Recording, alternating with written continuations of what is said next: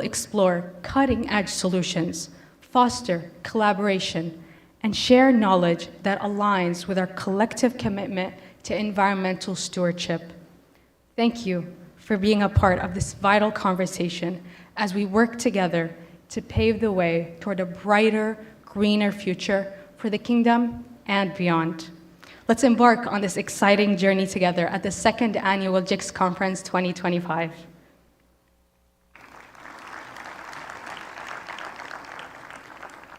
Thank you all. To kick off our conference, please join me in welcoming Dr. Luay Elhams, the Technical Organizing Committee Chair for GiKS and the Director of the Applied Research Center for Environment and Marine Studies.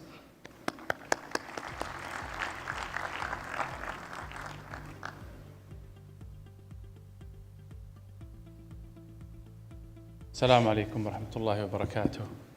أصحاب المعالي، أصحاب السعادة، حياكم الله في رحاب جامعة الملك فهد للبترول المعادن. نرحب بمعالي أمين المنطقة الشرقية المهندس فهد الجبير وبإخوانه من الدائرة نفسها وبالإخوان من الجهات الحكومية والجهات الرسمية والحضور.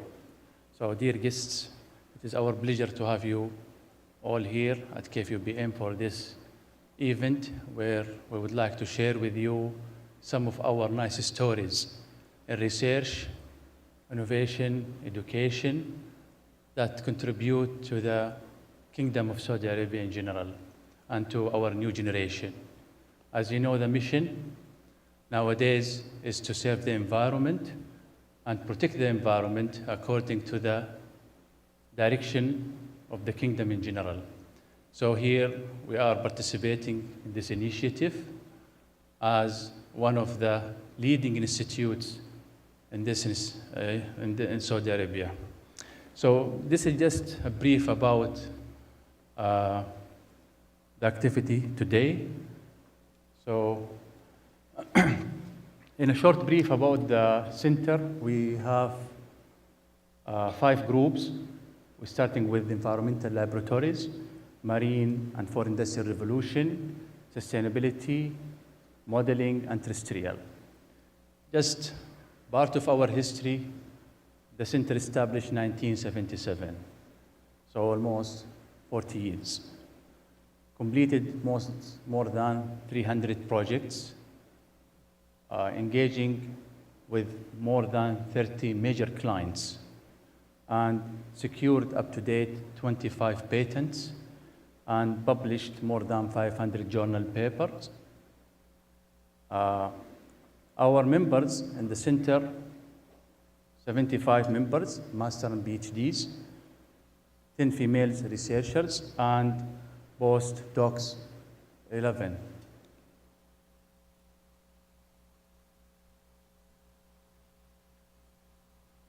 So, we embraced 3 principles as a center and part of KFUPM.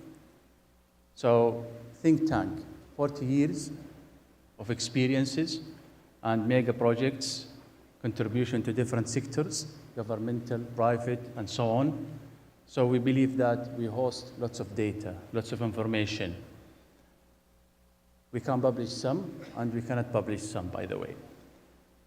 Also, we are custodian for long-term projects, whether with Aramco, with the Royal Commission, or other entities, and we would like to keep it on, because we are entrusted by them to carry on such activities. Sharing knowledge, and this is very important to share what we have as research or as education, and what we are now in as a conference representing our mission to share the knowledge.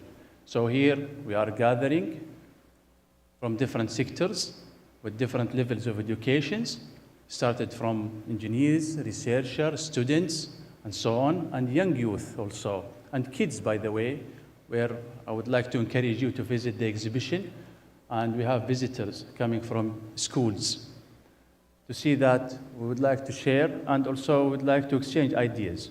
So this is a good platform for everybody to participate, and at least we know each other. So we have 4 themes. So we have strategies for achieving sustainable development goals in the GCC countries, The second, stewards ships for semi-arid terrestrial ecosystems. The third theme, ecosystem-based management of marine resources, and smart technologies in environmental monitoring. And we're gonna demonstrate some of our really fourth industrial revolution application. Just from statistical point of view, this is the second conference we are conducting. So 2024, January, and now 2025, January. So we can see the keynote speakers from 13. Today we have 22. Technical and boasters, 42, and now 44 for boasters and technical. So we have another parallel session. So this is the main hall. If you would like to attend here, and there is another room on the other side here, not too far, where you would like to attend, and the schedule for all the speech available for everybody. 7 countries participated from GCC definitely, and from international. Today we have almost 13 countries participating in our activities. Registration, 600 last year plus. Now we are reaching 1,500.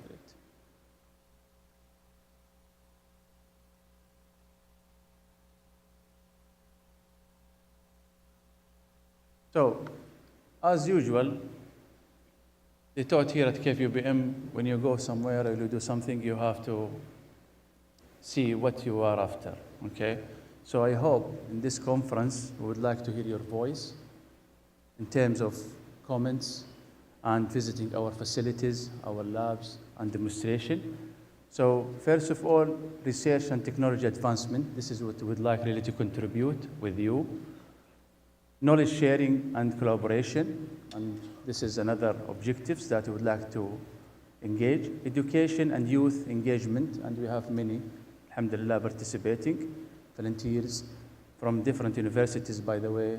We have Qasim, Faisal, Tabuk, Hail, and others, really. International collaboration, and we have almost 8 speakers coming abroad, from USA, from Belgium, from Canada, from Europe, from Far East. So this is exactly what we would like to engage with, okay? So this is just about a record for what we have. Thank you very much, and enjoy your events.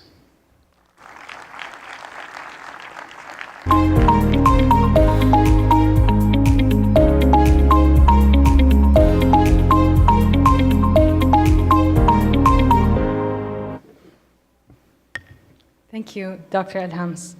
Now we will watch a very brief video to gain an understanding and a glimpse into the landscape at KFUPM and the Applied Research Center for Environment and Marine Studies on campus.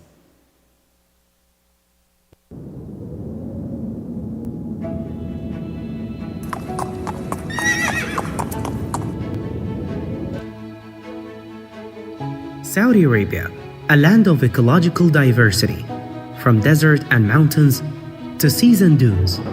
Our climate, ranging from hot to cold, supports rich wildlife, where innovation and sustainability harmonize with the preservation of natural environment. At the forefront of these efforts, King Fahd University of Petroleum and Minerals, KFUPM, continues to lead the way and shape the future through education, innovation, and research. Ranked 4th globally for US patents issued, KFUPM reputation is built on a legacy of achievements, with a 4% acceptance rate and a position among the top 101 universities worldwide.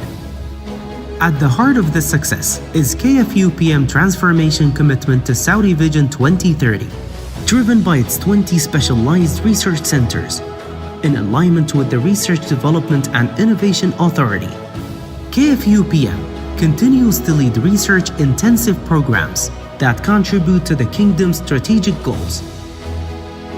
Building on a strong foundation, The Applied Research Center for Environment and Marine Studies has been a pioneer in environmental research for over 4 decades, recognized for its leadership in environmental impact assessment and monitoring. Our cutting-edge environmental research laboratories, full compliant with the National Center for Environmental Compliance (NCEC) and accreditation by ISO 17025, gives us a competitive advantage to tackle pressing environmental challenges with a commitment to sustainability and resource preservation. In the field of sustainability, we are in turning waste into valuable products for treating polluted water. This approach combats pollution and drives the development of innovative material and methods. Embracing the 4th Industrial Revolution, the Center significantly progressed in environmental monitoring. Deploying mooring buoys and high-frequency radars allow real-time monitoring of water quality and surface currents. Our environmental modeling efforts are advancing with initiatives related to coral resilience and reef restoration, models for oil spill detection, and air dispersion have been developed to ensure environmental protection. We have developed a centralized platform for irrigation water management utilizing satellite imagery, local data collection, and artificial intelligence. These efforts allow tracking real-time changes in water usage to support decision-making, ensuring sustainable water and food security. Ecological data on flora and fauna supports a strong foundation for effective ecosystem monitoring. Our research on avian population dynamics and habitat loss plays a key role in shaping conservation policies for terrestrial environment. A significant near-future development is our new beach facility, which is a key asset in advancing coastal habitat studies. This existing program supports our environmental monitoring, enhances early warning systems, while raising public awareness about marine biodiversity conservation. Our highly advanced research vessel is equipped with sophisticated equipment to track real-time changes in water quality, monitoring marine life, and responding to environmental threats. The most important projects in the Kingdom of Saudi Arabia that have been completed since establishing the center, starting with خفجي, سفانية, الظلوف, مرجان, حسبة, منيفة, راس الخير, كاران, عربية, بيري, The Rig, أبو سعفة, راس تنورة, راس أبو قميص, ربع الخالي, عروق بني معارض, ثادق ناشونال بارك, الحميج, مقيق, تورجينا, The Line, سندالة, نيوم باي, Red Sea Global, Petroleum, Kaust, Jizan, offshore oil exploration. Forming productive partnerships with relative authorities is a top priority on preserving the environment. Our strategic partnership will enhance the research and academic collaborations.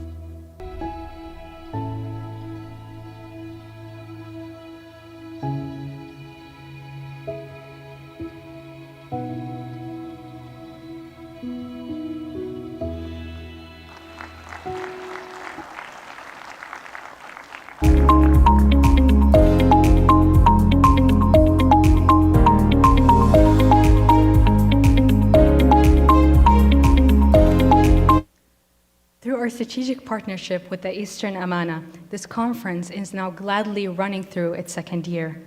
It is my honor to welcome our next speaker, His Excellency, Engineer Fahd Al-Jubair, the Mayor of the Eastern Province of Saudi Arabia. بسم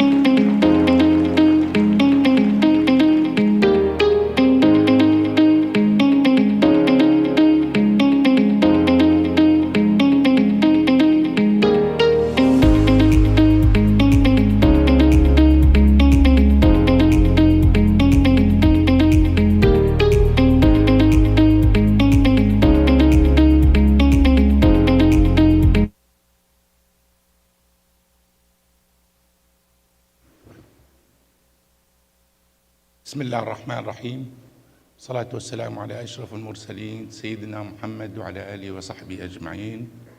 سيداتي سادتي، أنا سعيد اليوم بتواجدي في هذا الصرح العلمي المميز الذي يعتبر من الصروح الأميز على مستوى المملكة، وأيضا ترتيب المتقدم على مستوى العالم. لما نتكلم عن الابتكار التقني، يعني بداية أعتذر شوية اليوم، الصوت بيكون خفيف جدا لأني في فلو بسيط في الحلق. أتمنى أني أكون قادر أني أستمر. فنبدأ لما نتكلم عن فيما يخص الاستدامة، نعرف أنها لها أبعاد كبيرة. موضوع هو كبير جدا، يتقاطع مع تخصصات مختلفة.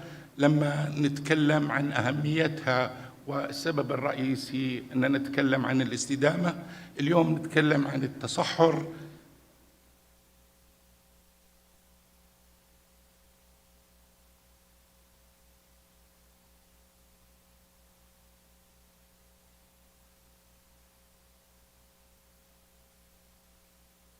نتكلم عن التصحر وتدهور الأراضي. تؤثر ظاهرة التصحر على 25% من إجمالي مساحة الأرض الصالح للزراعة. لما نتكلم عن التوجه نقص الغذاء والأمن الغذائي، يعاني حوالي 828 مليون شخص من الجوع، ويرتبط ذلك ارتباطا وثيقا بالتغيرات المناخية. نتكلم عن أيضا مسار ندرة المياه، يواجه أكثر من 2.3 مليار شخص نقصا في الوصول إلى مياه الشرب النظيفة، يشكل أزمة إنسانية. تلوث الهواء، يعاني حوالي 99% من سكان العالم من تلوث هواء يتجاوز الحدود الصحية. أيضا تدهور التنوع البيولوجي، تم فقدان حوالي 70% من أعداد الكائنات الحية منذ عام 1970. تجاوزت الانبعاثات الكربونية السنوية 37 مليار طن في 2023، مما يسرع من ظاهرة الاحتباس الحراري.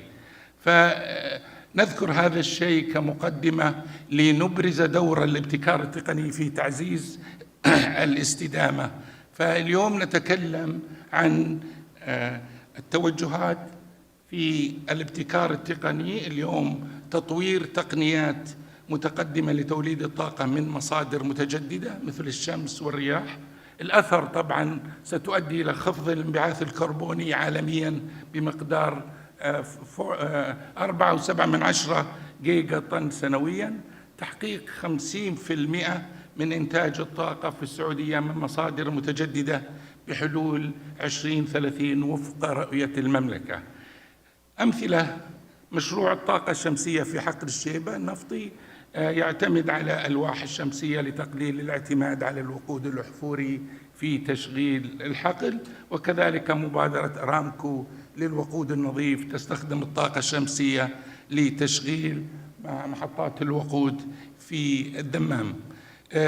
دور الابتكار في تعزيز الاستدامة أيضاً تقنيات إدارة النفايات. الابتكار التقني، استخدام الذكاء الاصطناعي وإنترنت الأشياء لتحسين إعادة التدوير ومعالجة النفايات. الأثر هو زيادة معدلات إعادة التدوير إلى 94% إن شاء الله بحلول 2030، خفض النفايات البلدية بنسبة 35% سنوياً. من الأمثلة هي برامج إعادة تدوير البلاستيك في الدمام والخبر، تقليل النفايات البلاستيكية وتحويلها إلى منتجات صالحة للاستخدام، محطات معالجة النفايات العضوية في القطيف تستخدم لتحويل النفايات العضوية إلى سماد زراعي.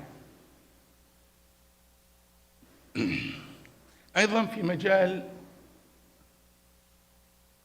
الزراعة الذكية، الابتكار التقني في تطبيق تقنيات إنترنت الأشياء والطائرات المسيرة لتحسين إدارة الموارد الزراعية.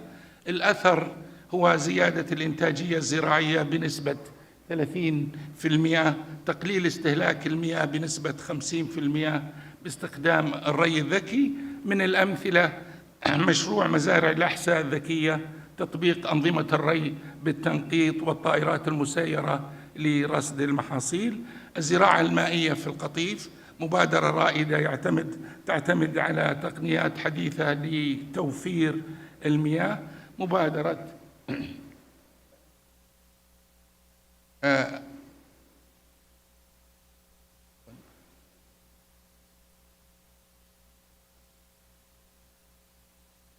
مبادرة الري الذكي في الخبر وتحسين كفاءة استخدام المياه بنسبة تصل إلى 70%. فيما يخص مجال النقل المستدام، الابتكار التقني هو تطوير وسائل نقل تعتمد على الطاقة الكهربائية، وكذلك أيضا مسارات أفضل وأفضل، تقليل انبعاثات قطاع النقل بنسبة 25% بحلول 2030، تقليل الضوضاء الناتجة عن وسائل النقل بنسبة 20 إلى 30%. من الأمثلة الموجودة مشروع النقل العام الكهربائي في الدمام، تقليل استهلاك الوقود الأحفوري وتحسين جودة الهواء.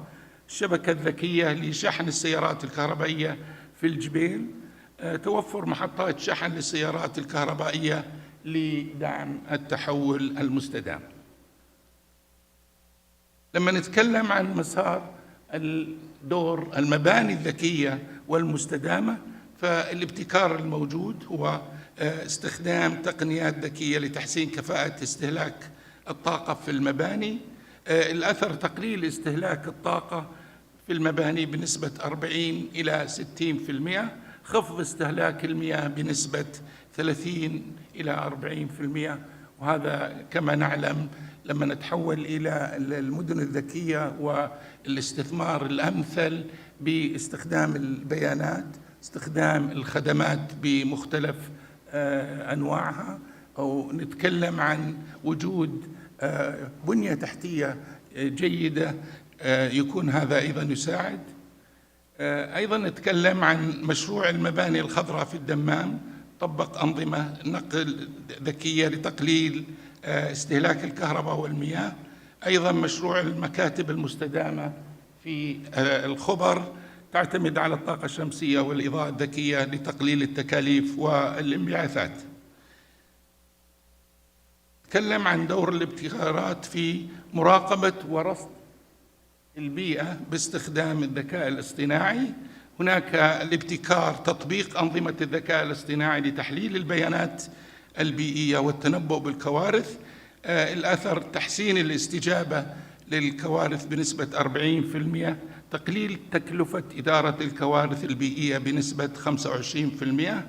من الأمثلة مشروع مراقبة جودة الهواء في الجبيل، يعتمد على أجهزة استشعار متقدمة لتحليل جودة الهواء. نظام مراقبة البحار في الدمام، رصد مستويات التلوث البحري باستخدام الذكاء الاصطناعي. فيما يخص المدن الذكية، الابتكار تطوير مدن تعتمد على التكنولوجيا الذكية لتوفير بيئة مستدامة وتحسين جودة الهواء. الأثر تقليل استهلاك الطاقة بنسبة تصل إلى 30% في المباني والبنية التحتية، خفض الانبعاث الكربوني في المناطق الحضرية بنسبة 40%.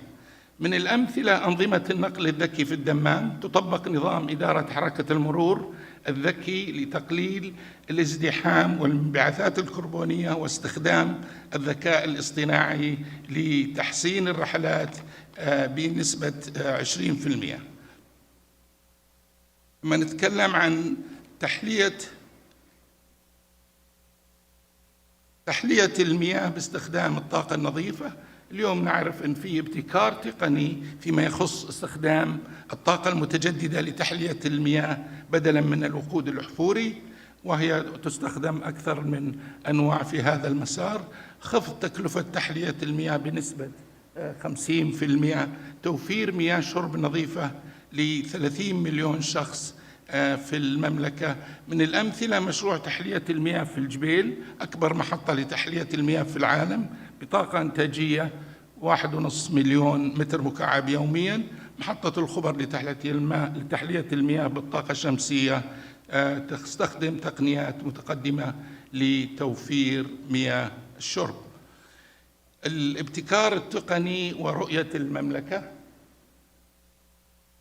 أولت المملكة العربية السعودية الابتكار التقني أهمية كبيرة لتحقيق رؤية المملكة 2030 من خلال تعزيز الكفاءة وتقليل الانبعاثات الكربونية وتحسين جودة الحياة في المدن.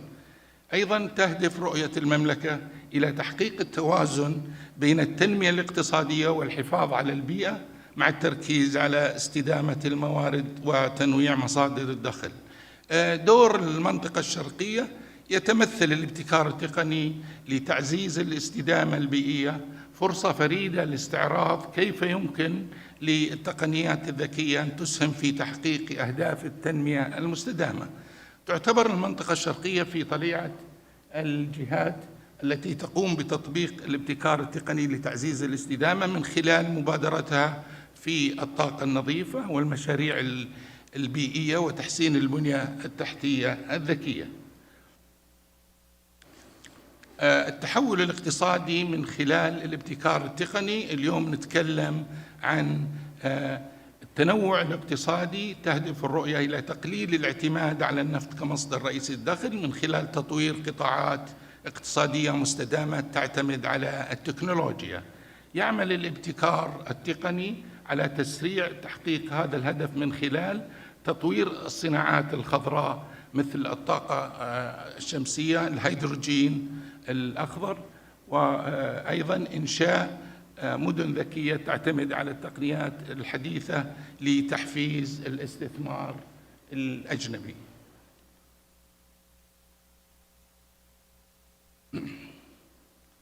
فيما يخص الاقتصاد الدائري، تعزيز إعادة تدوير الموارد وتقليل النفايات باستخدام التكنولوجيا مما يدعم كفاءة الموارد ويعمل على خلق فرص عمل جديدة. مثال على ذلك في المنطقة الشرقية مشروع إدارة النفايات الصناعية في الجبيل الذي يعتمد على أنظمة ذكية لإعادة التدوير بنسبة 58.3% من النفايات الصناعية. تعزيز الابتكار المحلي، دعم الشركات الناشئة المحلية المتخصصة في التقنيات البيئية من خلال إنشاء حاضنات أعمال ومراكز ابتكار في المنطقة الشرقية. توجد استثمارات نحو البحث والتطوير في مجالات الذكاء الاصطناعي وإنترنت الأشياء. طبعاً دور الابتكار في تعزيز الاستدامة البيئية. التوسع في الطاقة المتجددة يساعد الابتكار التقني المملكة على تحقيق أهدافها بالوصول إلى 50% من استخدام الطاقة المتجددة بحلول 2030.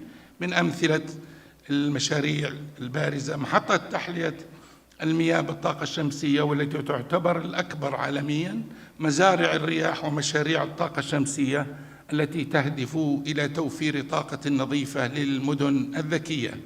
الزراعة الذكية.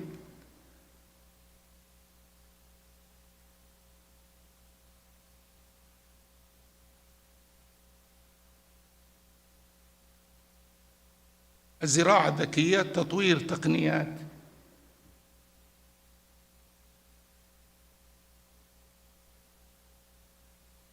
الزراعة الذكية تطوير تقنيات الزراعة المائية والزراعة الرأسية باستخدام الذكاء الاصطناعي وإنترنت الأشياء لتقليل استهلاك المياه وزيادة الإنتاجية. من أمثلتها مشاريع زراعية في المنطقة الشرقية تعتمد على تقنيات الاستشعار عن بعد. فيما لمراقبة حالة التربة والنباتات، وأيضا في تقنيات إدارة الموارد المائية، تطبيق أنظمة ذكية للكشف عن تسرب المياه وتقليل الهدر، استخدام المياه المعالجة في الري والمشاريع الزراعية مما يساهم في الحفاظ على المياه الجوفية. جدير بالذكر أن الأمانة بصدد لما نتكلم عن المنطقة الشرقية، إن شاء الله مدن المنطقة الشرقية ستكون جاهزة خلال 3 سنوات مخطط لها، لنصل إلى استخدام مياه معالجة بنسبة 80% لتقليل هدر المياه. دور الابتكار التقني في تحقيق رؤية 2030، الارتباط بأهداف التنمية المستدامة. الابتكار التقني يدعم تحقيق أهداف التنمية المستدامة، خاصة ضمان توفير المياه النظيفة وإدارتها بفعالية، تعزيز الوصول إلى طاقة نظيفة متجددة، تطوير مدن ومجتمعات مستدامة. من نماذج التطبيقات المحلية مشروع السعودية الخضراء الذي يهدف إلى زراعة 10 مليارات شجرة لتقليل الانبعاث الكربوني، وتقنيات إعادة التدوير المياه في مشاريع مثل واحة الدمام الذكية. دور الابتكار التقني أيضاً استكمالاً لمساهمة أمانة المنطقة الشرقية في تحقيق رؤية المملكة 2030، مشاريع البنية التحتية الذكية، إنشاء شبكات إضاءة تعمل بالطاقة الشمسية تقلل الانبعاثات وتخفض التكاليف، تطوير ممرات خضراء ومسارات للمشاة والدراجات الهوائية لدعم النقل المستدام، كذلك تقليل استهلاك الطاقة على مستوى الإضاءة في المدن الحضرية بنسبة 70% على مستوى المنطقة الشرقية. مبادرات التوعية المجتمعية، تنظم حملات لزيادة الوعي بأهمية التقنيات الذكية في الحفاظ على البيئة، استخدام تطبيقات الهواتف الذكية أيضاً لتعليم الأطفال والشباب عن دورهم في حماية البيئة، تعاون مع القطاع الخاص. هناك توقيع اتفاقيات وهي مستمرة مع شركات عالمية لتطبيق أحدث التقنيات المدن الذكية في مشاريع كبرى مثل مشروع تطوير كورنيش الخبر، وأيضاً مشروع تطوير كورنيش الدمام. فيما يخص دور الابتكار التقني في خلق المزيد من فرص العمل، توقع رؤية 2030 أن يعمل التحول نحو الاقتصاد الأخضر على خلق آلاف الوظائف الجديدة في مجالات مثل الطاقة المتجددة، التقنيات البيئية والمدن الذكية. قدمت أمانة المنطقة الشرقية مبادرات لدعم رواد الأعمال في مجال التقنيات البيئية. تعزيز التنافسية العالمية، تهدف المملكة أن تكون نموذجاً عالمياً في استخدام الابتكار التقني لتحقيق التنمية المستدامة.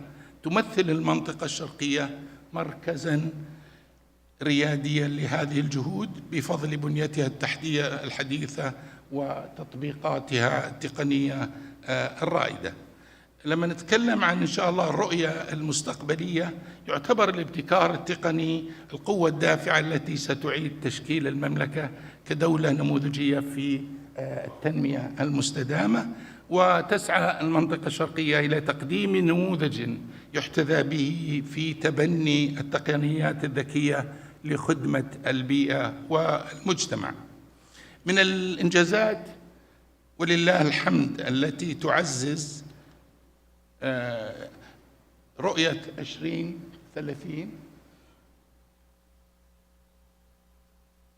إعادة التدوير وإنشاء مراكز متطورة لإعادة تدوير النفايات في المدن الكبرى، تنفيذ مشروع إعادة تدوير النفايات الصناعية في الجبيل، حيث يتم إعادة تدوير 58.3 من النفايات كما ذكرت آنفاً. أنظمة النفايات الذكية، تركيب حاويات ذكية مزودة بمستشعرات لمراقبة مستوى النفايات وإرسال إشعارات تلقائية لجمعها، تطبيق نظم ذكاء اصطناعي لتحليل بيانات النفايات وتحسين عمليات الجمع والتدوير.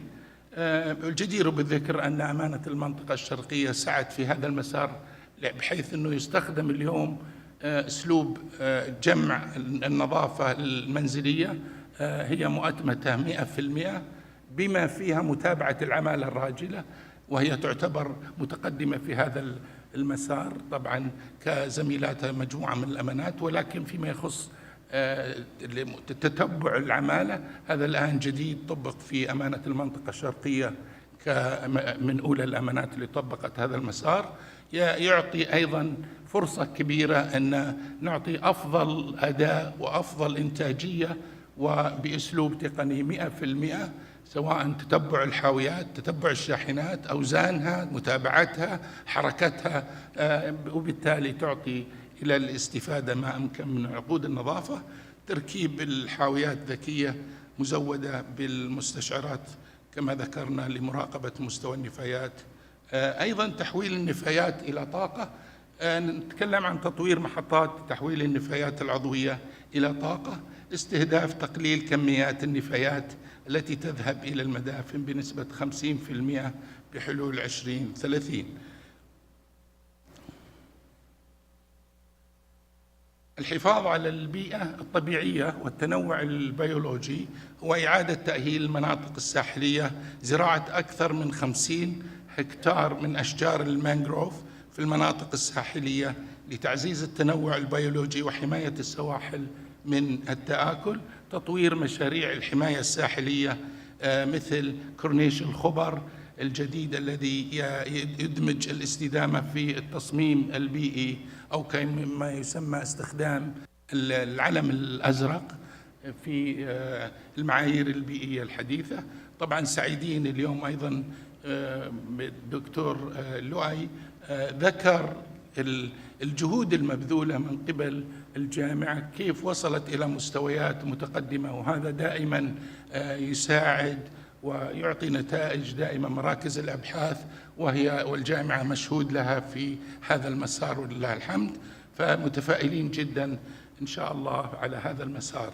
الحفاظ على الموارد المائية، استخدام تقنيات معالجة المياه المتقدمة لإعادة تدوير المياه الرمادية واستخدامها في الري، تطوير شبكات ذكية لاكتشاف تسربات المياه وتقليل الهدر. كذلك من مشاريع الزراعة بالأشجار معروف مبادرة الخبر الخضراء التي تضمنت زراعة أكثر من 1,000,000 شجرة، وهي انبثقت من المملكة الخضراء، فدائما لما يكون هناك تكامل إن شاء الله نصل إلى مستويات عالية جدا. الجميع يعرف أن 10 تريليون شجرة مطلوب إن شاء الله في المملكة الخضراء، فدائما تتحرك المدن، تستجيب، تتفاعل مع هذه الرؤية ولله الحمد. الإنجازات التي تعزز رؤية المملكة 20 مشاريع خاصة بالاقتصاد الدائري. اليوم إطلاق برامج لإعادة استخدام المواد الخام من النفايات الصناعية في إنتاج منتجات جديدة، دعم الصناعات المحلية لتبني مبادئ الاقتصاد الدائري في خطوط الإنتاج، شراكات مع القطاع الخاص. هناك تعاون مع شركات خاصة لتطوير تقنيات مبتكرة لإعادة تدوير البلاستيك والمعادن، وإطلاق مشاريع مشتركة لتحويل النفايات العضوية إلى وقود أحفوري. الإنجازات من مبادرات الطاقة النظيفة في النقل، المركبات الكهربائية والهجينية أو الهايبرد، توسيع نطاق استخدام المركبات الكهربائية والهجينية في القطاع الحكومي والخاص، تقديم حوافز للشركات التي تستبدل أساطيلها بمركبات صديقة للبيئة، تطوير وسائل النقل العام. اليوم الحمد لله أنظمة نقل عام تعمل بالطاقة النظيفة، حافلات كهربائية موجود نماذج منها اليوم في حافرة الدمام، تحسين خدمات النقل العام لتشجيع المواطنين على استخدامها كبديل للمركبات الخاصة. فيما يخص دعم الاقتصاد الدائري على المستوى المحلي، إعادة التدوير المجتمعي، إنشاء مراكز محلية لجمع المواد القابلة للتدوير مثل البلاستيك، الورق والمعادن، تقديم حوافز للالتزام بفصل النفايات المنزلية وإعادة تدويرها، أيضا مشاريع مجتمعية صغيرة، دعم الأسر المنتجة لإنشاء مشاريع تعتمد على الحرف اليدوية أو الأثاث المستدام، توفير تدريبات على كيفية تحويل النفايات إلى منتجات ذات قيمة. من مبادرات وقصص نجاح المنطقة الشرقية الخبر الخضراء، زيادة المساحات، زراعة أكثر من 1.5 مليون بحلول 2030، توسيع نطاق المساحات الخضراء، إنشاء ممرات خضراء، تعزيز السياحة البيئية، تعزيز ممرات للمشاة، مسارات للدراجات الهوائية، معالجة ومحاطة بجميع النباتات المحلية لاستخدامها ومراعاة قلة استهلاكها للمياه، أيضا في الري وإدارة المياه كما ذكرنا آنفا، تنظيم استخدام أنظمة ذكية. فنتوقع إن شاء الله على مستوى حاضرة الدمام أن يكون هناك رفع لمعدل لما نتكلم عن نسبة الفرد للمسطحات الخضراء. اليوم احنا نطلع من 4.1، اليوم في طموحنا نصل إلى 7.2 إن شاء الله. من مبادرات وقصص نجاح من المنطقة الشرقية مشروع إدارة النفايات، وذكرته سابقا. من أيضا لما نتكلم عن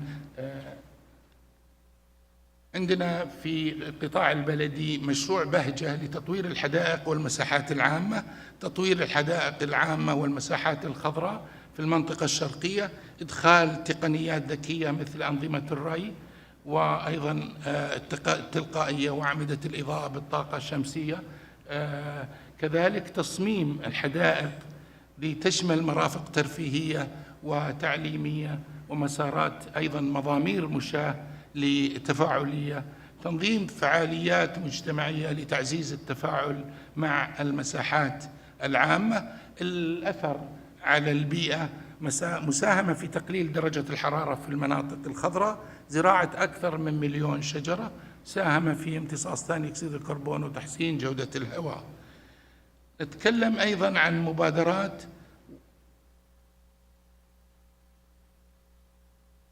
وقصص نجاح من المنطقة الشرقية. واحة الدمام الذكية، معلومات عن المشروع، هو أول واحة ذكية تجمع بين البنية التحتية المستدامة والتكنولوجيا الحديثة، تشمل أنظمة ري وإضاءة تعمل بالطاقة الشمسية، إضافة إلى ممرات خضراء، وفي مسار دعم الابتكار، توفير مراكز مجتمعية تقدم برامج تعليمية حول التقنيات الذكية والاستدامة، وأيضا دعم رواد الأعمال لتطوير حلول مبتكرة تدعم مشاريع الاستدامة. من قصص النجاح، مبادرات وقصص نجاح من المنطقة الشرقية، مشروع الحماية الساحلية. اليوم امتدادا لما تفضل فيه الدكتور لؤي، أيضا يعمل الجميع على إعادة تأهيل المناطق الساحلية، زراعة أشجار المانغروف على طول الساحل لتعزيز التنوع البيولوجي وحماية الشواطئ من التآكل، تطوير برامج لإعادة الحياة البحرية المهددة بالانقراض. من الآثار البيئية تحسين جودة المياه الساحلية من خلال الحد من التلوث، تقليل تأثير التغير المناخي على المدن الساحلية مثل الخبر، الدمام وخلافه. بالنسبة كخاتمة، المطلوب اليوم تعزيز التكامل بين التكنولوجيا والمجتمع، أن يتم استخدام التكنولوجيا لزيادة وعي الأفراد وتحفيزهم على تبني سلوكيات مستدامة، استخدام تطبيقات الهواتف الذكية وإنترنت الأشياء كأدوات رئيسية لتمكين المجتمع من الإسهام في تحقيق أهداف الاستدامة، التعاون الإقليمي الدولي، وهذا مطلب، ولله الحمد يسيروا في مساره الصحيح مع الدول الرائدة في مجال الاستدامة البيئية، تبادل الخبرات وتطوير مشاريع مشتركة، تعزيز مكانة المنطقة الشرقية كمركز عالمي للاستدامة البيئية. واليوم حنا في نموذج من نماذج التعاون الإقليمي الدولي في هذا المحفل، أنه من أساتذة كما ذكروا من دول مختلفة، من أوروبا، من أمريكا، من آسيا. كذلك استمرار دعم الابتكار، تأسيس مراكز بحثية جديدة لدراسة التحديات البيئية، تطوير حلول مبتكرة تعتمد على أحدث التقنيات، تمكين رواد الأعمال والمبتكرين من تطوير مشاريع تدعم الاقتصاد الأخضر. اليوم بحكم أننا في مسار عملي أكثر، ندعو للتعاون في أبحاث الاستدامة، لأن الجامعة كما أرى أنها المكان الذي يبدأ فيه التغيير، رؤية مشتركة للتغيير. نتوقع أن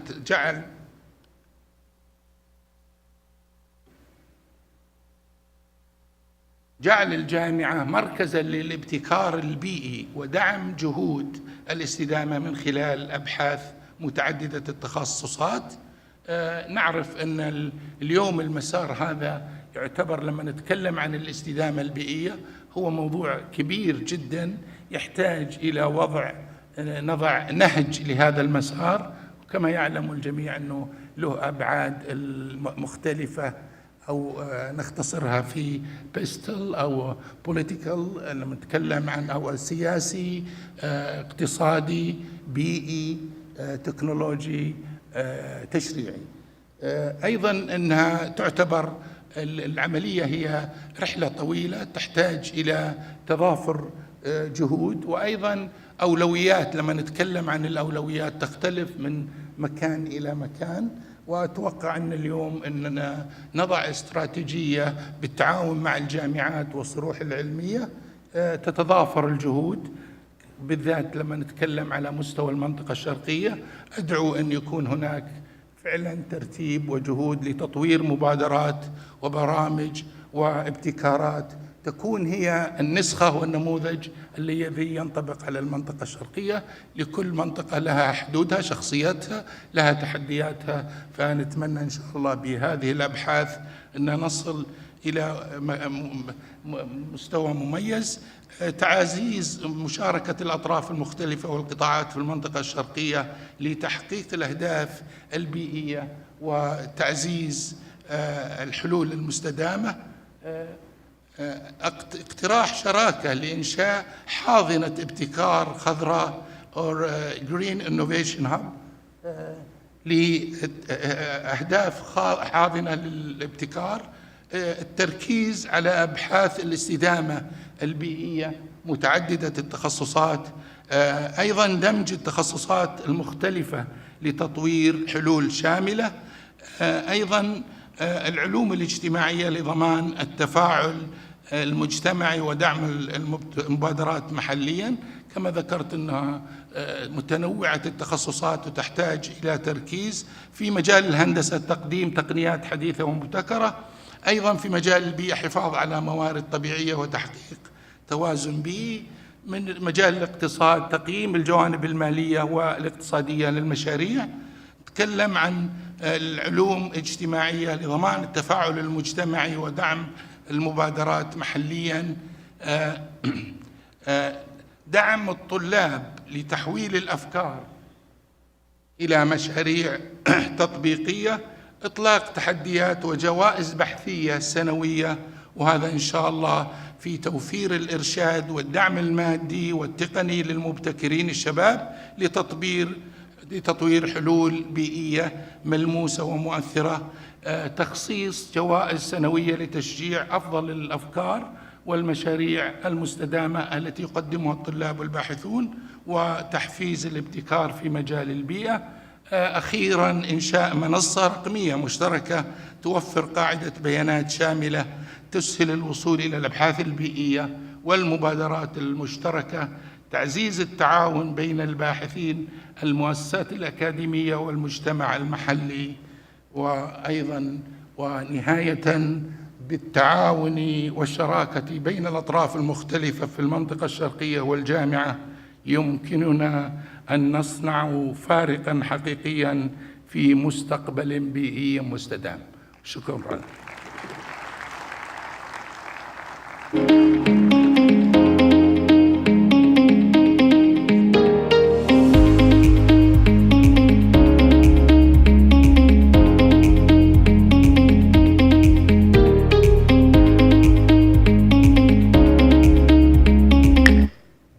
Thank you, Your Excellency. Now for a talk by the research lead at KFUPM.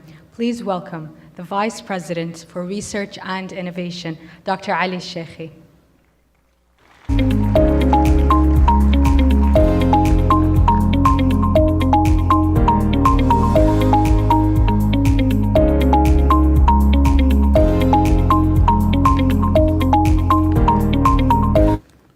بسم الله الرحمن الرحيم. الحمد لله رب العالمين، والصلاة والسلام على أشرف الأنبياء والمرسلين نبينا محمد وعلى آله وصحبه أجمعين. أما بعد. Your Excellency Engineer Fahd Al-Jubair, Mayor of the Eastern Province, esteemed CEOs and heads of national centers and private sectors, distinguished speakers, ladies and gentlemen, Assalamu alaikum wa rahmatullahi wa barakatuh, and very good morning to everyone. First of all, let me convey to you the greeting and his best wishes, the President of King Fahd University of Petroleum and Mineral, for inshallah fruitful conference and discussion during those 2 days. Also, before I dwell into my talk, I wanted to really thank all of those who really worked hard to make this event happen. Dr. Luay and his center, they really put an amazing work and job. All the technical committee, the organizing committee, all of actually KFUPM, and even those KiCS as well, the KFUPM Institute for Knowledge Exchange, and all of those unknown soldiers who really worked hard to the last minute to make this event happen. Also, I really have to reflect on the amazing talk that I heard by His Excellency Engineer Fahd Al-Jubair on the sheer amount of really work, vision, and actual project that the municipality is undertaking. It's really amazing what is there, and if we can just summarize it in few words, it's all about environment, sustainability, and brighter and greener future for the kingdom in general. We hope with really the vision and the project and the work that is done in the Eastern Province to really make the Eastern Province the hub for environmental sustainability, inshallah. And his initiative to work with KFUPM, we're actually working, but even we need to improve and even work more together. And all what he mentioned about the incubators, it's an amazing initiative, and we are all into it, inshallah. And we assure you that KFUPM, as a powerhouse of research and innovation, will always be there with the Eastern Province and with the municipality to really, as I mentioned, to make the Eastern Province hub for environmental sustainability, inshallah. So first of all, allow me to talk about KFUPM briefly, inshallah. At KFUPM, we firmly believe that education and research are the cornerstone for a better future. Since 2020, KFUPM has undergoing a major and amazing transformation, both in education and research, and the purpose of this transformation is to help the diversification of the economy of Saudi Arabia, so as not to depend on only oil and gas, but we should really create new sector, whether in energy in general, defense, aerospace, sustainability, all of those different fields. And how we can going to do that is by producing the economy, creating talent for those new sectors. We have integrated AI, artificial intelligence, across all undergraduate majors through our innovative AI plus X program, and introduced CX concentration programs alongside the industry-driven master program MX. Additionally, we launched the direct bachelor to PhD program, the first.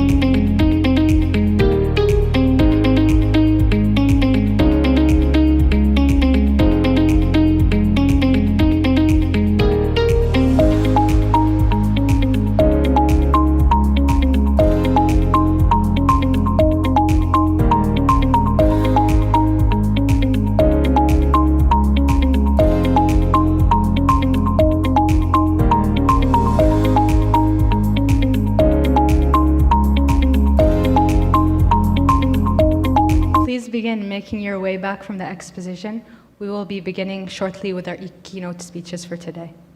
Thank you.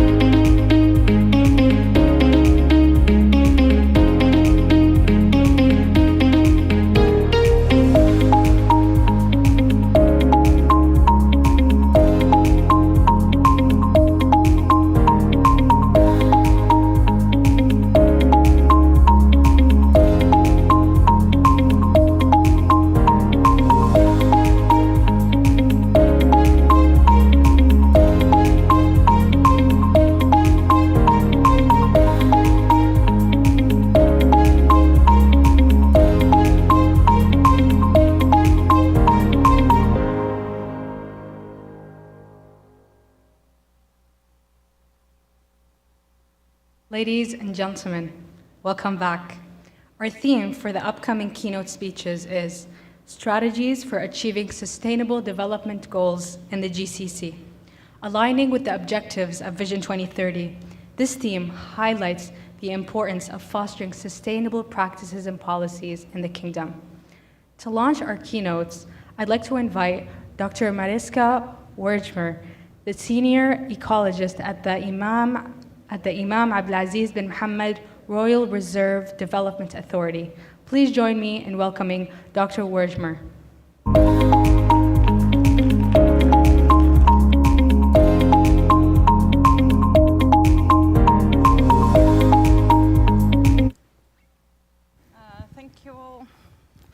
Thank you.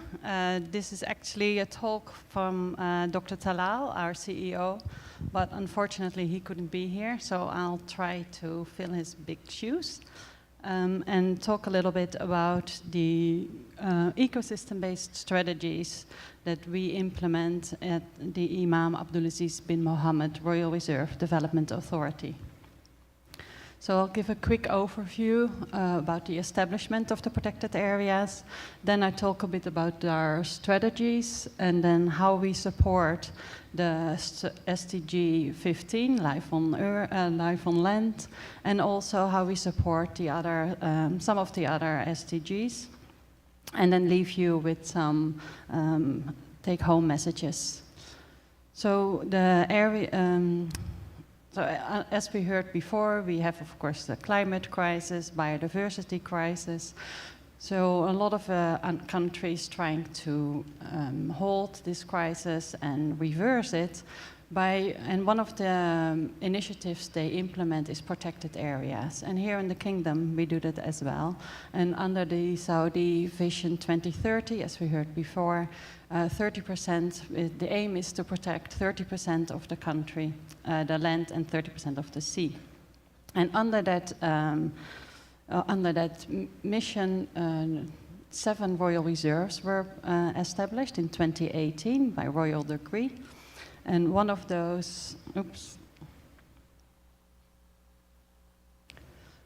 and our reserve, the Imam Abdulaziz bin Mohammed Royal Reserve, the chairman is Prince Turki bin Mohammed bin Fahd, and he's the chairman of our board of directors, and he very much supports all the activities we do to help protect the environment and restore the degraded environment.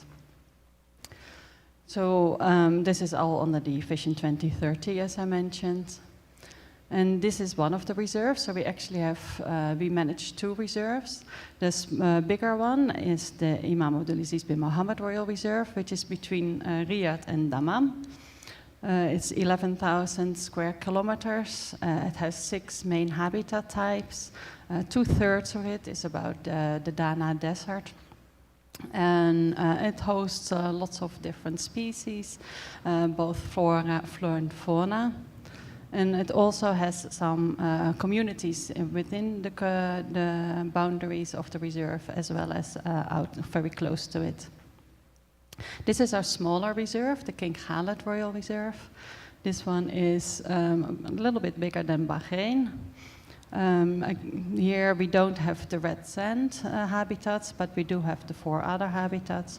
And also we host lots of different animal and plant species.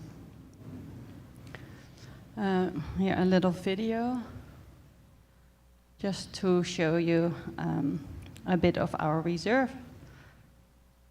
So we also have the ostriches. We've reintroduced the Arabian oryx.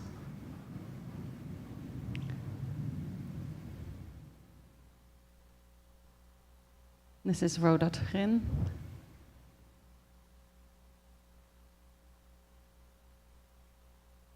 After the heavy rains, we get these beautiful valleys.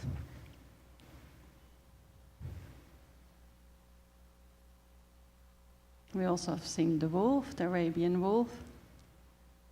Beautiful geology.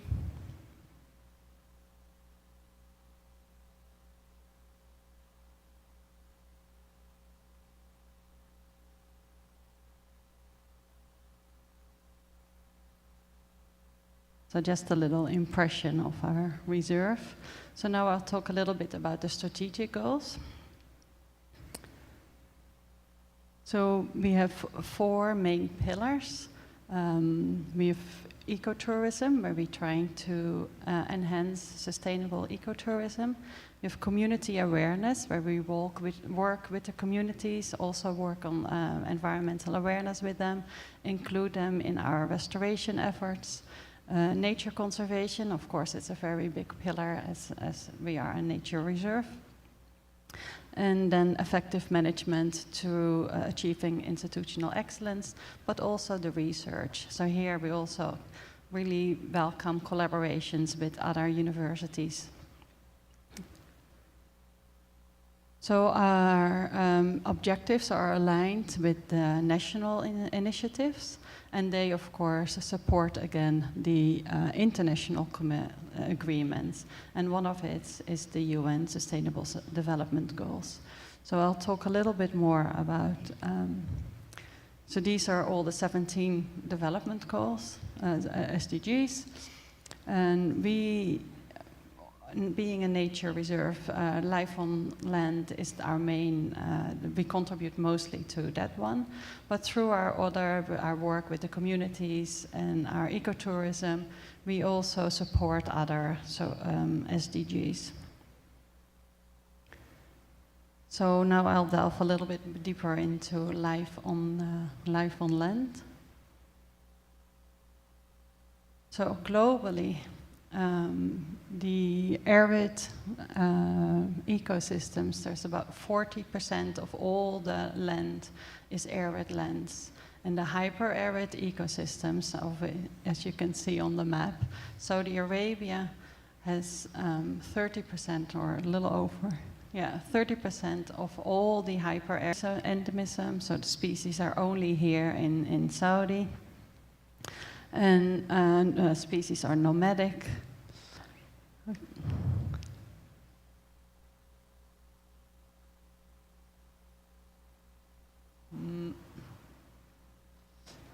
So we do our restoration efforts. We try to follow the international standards, such as these guidelines which were developed for the UN Decade for Ecosystem Restoration.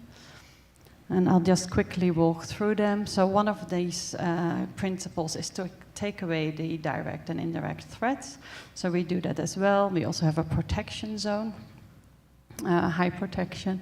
And here on the, if you come down and visit us from Dammam to Riyadh, you will clearly see the difference on the right, where it's been protected now for 3 years from grazing, and on the left, where there is still grazing. We also do a lot of outreach events, and with clear signposts to let people know what the rules and regulations are, social media posts to try to educate people as well, and sustainable management.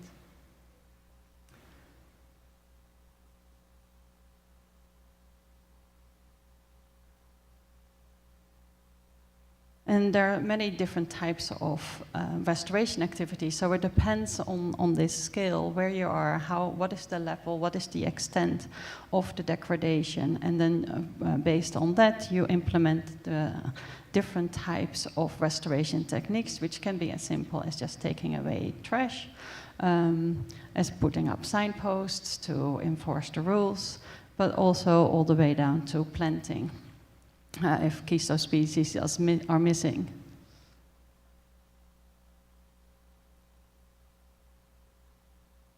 Got a real problem with this one.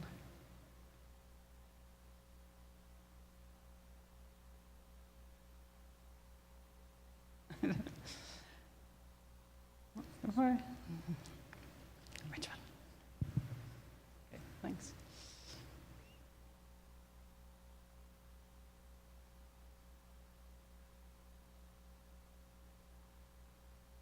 I think I skipped one, right? No.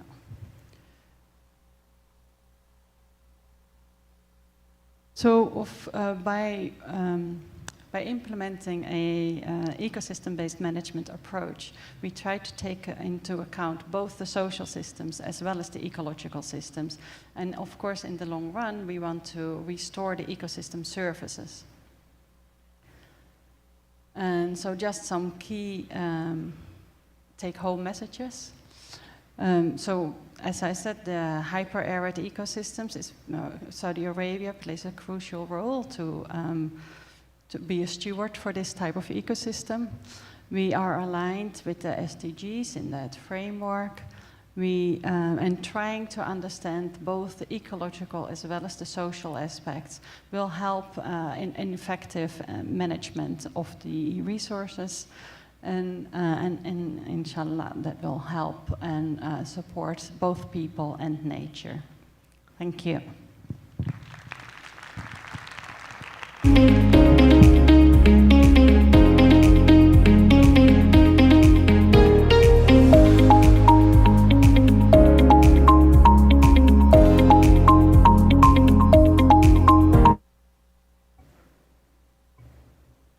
Thank you, Dr. Wijmer. Our next speaker is Dr. Sabik Langodin, an environmental scientist at Saudi Aramco's Environmental Protection Department.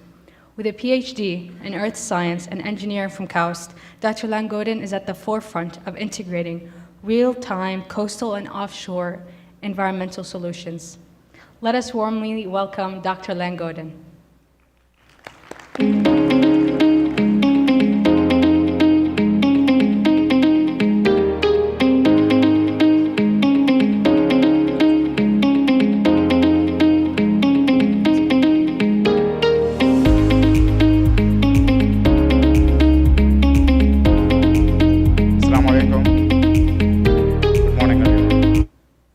I'm Sabik Langodin from Saudi Aramco Environmental Protection Department. Audible?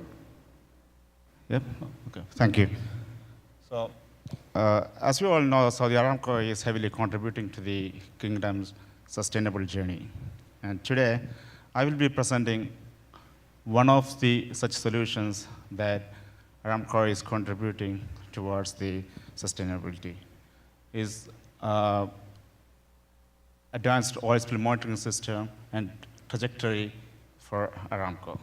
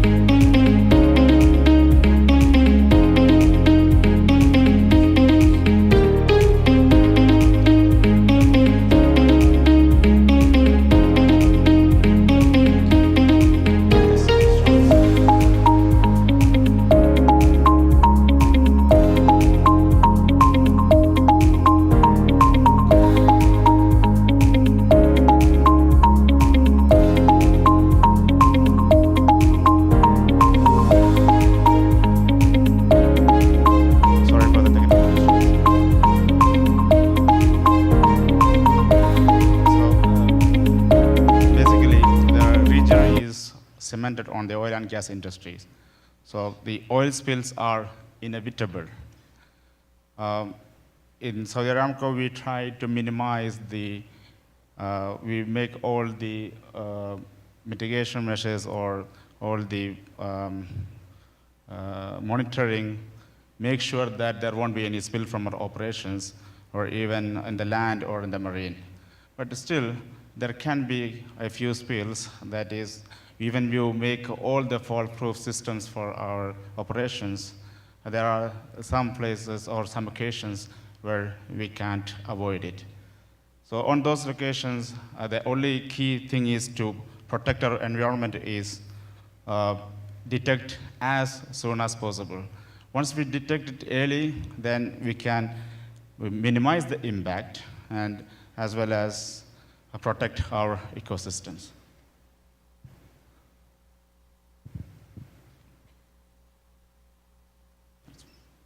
Thank you. So let me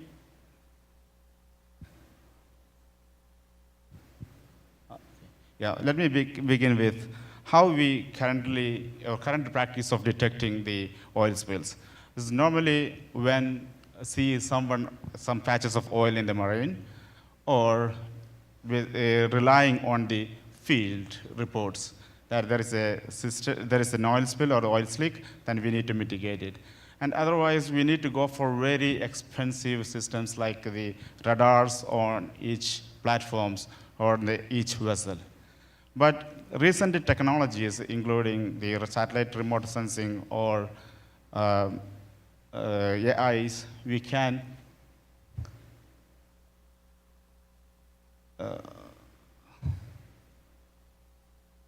so we can leverage these technologies for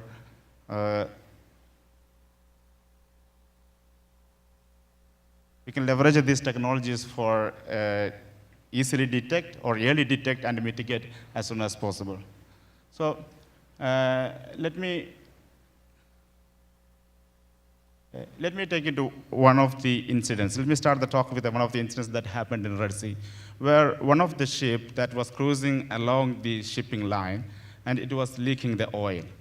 So it started leaking. The leak was detected on October 11th, and there were satellite images for the next few days, and where we could easily track where the oil slick would move. And if we know that where the oil slick would move, an ideal operational automated system can be worked as in this video, where the satellite detects the spill, and the high-resolution trajectory models can predict where this slick would move, so that any responders, oil spill responders, can directly go to the place where the slicks hit, and we can clean the area, or we can mitigate it very easily. So how we leverage the satellite images to make the system? Basically, once any image is available, we use the artificial intelligence algorithms detected from those images. Then we do analysis using those images, where how much oil has been spilled and what are the areas is potentially impact. And from there, we use those information to feed into a forecasting system where we can predict the trajectory where it would go. And we use multi-satellites so that it can cover any of the satellite images available for the region that can be utilized for better prediction, and as well as to mitigate the impact from that one easily.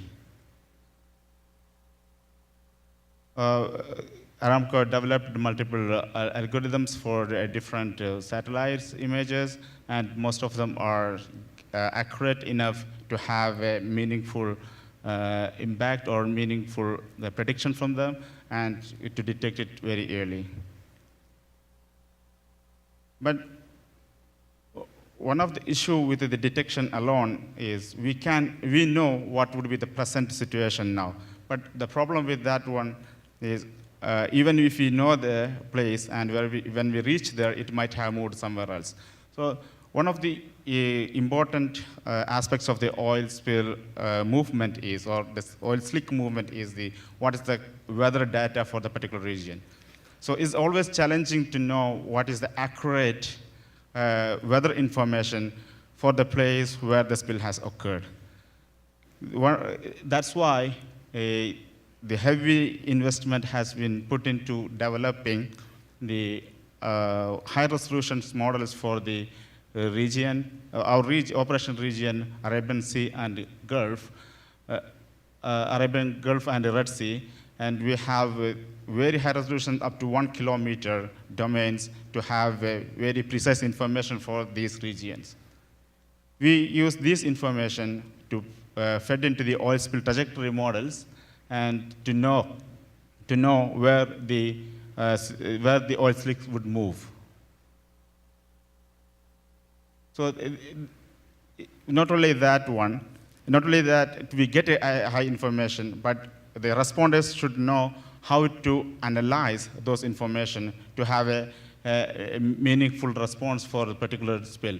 So we made a dashboard where all these data can be merged, and we can use those data sets to know which direction this leak would move, and what would be the weather condition, whether the operations can be held with the particular size of boat or particular size of tools.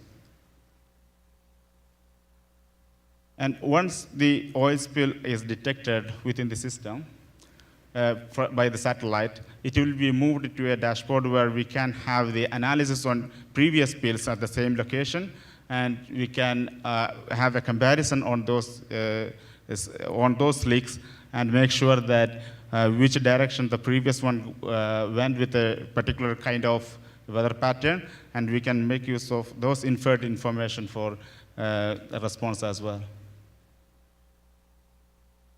The trajectory models make sure that what is the percentage of different type of weathering happened for the spilled oil, whether it is dispersed or whether it is remained on the surface or it evaporated, or how much it has potential to hit on the coastlines.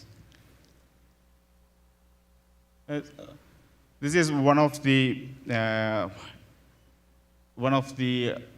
API, or this can be used to have, if someone reported in the oil spill at a particular location, and we know that exact location, a single line trajectory can be used to predict where it would go very easily. So this is the dashboard that we have created for that particular aspect. And this is the similar trajectory prediction that can be done from the satellite.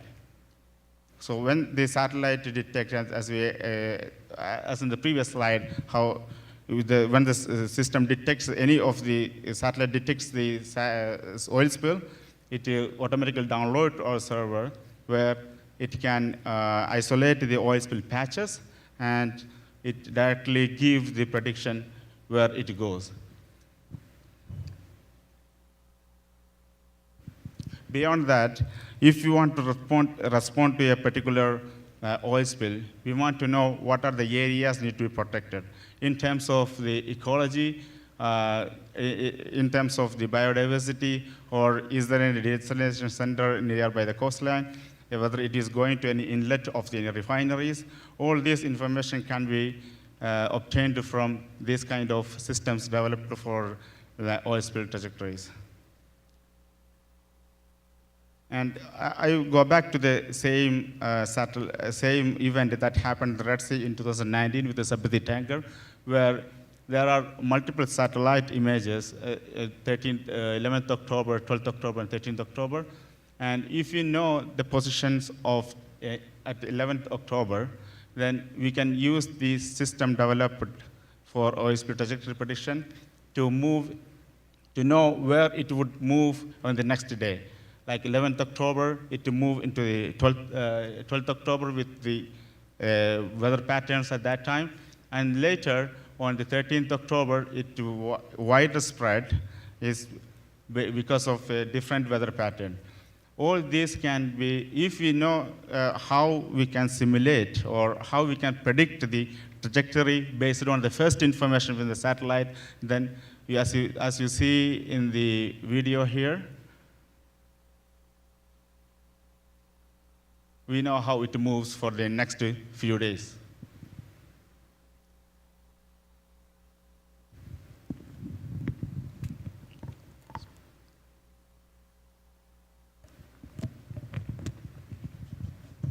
And on the go, it will update what is remaining on the surface, how much it can reach to the coast, and how the evaporation rate of the particular spill. The beauty of this system is it exactly predicted, because this is a past event, and we could simulate back that where it exactly hit on the south of Jeddah those days.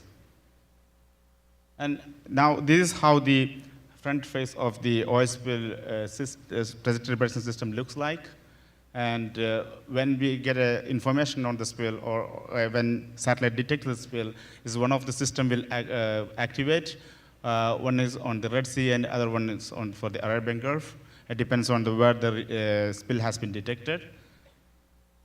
And the next slide shows the demonstration of the particular system, where we can analyze the weather data like the temperature of the particular day, or whether it will be wind, or it will be waves for the particular region. And this is about the currents, what will be the currents. So any region, if a spill has been detected, we can directly go at that area and analyze first the weather patterns and the tide, or whether it be the ocean temperature, or what will be the vertical profile of that one, whether it will go, there is the potential to go sink, or how the displacement would occur. And if it is a single source information, like there's a spill at the particular location, then go to the particular location and make the simulation and respond it to the spill where it going, the direction, which direction it will go.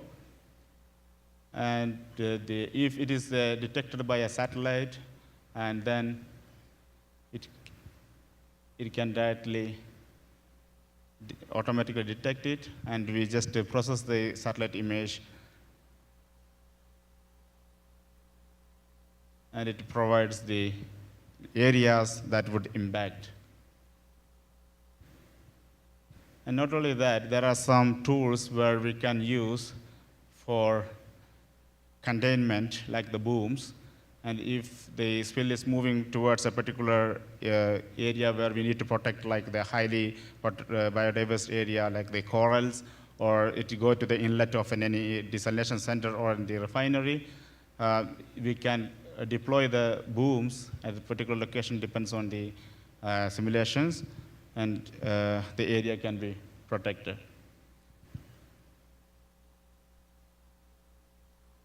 So this will be the path forward for the system, where we still need to improve this one. The system that we have developed in terms of artificial intelligence, new models are coming up, and where we can integrate those systems here. And one of the ideal solution for this kind of detection is it can apply to around the world, and as well as region, and as well as for around the world. But the Aramco is developed a system particularly customized for our operational areas, which can protect not only the spill from the Aramco, but any threat or any spills that moves beyond our operations to our domain as well. With this one, I stop my talk, and thank you very much for listening.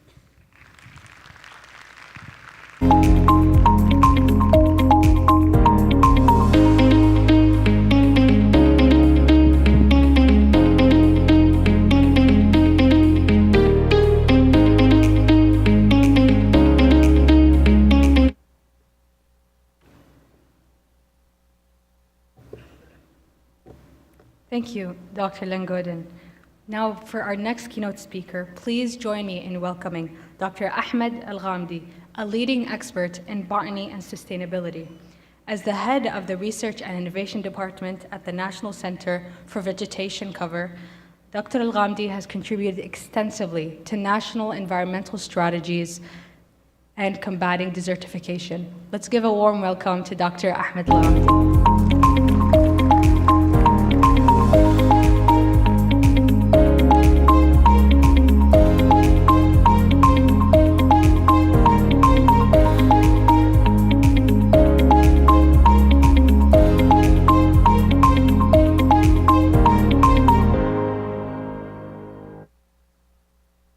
بسم الله الرحمن الرحيم. السلام عليكم ورحمة الله وبركاته. الحمد لله والصلاة والسلام على رسول الله. أنا سعيد الحقيقة بوجودي معكم، وأشكر كل القائمين وجامعة الملك فهد على وجه العموم، والقائمين على تنظيم هذا المؤتمر على وجه الخصوص. And I'd like to convey the greetings and best regards of our CEO, Dr. Fahd Al-Abdul-Qadir. I am representing the National Center for Vegetation Cover and Combating Desertification. So next, where is the pointer? Next, the National Center for Vegetation Cover and Combating Desertification is one of the 5 executive environmental centers in Saudi Arabia working under the umbrella of the Ministry of Environment, Agriculture, Water and Agriculture. And in fact, it is supervising the vegetation, the natural vegetation cover outside urban areas, outside the agricultural areas, outside the industrial areas. So we are working on the natural forests mainly, also in the natural rangelands, and in the third domain, the third main domain is the national parks. So the main I would say tasks and duties for the center is to protect those areas and to combat desertification and to mitigate the impact of droughts and sandstorms and sustainably increasing vegetation diversity and cover. Next. So in terms of the Sustainable Development Goals, the SDGs, the center is working well and aligning well with those goals. And when we did our measurements for how we are aligning and achieving, we found, alhamdulillah, that we are working and doing well with all the 17 goals. Especially the goal number 15, which is life on land. So we are aligning fully with this goal. Next, please. Again, as we mentioned, the NCVC activities we are trying to protect and develop the vegetation cover all over the kingdom, especially in the wild areas, in the natural vegetation, whether in valleys or mountains or on the coastal areas, especially for the mangrove forests. Next, please. So when it comes to the first type of forest that we consider in our center, we call it the wadis forest, غابات الأودية, or valleys forest. And all of you know that we have a complicated system of wadis in Saudi Arabia. And here is some statistics of these wadis. And our estimation for the vegetation and the trees and the shrubs on these wadis at the moment, which is almost 37 million.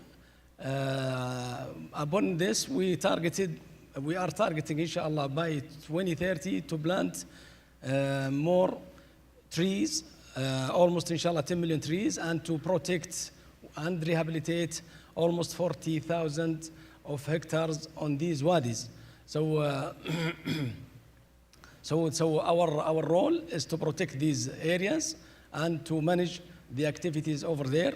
And to develop and increase the vegetation cover by planting new trees. Next, please.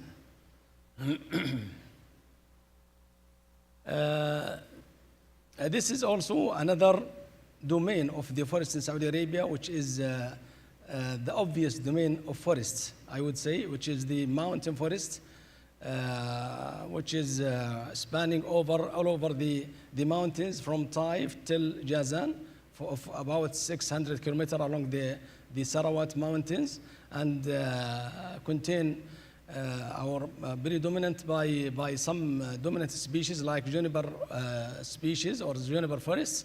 So these are the densest, I would say, tree cover in Saudi Arabia.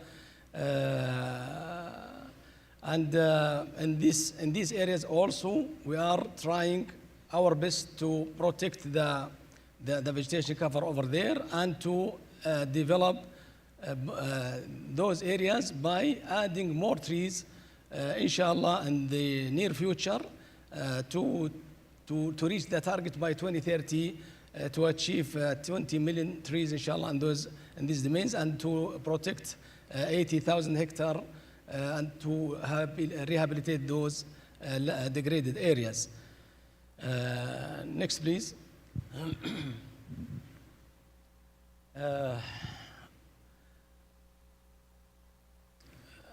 I think there is here a problem, which is by this version of my presentation. It is the old version. I don't know if they. Anyway, here I'm trying to speak about the rangeland. Sorry, while the map is about the mangrove, and it is the opposite for the next slide. But in total, here I'm speaking about المراعي الطبيعية, natural rangelands in Saudi Arabia. Which is the, in fact, which comprises about 70% of the land country or land area in Saudi Arabia, and dominated by shrubs. And the center is trying to manage these areas by planting more trees and managing the grazing activity, because we know the grazing activity is one of the major factors that degrade the vegetation cover and the soil in the meantime. So our role is to rehabilitate the area, protect it, and develop the cover itself, the vegetation cover, by planting more trees and shrubs. Next, please. We'll go now to the national parks. The national parks is one of the main domains that we are working on. And in fact, before establishing the center, there was only, I would say, less than 20 national parks in Saudi Arabia. But at the moment, alhamdulillah, we designated more than 500 areas and starting to protect it and manage the activities inside these areas in order to revive the vegetation cover and the biodiversity. So this is some of the statistics of our national parks in Saudi Arabia. Next, please. Also, when it comes to the protection and the monitoring of the vegetation cover and the activities in these areas, the center is using all the new tools and techniques. And we are providing with the rangers, providing rangers to protect and monitor those areas. Now, at the moment, we have more than 500 rangers roaming around in those areas to protect these areas, and also to give awareness to the public, and to help public also to enjoy these places with less harm to the environment and to the vegetation particularly. Next, please.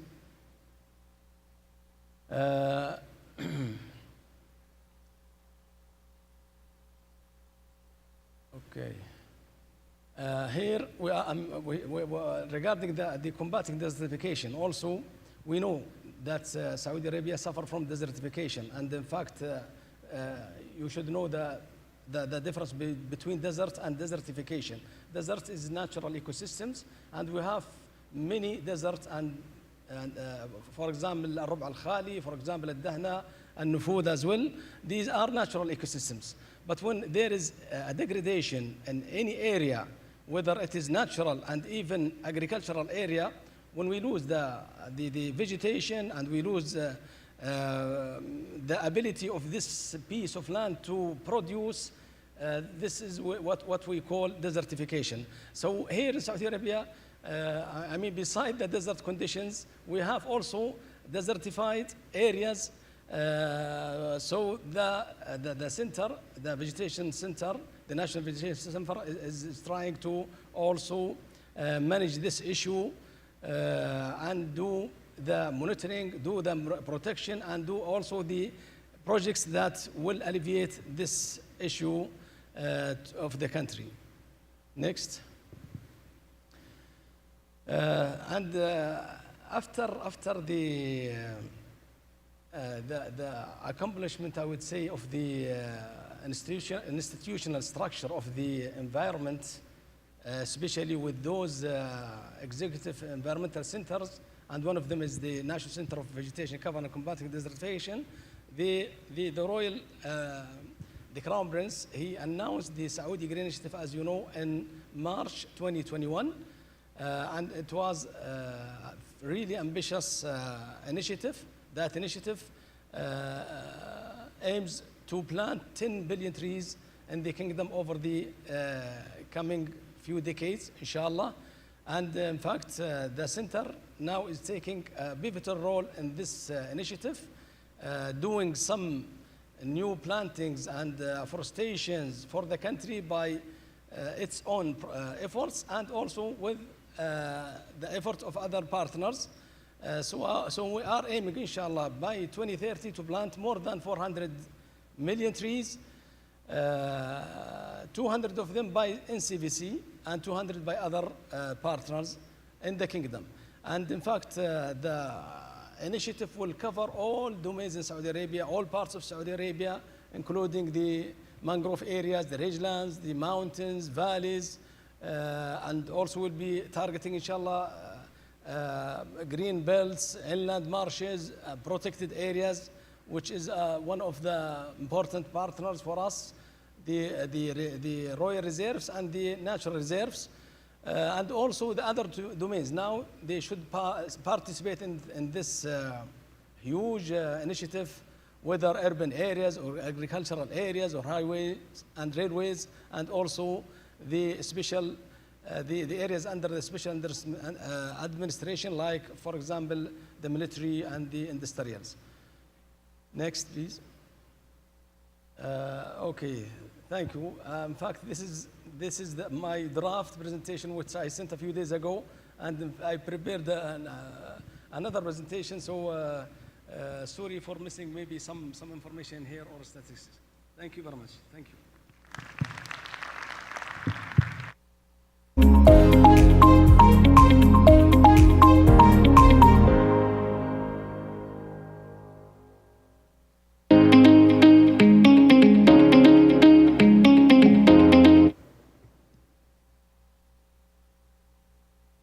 Thank you, Dr. Al-Ghamdi, and thank you for bearing with us.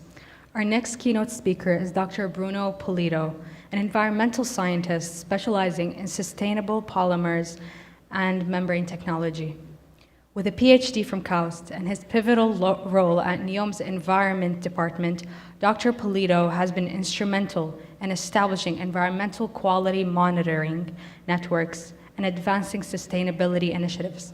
Please welcome Dr. Bruno.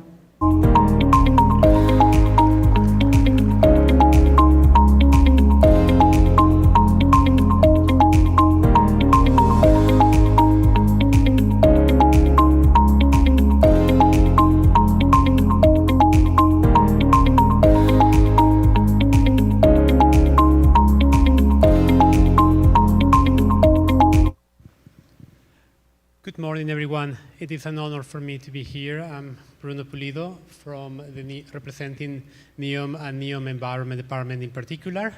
It is an honor for me to be here today, and I will be taking you through a journey of how we are doing environmental management and compliance and sustainability reporting at NEOM, and the challenges we constantly face when it comes to a project of that scale that needs to be managed centrally.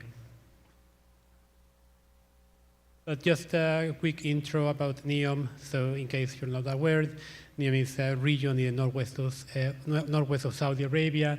It's composed by different regions, sub-regions, and sectors, and all these work together to create this economic engine in alignment with the Vision 2030 for the Kingdom of Saudi Arabia.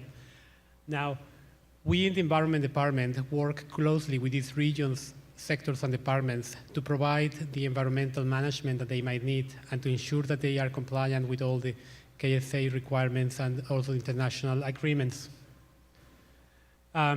Just sharing with you the main regions there. You might have heard we have Sindala, which is an island resort. We have Oxagon, which is an industrial hub. Trojena, the ski resort, all year round ski resort, the line, Magna, but most important, nature.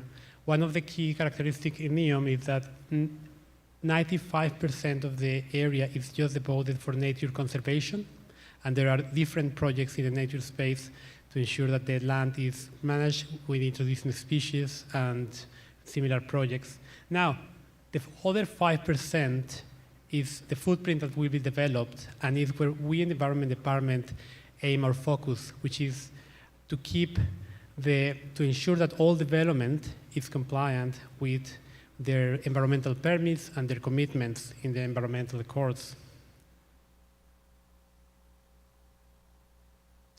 Can we go back one, please? Thank you. In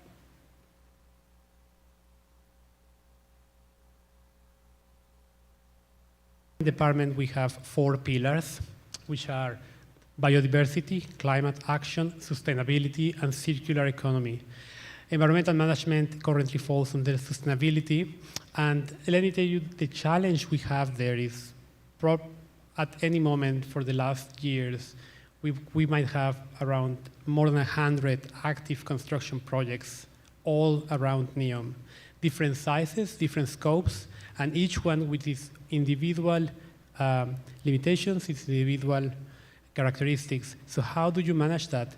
In environmental management 1.0, there is a lot of boots on the ground. You need a lot of people to go there. You need a lot of people to check that all is being followed. However, for a project of the size of NEOM, that's just not possible, because not only you have a lot of projects, also you need to move and travel a lot. So we really needed to supercharge our environmental management and take it to the next level with the use of technology. And this technology, which we call it cognitive digital environmental compliance, allows to de-risk the construction activities, allows to have real-time monitoring, and allows to have AI-driven solutions. And I'm going to just give a quick run through the different elements of this system and then how this system comes together. So basically, this is our hardware. These are in the Internet of Things. We have different elements, satellites, drones, underwater robots, cameras, vehicle tracking, groundwater monitoring wells, air quality sensors, and marine buoys. And all this provides a data stream that goes into a software platform that allows to concentrate and homogenize all that information. Just a quick show of the number of instruments we have around drones, air quality stations, air quality sensors, monitoring wells, just to give you a sense of the instrumentation that is behind this project.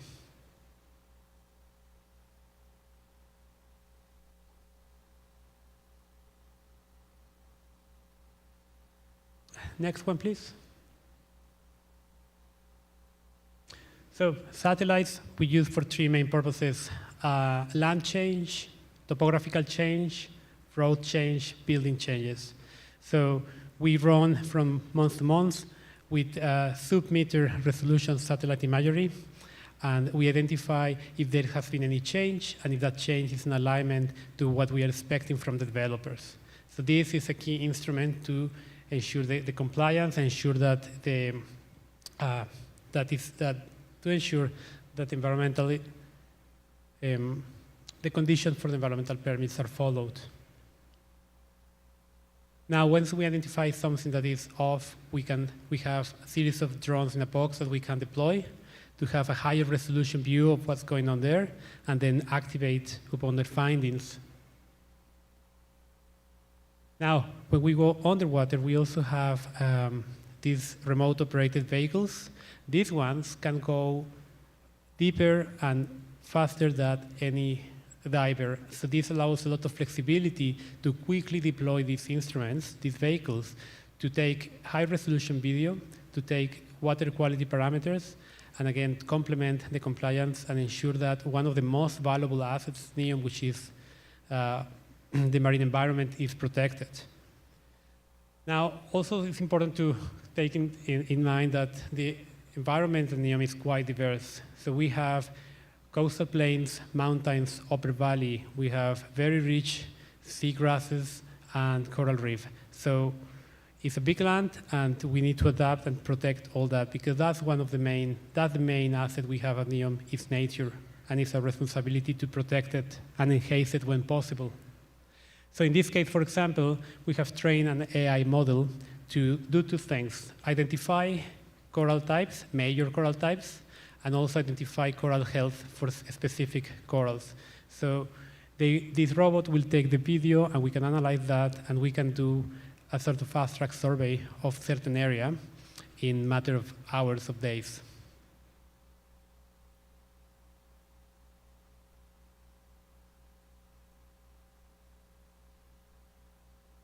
We also have fixed cameras located in the development areas that allow us to keep track of changes, to allow us to see if there has been any breach or if there has been any. So just showing you a slide that brings all together, we can see how we can have early detection with satellite, followed by high-resolution detection using our drones in a box. That will also be consistent with the air quality sensors, indicating that there is improper management of, let's say, dust. So we have weather stations that allow us to understand and predict where this dust will go. So it's basically the plume of dust. And this will provide a warning if it needs to be done. And once we have all that information, we can immediately issue a series of dust mitigation measures across different developers and contractors that will, and we will see the effects of that at the end. Now, the key element of this is how fast can you do that? You can have all this in place within hours, and therefore really, really bringing down the time that usual, the reaction time that is associated with these type of things. Now, that's as part of the instruments, and I will just shift a little to the other peripheral systems that are essential for this. GIS is not new. We've been using GIS for quite some time, but we have developed a few tailored and fine-tuned tools for NEOM. For example, over the last 5 years, we've been collecting up to 500 different baseline studies, and just want to mention that KFUPM participated in that effort, and it's great to see, it's great to be here and share that with them. But we have these 500 baseline studies for different areas across different disciplines, such as flora, fauna, topography, marine environment, ornithology, bats. So when you want to inquire about those baseline data, instead of diving into those 500 reports, we have a GIS tool that allows to extract and select and interrogate that data and have quick access to the baseline information. That also allows us to be very efficient when we need to make gap baseline studies. We can clearly identify where we need to go and what information is missing. Therefore, we optimize the resources for environmental baseline. On the other side, we are allowing everybody to be an environmental, to have environmental stewardship. We have this app that can be used by community members, contractors, NEOM staff, and whenever they are, they can log in their own observations, and we will manage those and centralize those observations, such as osprey nest, for example, or a certain lizard. So they can use this app to do that, and we will manage that information and probably validate it afterwards. So we have, that allows to have a lot of eyes on the ground, which is really, really, really good, because also these have a great impact on the community, and they feel part of these efforts.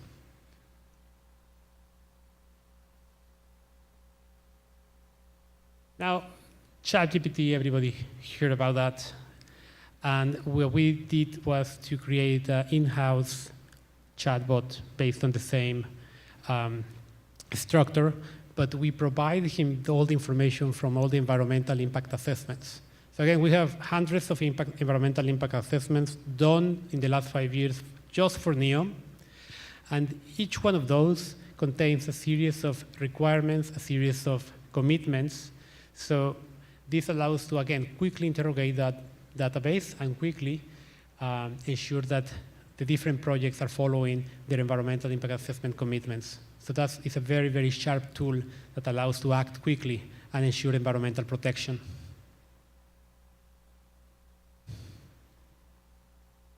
So, in summary, we are bringing all this into what is digital innovation and what is called single data ontology.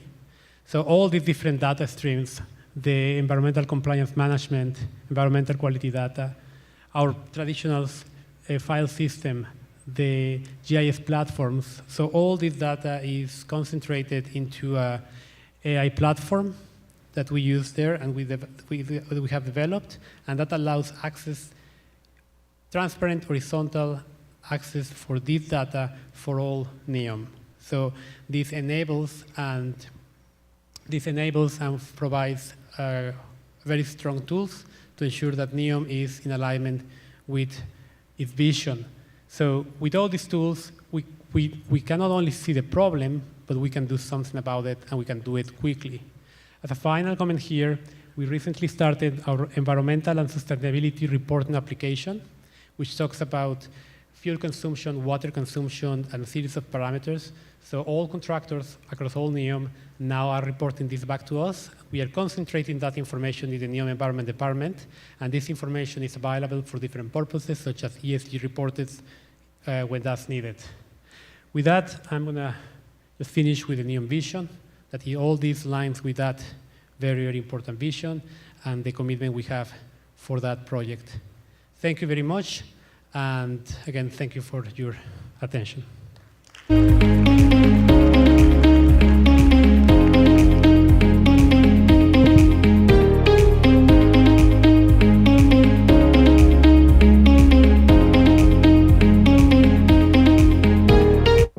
Thank you, Dr. Fluto. It is my pleasure to introduce Professor Abdurrahman Al-Laili, Vice President for Graduate Studies and Scientific Research at King Faisal University. Under his visionary leadership, the university's research output doubled, and it is now ranks among the world's top patent pending institutions. Let us warmly welcome him to share his insights.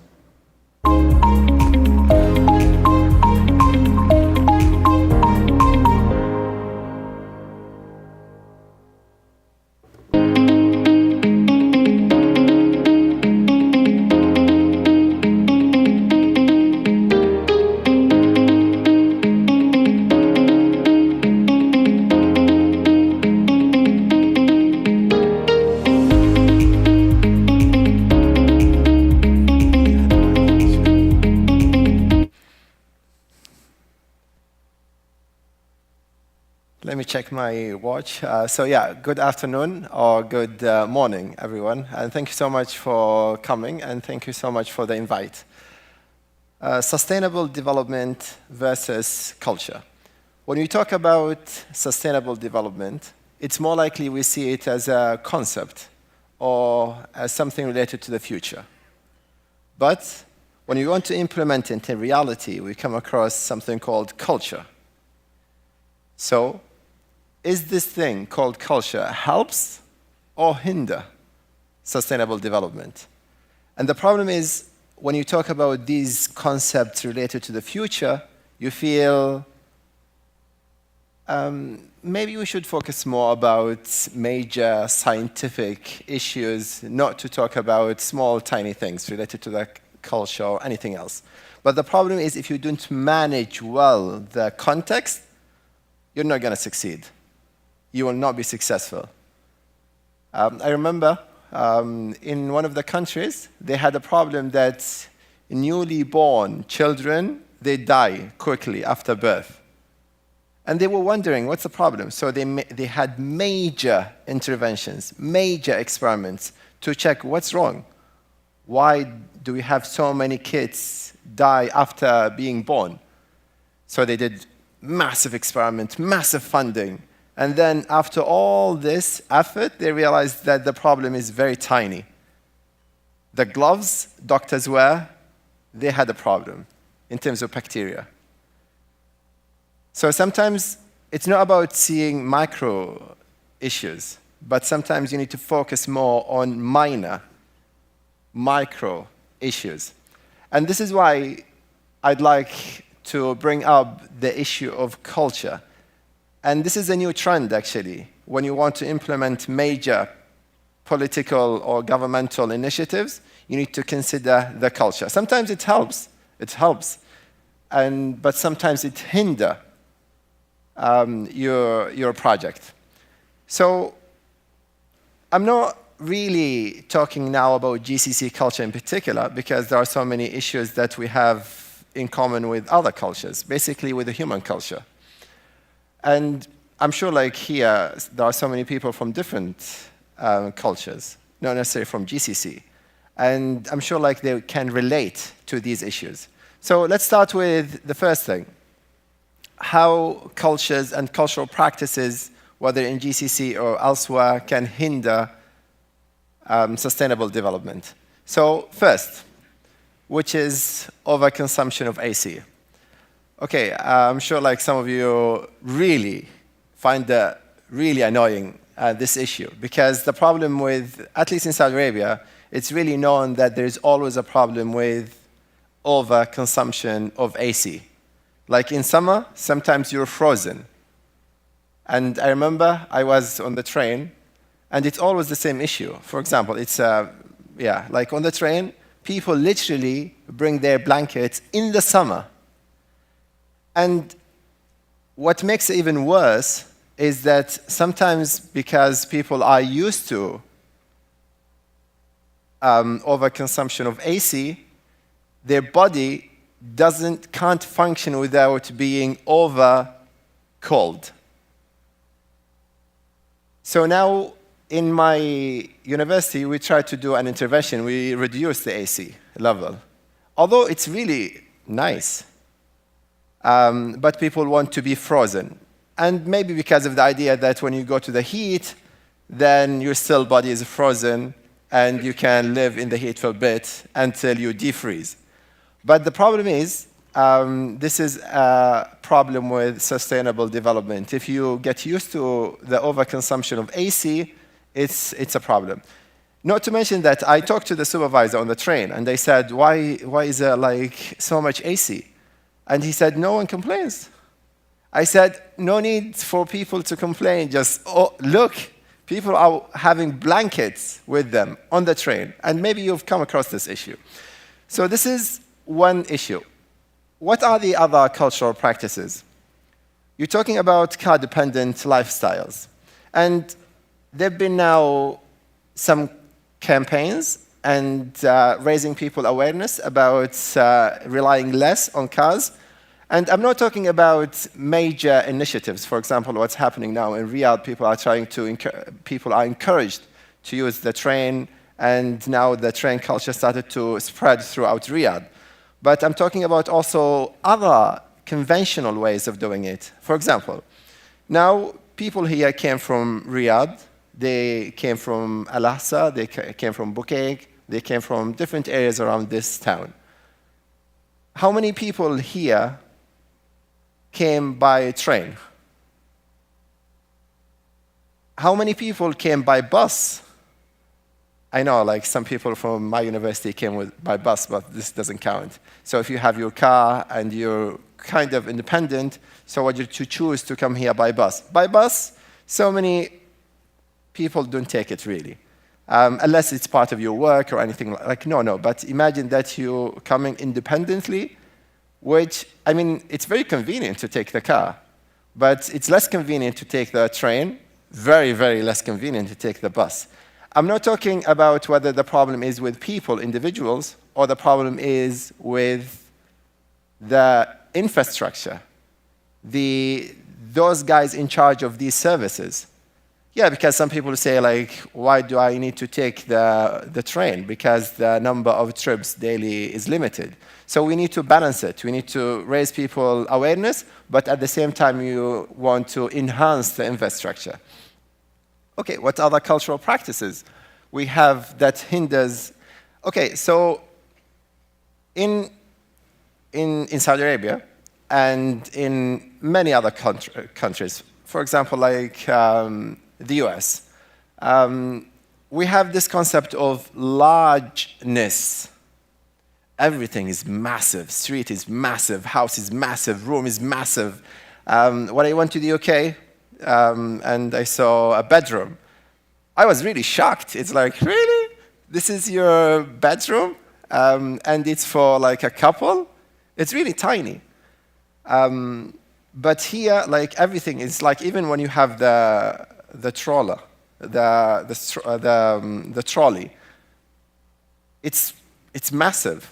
And especially like if you used to live in the UK or in Europe, everything is so tiny, and you come to, I think like in the US, if I'm not mistaken, in some shops, even the trolley is even bigger than the one we have in Saudi Arabia.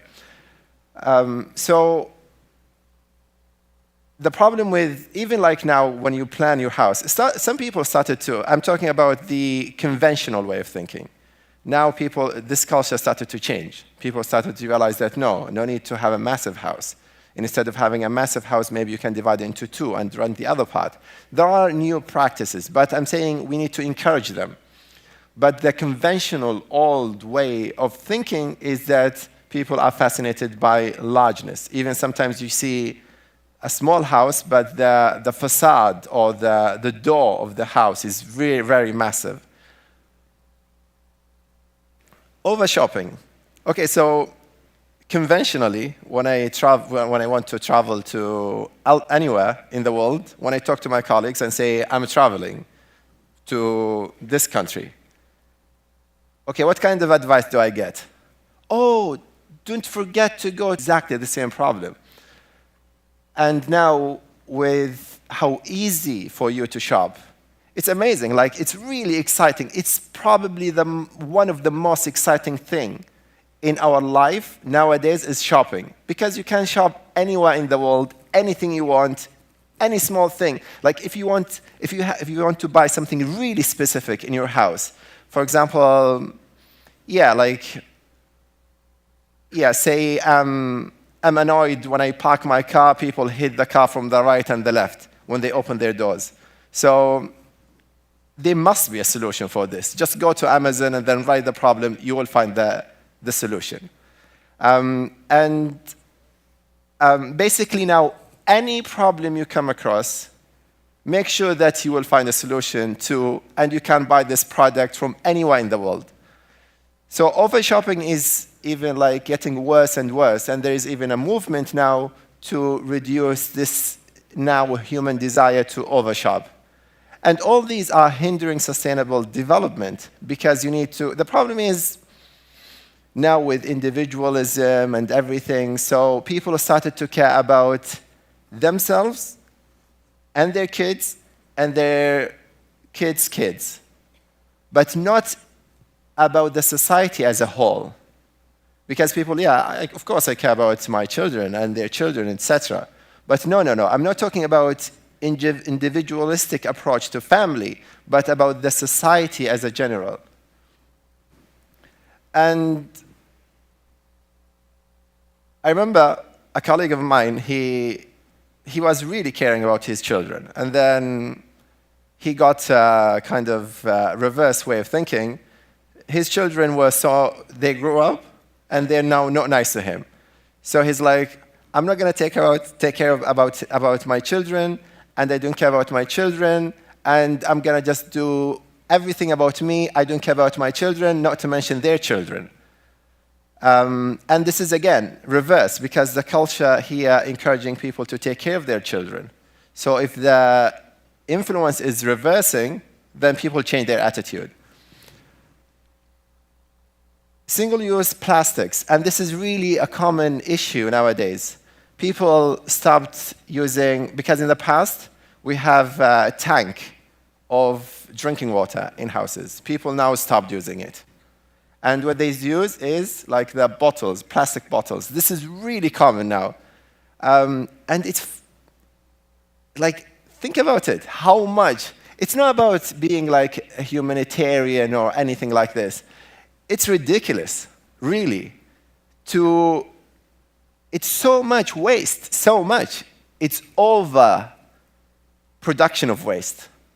And the funny thing is, because, okay, forget about being idealistic or anything like this. Just think about it.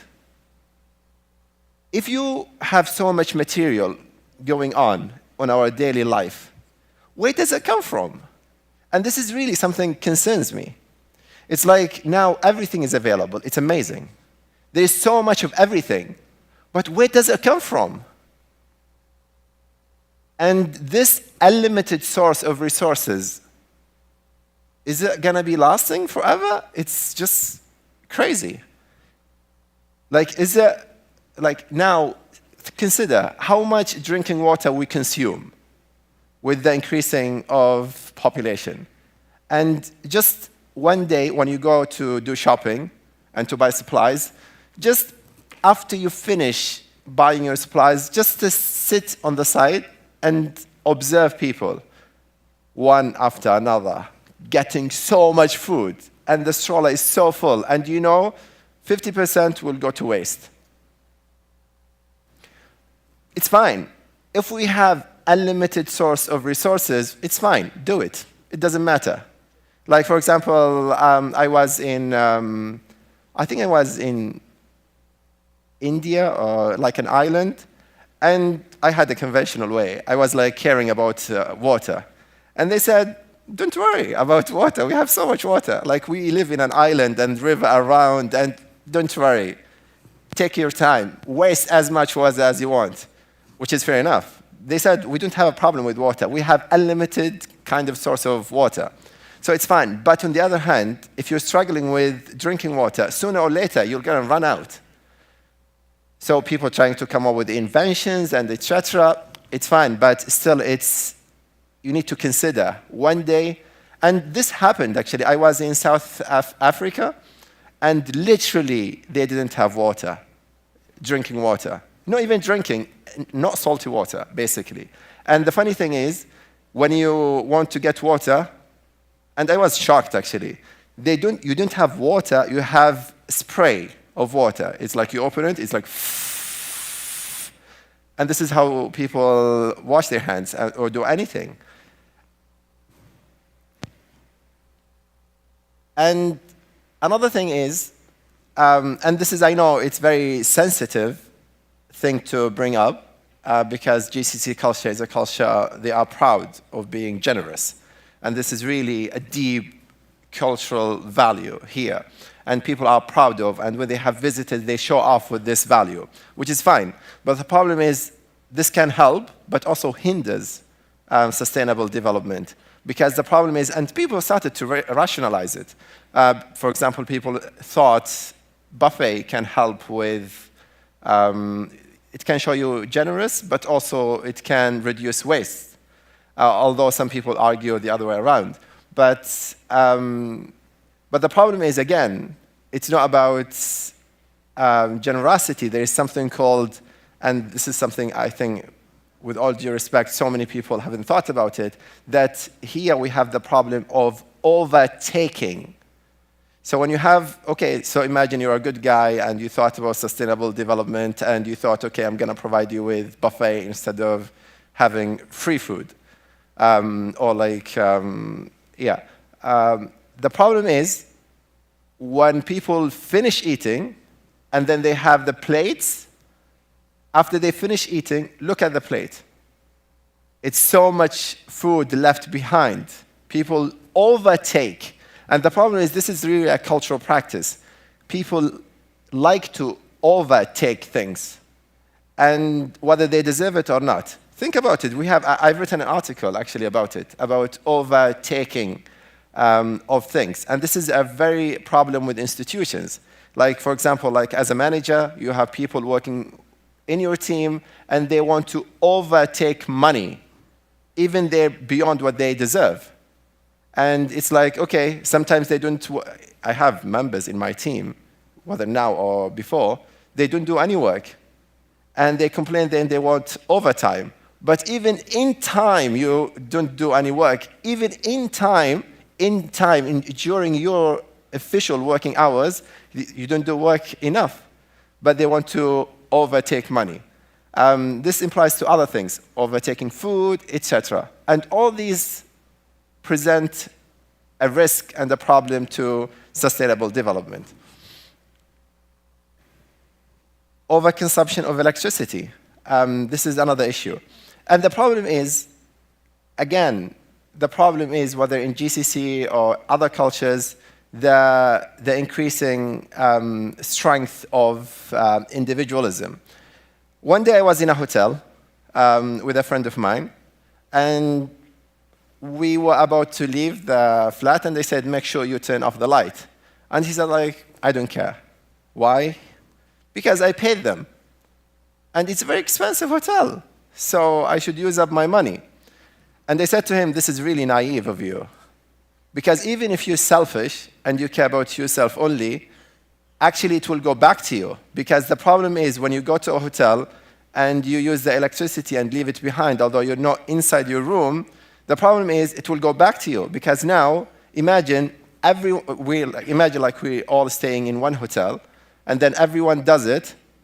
The owner of the hotel will increase the charge for next customers because the price of electricity will be high. So they will increase the charge. And then when you go and visit the hotel again, the charge will be higher. But if you try to reduce the consumption of electricity, then the owner will be motivated to reduce the charge because the electricity is not very high.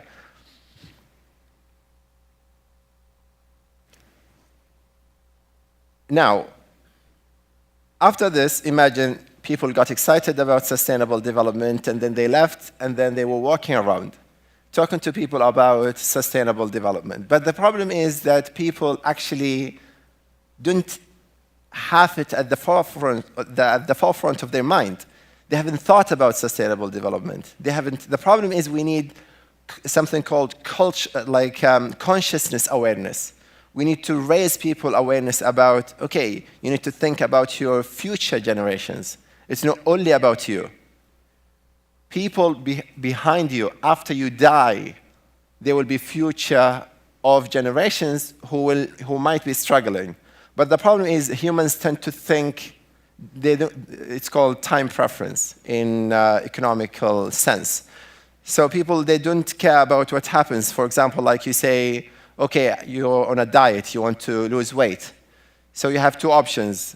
Either, if I tell you, if you eat now this food, you're going to enjoy it now, but in the future you'll be overweight. And you feel like, in the future, I will handle the future later. Let me just enjoy my moment. So enjoying the moment is a risk if it's not controlled. So the problem is, in short, that awareness of sustainable development is limited still in human society.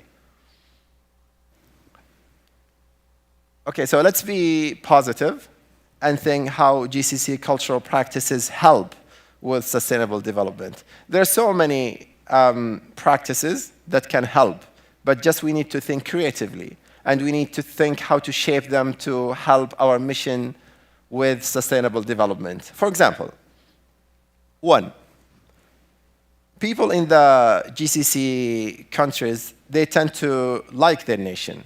They're proud of their nation, and which is good. But you need to care about your future nation as well. It's not only about your nation nowadays, but future nation. So if we manage to encourage people to care about their future nation, then they will care about sustainable development for them and for the future generations. Also, another thing is, beside this, people tend to care about others, but this is really a risky business.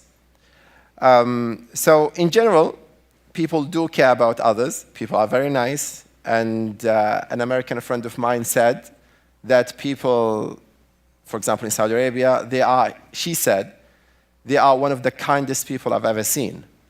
So people do care about each other, but it needs to be institutionalized. Let me give you an example. If there is a queue in a, okay, yeah, I can see a yellow flag. I'm almost done. If you're in a queue, and then somebody jumps in and then skip the queue, and this is a common practice. It started to be less nowadays, but in the past it was a common practice, whether like in the GCC or even beyond, in other cultures. So here, individuals don't care about society. This is a very initial sign of not caring about other people. And it's funny. So the same person thinks that he or she cares about other people, at least in theory. But in practice, such a practice, although it's a minor and small, but it's a problem. And so if we want to, and yeah, like there was an initiative before in Saudi Arabia that they have, it's called, yeah, it's a course they take in school. I don't know whether it's still running or not, about encouraging a sense of loyalty to the nation, including other citizens. And this is an amazing initiative, because the idea is if you care about your nation, you care about your nation now and in the future as well. And I'm going to conclude with this. The good thing is that people have positive attitudes towards future generations. But this is a risky business here. There are two types of future generations.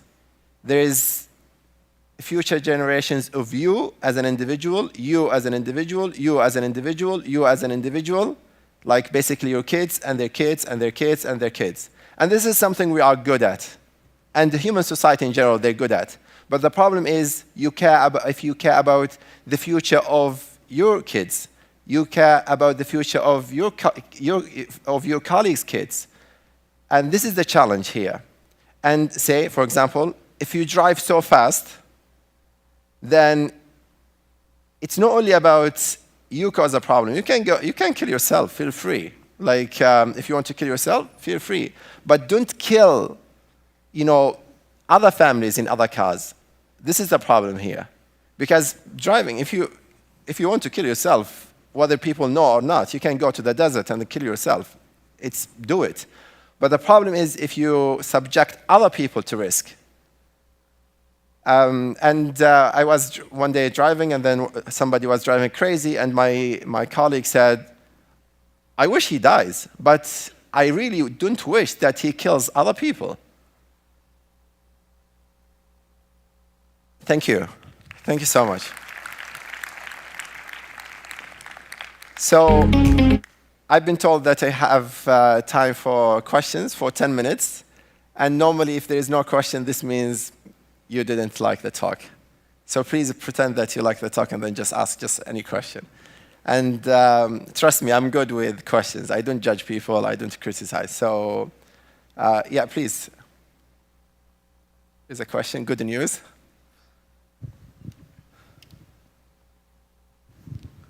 Assalamu alaikum. Basically, just one question I have. We are practicing in sustainable development goals, try to fulfill. But in Saudi Arabia, there are a lot of uses in plastic bags in shopping center. But is there any initiative to stop it, uses, or it is encourage it? Because my experience is that sometimes I requested to the shopkeeper, please give me a lot of items in one bag. But they are not interested to one bag, put lot of bags. So how do you stop it? Yeah, that's a good question. Thank you so much. The problem is that conventionally and in a traditional sense, if you go to somebody in the supermarket and say like, I don't need 10 plastic bags, just put things together. And he's like, first, he wouldn't understand, why are you making your life difficult? Enjoy it, you're paying, it's for free. This is the first issue. Second, he doesn't know why are you making it complicated. Just like, why are you making it complicated? Just take whatever you take. So they don't, again, they don't have the idea of, no, 1 second. Now, where does it come from, all these plastic bags? And is it good for the environment or not? This is like, okay, the concept of sustainable development is a luxury. One day, I put my car in the garage, and then there was somebody who's really poor working on the car, and I was trying to be nice to him. So I said to him, I'm going to the supermarket quickly, to the grocery shop. Would you like a drink? Would you like 7-Up, Diet Pepsi, Pepsi, any other drinks? He said, bring me anything. For him, having a soft drink is a luxury. So bring me anything. So again, I go to my wealthy friend and say, would you like a drink? He's like, oh, make sure you bring me Diet 7-Up, and make sure you take it from the back because it will be colder. And if they sell ice, please bring me also some ice with them. Put it in a cup. And ideally, in the cup, there's a cover, maybe with a straw. So the difference between this, he doesn't have time to think about these things.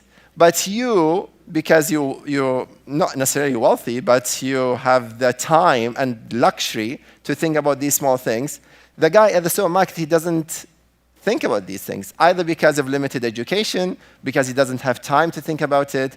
So it's like, basically, sustainable development is a sign of civilization, a sign that people have time to spare. And because nowadays, people are so busy caring about substantial things in their life. And this is why, caring about these campaigns and these, charities, one of the greatest things in the past in Saudi Arabia is charity work. And now, this thing changed a lot. And how many people are working in charities nowadays? And because in the past, we remember we had these ideas, summer camps, and people are excited about working on it. And I was part of it myself. And I asked my colleagues who used to work in summer camps for free. Now they say, I said to exactly the same people who was running this summer camp, I said, if you go back in time, would you do it? He said, no way. How much they pay me? And the problem is increasing now, who will run campaigns to encourage people to do sustainability? Now people do care about voluntary work, but many of them, they don't care about voluntary work for the sake of voluntary work. They do voluntary work because they want to have it in their CV. They want something materialistic out of it. It's not for the sake of God or for the sake of community or society. There are people, but it's not the norm. Now people want, if they do voluntary work, they want to have it in the national system saying you did some work. So it's about the luxury of time and a sign of a developed nation to care about these things. I hope I addressed your question. Any other question? Please do.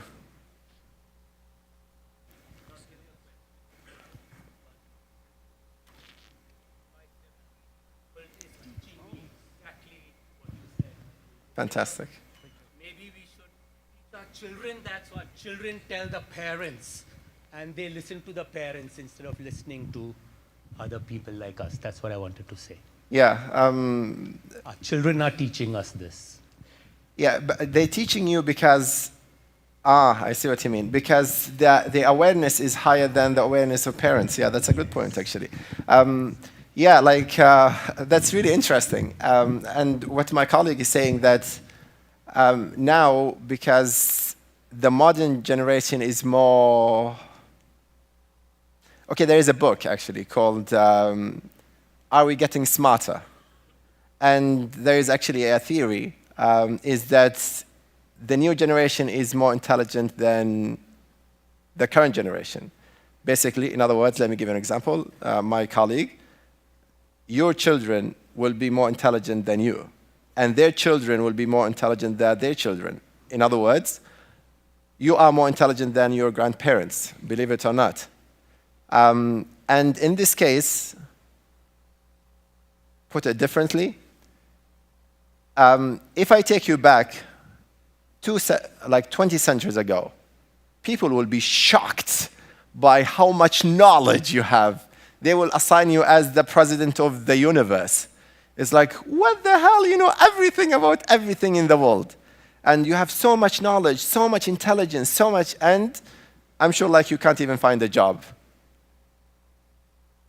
So the problem is now the new generation is more aware of these things, especially like these are things that are trend. I remember when I went to the UK, I met a guy, with all due respect, his job is to clean toilets, with all due respect. So my background is those people who have limited education, etc. And he was talking about justice and like deep issues. I was like, wow, these people, even like really like things, like workers, even like with limited education, they're so clever. But it's not necessarily he's clever, actually, because these terms are part of their culture, justice, these like reforms. So it's just part of their daily life, not necessarily he thinks. But now, with social media, like sustainable development and caring about the environment, being a naturalistic, caring about how many bags you take, as my colleague said, when you leave the supermarket. So this is kind of a trend. So new generation, and you think like, I'm not going to spend time on social media. But those people, your children, who spend so much time on social media get their influenced by international trends, like about environment, culture, etc. So this is why your children will say, Dad, you're using so much bags. Why are you like doing it? And he's like, what? In a way, you're proud of your children. You feel like, wow, they're really clever. They care about the environment. But no, because they belong, not necessarily they're clever, with all due respect. It's just because they're repeating what they see on social media. I hope I addressed your comment. Thank you so much. Please do.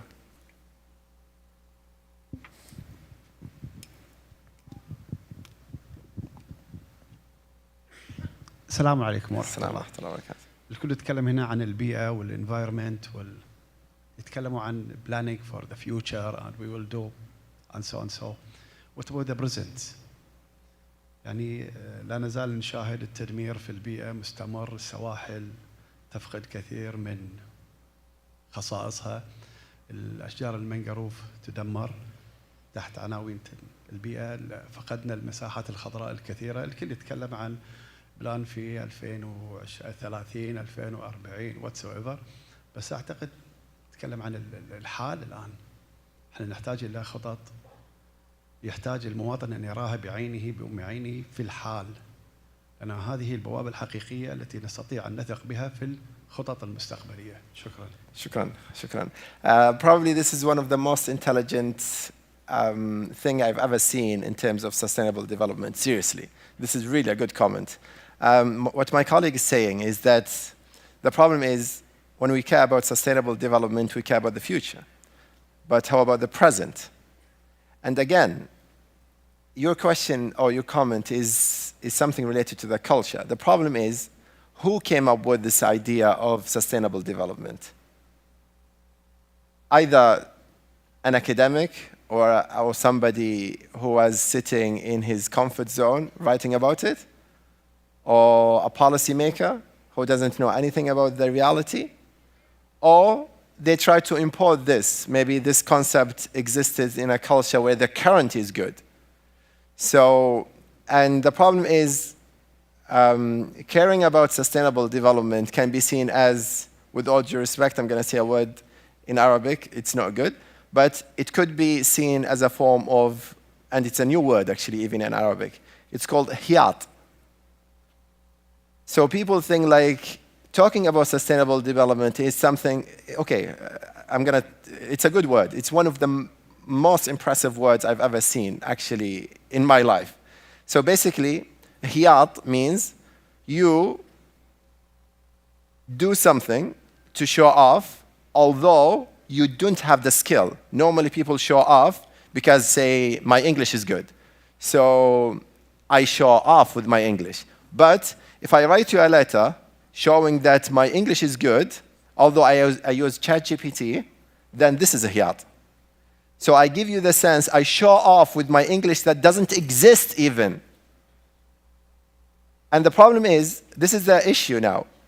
So people could say, we should not care about the future at the moment. If you care about the present and improve the present, and I'm not saying the present, you know, it's, there are no initiatives. We have one, GCC now, one of the countries that they have probably the most is in terms of initiatives for the current. And people are working really hard. And like, there's so much effort nowadays, especially like, say, this, like the last few years.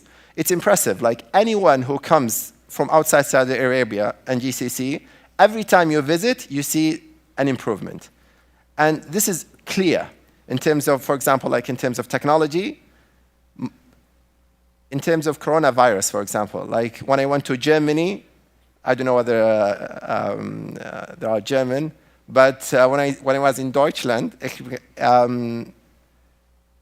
they use pen and paper to go to places to sign that you don't have corona or something like this. In Saudi Arabia, you have an app and you show it. It's like massive. And also, for example, like my colleagues came to university, to our university, and then they were impressed by e-government. So there are so many initiatives, but caring about the future doesn't mean that we should not invest in the present. And the problem is, if you care just about the future, not the present, present people get jealous of future people. It's like, okay, why do you care about the future people? Why me? Why not me now, at the moment? So, as you said, we need to balance it, really. So thank you so much for the question. Any other question? Wow. Okay, so as a presenter, this makes me happy to have so many questions. Please do. And then our colleague over there. And we're going to continue having questions until the girl with the red flag will raise it up. Please. I don't know whether there's a mic for my colleague.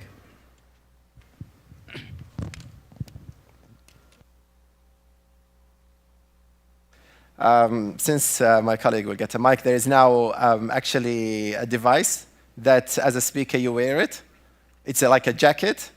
And there's, in the back, there's kind of like vibration. So people tweet about your talk positively.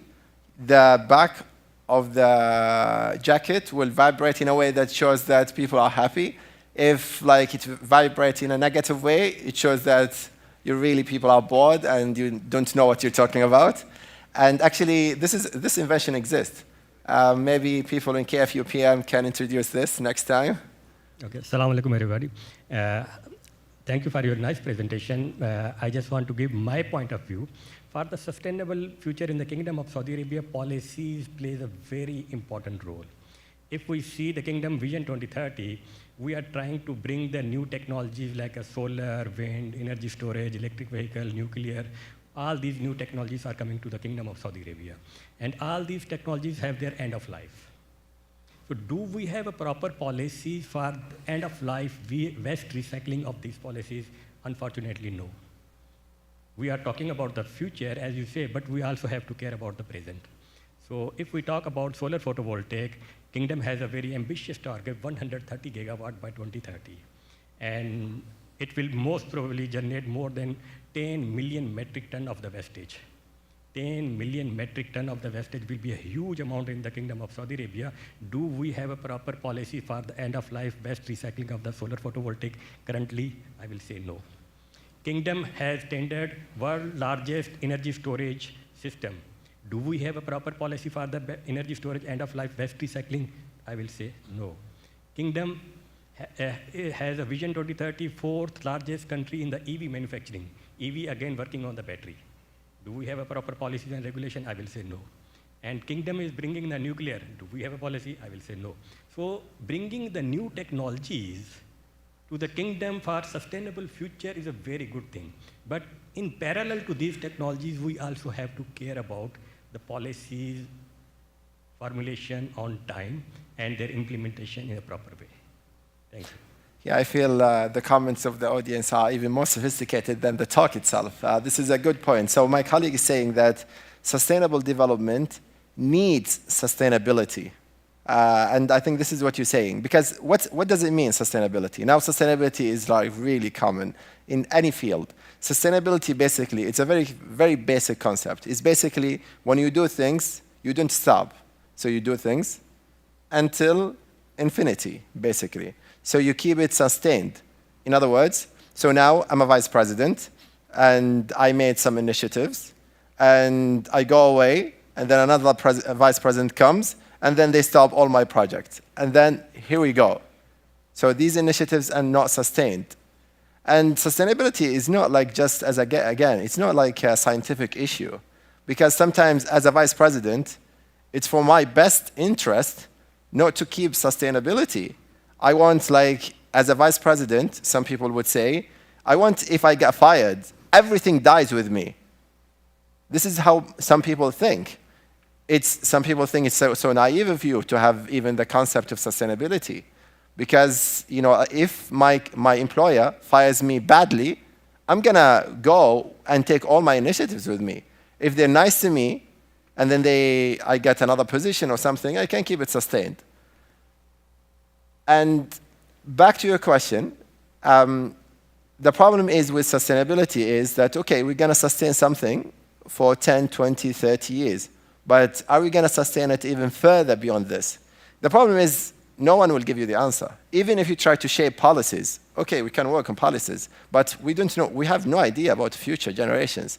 First, they will look us down. They think we're not, like, you know, nowadays people think back and say like, oh, you know, I really, like my colleague, he said, for example, I really don't like talking about people who are above 70. And your kids think like, oh my gosh, if I meet my dad who's 40, I can't handle what they're talking about. And here we go. So the future generation, we don't know how they see us even. Because maybe all our initiatives for sustainable development, they will think like, that's really bad. And this is something we see nowadays. There are so many regulations and rules that were set by people now who are 70 or 80, think like, why they're doing it. And the problem is that because we don't understand why they made it. First, because the generation is different. I give you an example. In King Faisal University, in my university, we had this wonderful meeting where we brought all the presidents of the university together on one table. So we had the founder of the university, the second, the third, fourth, fifth president. So when each president talks, you feel like, really, this is what you care about? And you feel, as we go up to the last president looks really impressive, really impressive. The first president, he's like, oh yeah, like we were living in a flat. We had the university in a flat, and then we were struggling to move to like a rented house. And they were talking about very simple, for us, it's naive issues, to be honest. And then the second president, he was talking about something like, yeah, you feel it's not important. The last president, he was like strategic planning and like sustainable development and these massive issues. And you feel like, wow, he looks impressive, this guy. But no, because the generation is different. The first guy, he had his own struggle because it was at the beginning of development. So this guy, the last guy, will never accept any policy set by the first guy. Never. Like even if he was planning his future. Because for this guy, what we're experiencing now with this guy is for this guy is development in the future or sustainable development. But this guy will never be convinced by the first guy. So the problem is, again, even if you set policy, because the future guy will change them, we will have the power to change them. And this is a limitation, to be honest. But all what we do and hope for is that we do our best to serve future generation. If it works with them, it works with them very well. If it doesn't, it doesn't. But again, like all what we can do, as you said, we shape policy for our best interest. And also, as my colleague said, we need to care also about current generations, because also they have rights, and you need to balance it somehow. And I see the red flag, and thank you so much for your questions. If you allow me, there is just one guy, I promise, over there, And no, you need to talk to her. She's leaving. And 2 questions. So, yeah. But for me, you can take over management of the session. But if you allow me just one last question, please.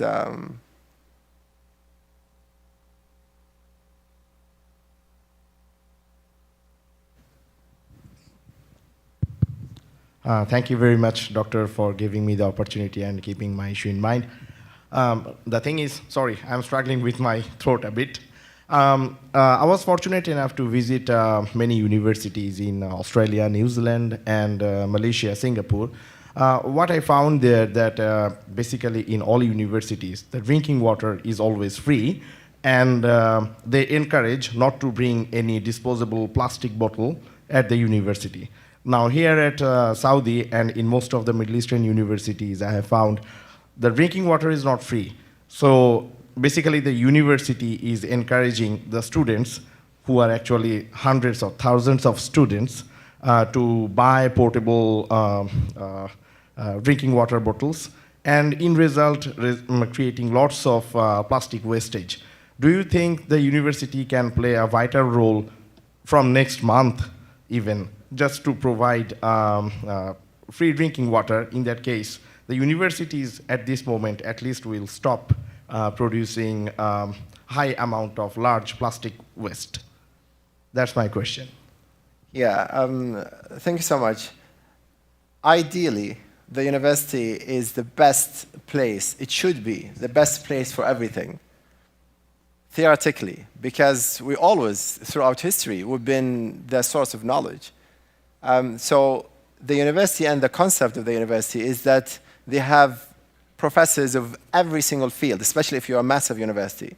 So, for example, if you want to build a university, then you will have like a college just for agriculture. Sorry, for engineering, for buildings, so you need to have all the professors on board to have the best architecture ever. And again, like in universities, it really looks bad.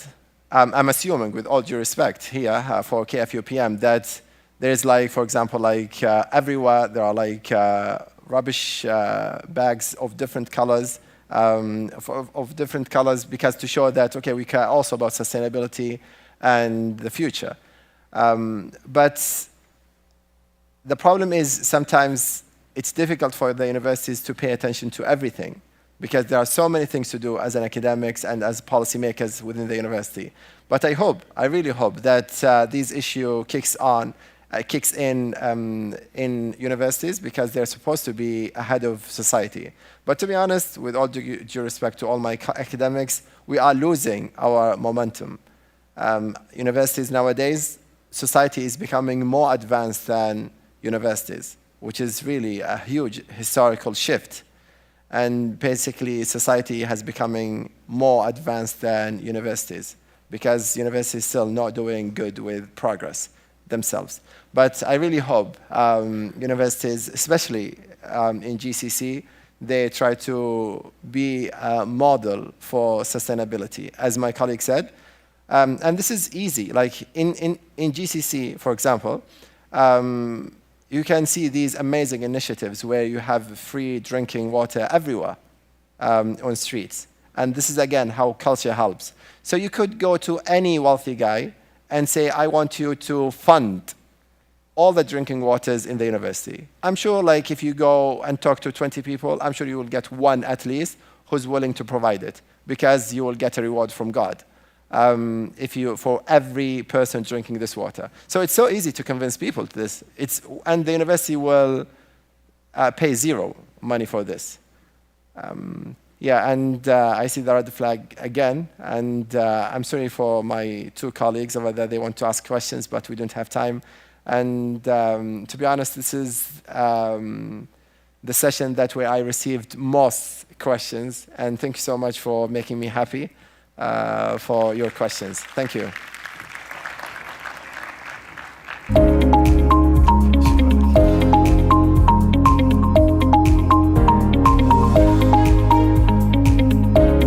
Thank you, Dr. Lely, and thank you everyone for your engagement in the Q&A session.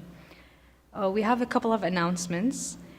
Before we go, we have the poster session evaluation ongoing outside. So respected candidates, please go to your prospective posters. And I wanted to announce that in the afternoon session, we will have parallel sessions in rooms 101 and 103 outside in the exhibit. So I hope everyone can take advantage of these sessions. And having presented various perspectives and gained insights from experts in the field, we will now pause and reconvene here at 1:30 and head out to lunch. With you was Lina Areni, undergraduate student at KFUPM, and it's been my pleasure to serve as the Master of Ceremony. Thank you.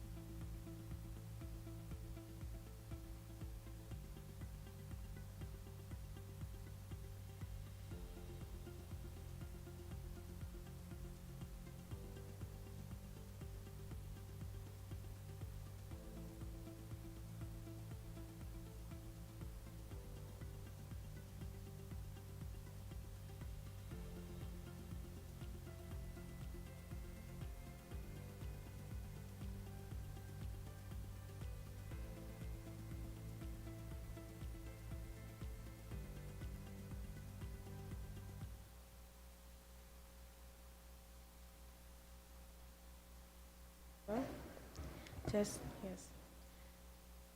Good afternoon, ladies and gentlemen. It's an absolute honor to welcome you all to session 2 of the GiKS 2025 conference. My name is Fahd, undergraduate student at KFUPM. I'm thoroughly delighted to be your host for this session.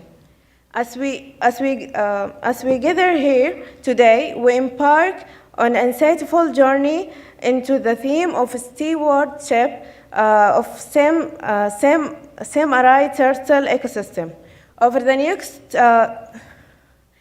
next few hours, we will explore innovation approaches to conservation, sustainable tourism, groundwater management, and ecological restoration. Our speaker will provide a valuable perspective on how we can collectively foster resilience in semi-arid environments, ensuring their sustainability for future generations. Without further ado, let's begin our session with the first speaker. Our first speaker is Ms. Dunya Abdelwahid, a specialist of UNESCO Doha, Qatar. She has extensive experience on biosphere reserves and geoparks, and works on projects that promote sustainable living biodiversity. She will be presenting UNESCO Biosphere Reserves. Let's give her a warm round.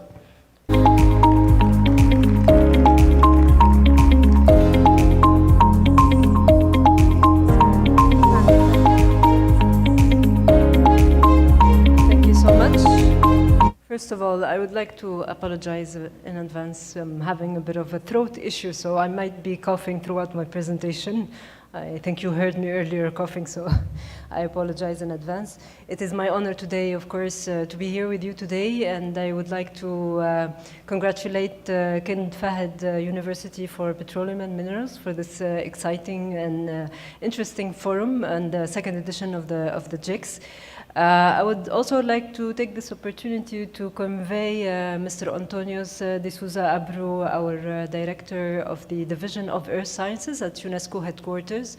I would like to convey his warmest greetings as well as best wishes for the success of this event. So, of course, we're all familiar with the unprecedented environmental challenges that we are facing today. These are just small numbers here, just to put things into perspective. So as you can see, biodiversity is being lost up to 1,000 times its natural rate. Of course, the impact of human activity and then the impact of climate change that we are seeing lately has caused the extinction of many species and the disruption of the marine and terrestrial ecosystem. And at UNESCO, we have a program that is related to the Division of Earth Sciences, which is called the Man and Biosphere Program, under which falls the UNESCO designated sites of biosphere reserves and geoparks, which I will be speaking about today.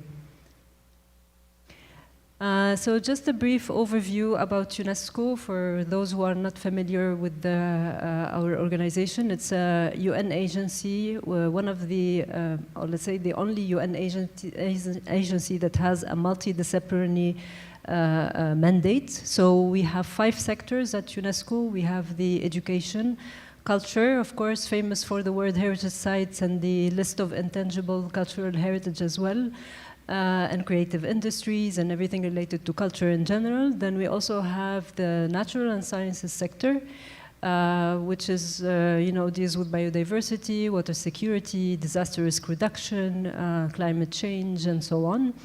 And we also have the social and human sciences sector. This is not a very well-known sector, for in the mind of the public. It's more about the social sciences. It's about the ethics of AI. It's about the ethics of scientific research and sciences in general. So it deals with many issues that are related to ethics, but also sports, cultural diversity, and many other areas. And the 5th sector is communication and information, which is more about media, freedom of journalism, freedom of expression, and these kind of thematic areas. So here also what I wanted to mention in the slide is that with these 5 sectors, we also have intersectoral programs where sectors work together towards a common objective. For example, if we speak about education for sustainable development, this is not only related to education, but it also involves a lot of content and information and exchange of knowledge and trainings and reports that are related to, informing or better educating the youth about the impact of climate change, about biodiversity, about culture in general. So these are intersectoral programs that we sectors work together towards. We have also another intersectoral program which deals with safeguarding indigenous knowledge, and this is again, it's related to culture, it's related to natural heritage, it's related as well to education and knowledge transmission. Okay, so the UNESCO biosphere reserves and the global geoparks, these are internationally recognized sites, protected areas.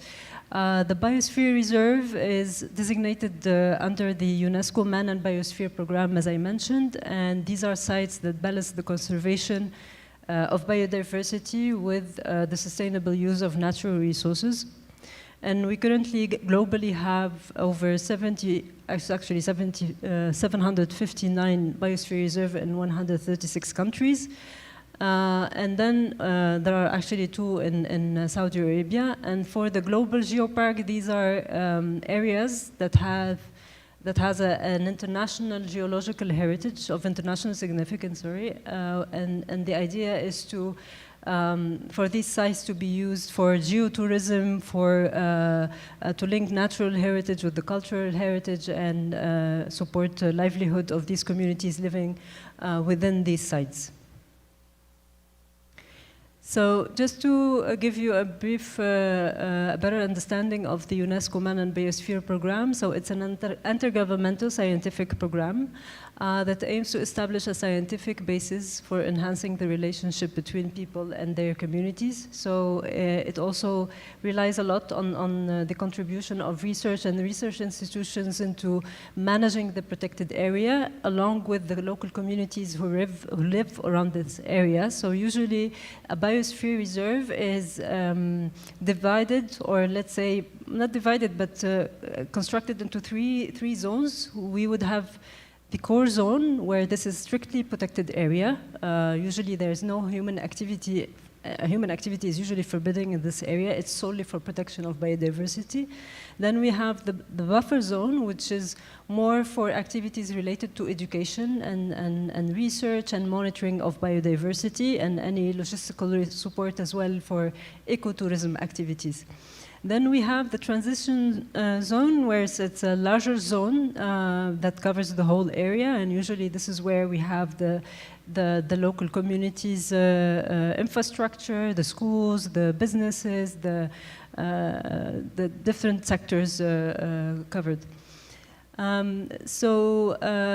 These are all part of the biosphere reserves, are all part of the world network of biosphere reserve, and this network usually is a platform to share experiences, to share knowledge, and also to exchange visits and learning from other regional networks, as well as thematic networks. For example, there are networks that are only covering mangroves, specifically dedicated to biosphere reserves who have mangrove ecosystems in their protected areas. So they form a network together, and then they have meetings, they have trainings, they have field visits, and then they exchange best practices and experiences in managing these places. And then let me show you, for example, these are some of the ecosystem-based networks. So you have one for drylands, mangrove, as I mentioned, marine and coastal and island areas, mountains, savanna, tropical forests, and wetlands.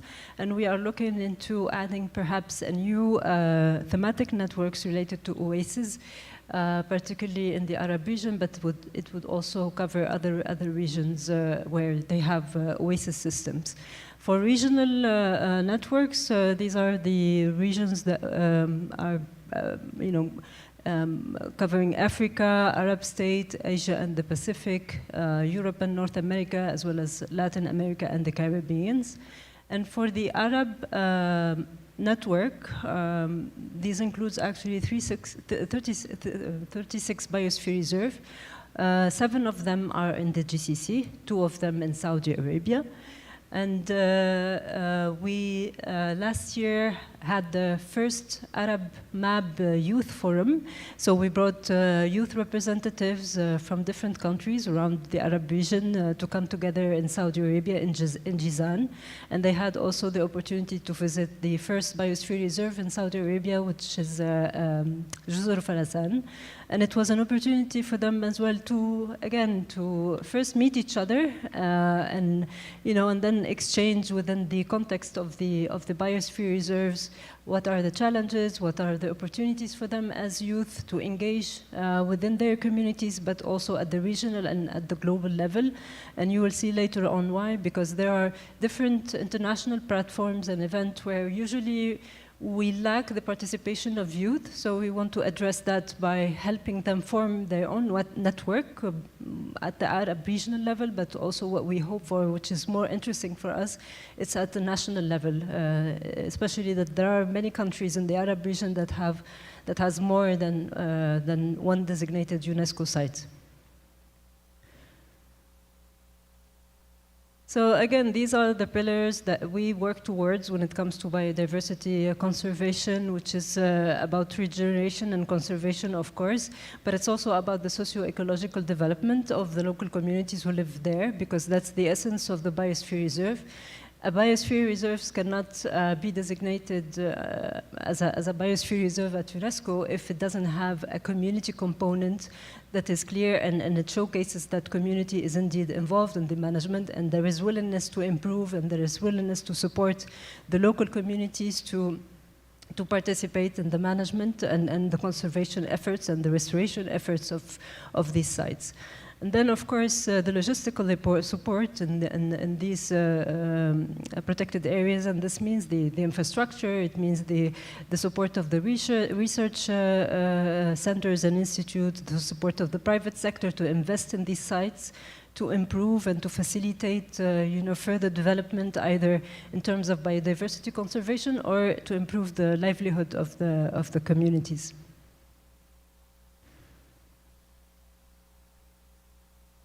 So I just also wanted to take this opportunity to share some examples from around the world. These are examples from projects that were implemented in UNESCO designated sites. So for example, this Mangress project, it's a nature-based solution that was implemented in Latin America and the Caribbean. It's still ongoing, and it involves 7 biosphere reserves working together. And the idea is to carry out an assessment of the state of mangrove ecosystems and their restoration potential, as well as to implement restoration campaign using the local and traditional knowledge and combining it, of course, with science, with education, and with awareness-raising initiatives and activities. So this is done, again, in collaboration with the local communities. They lead the restoration projects. They are more involved. They have the hands-on experience. They see it by themselves. So they intend to own these initiatives and then ensure the sustainability after the project is completed. There is another interesting program, which is funded by Guerlain. And this is basically an opportunity for women entrepreneurs in beef production. And the idea is to provide these, women entrepreneurs with the opportunities to get access to training, training and support for their businesses to become more sustainable.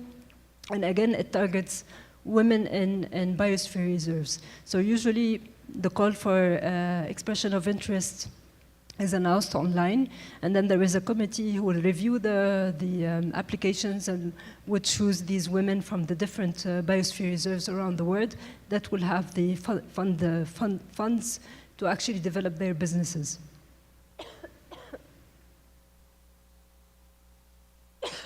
Sorry.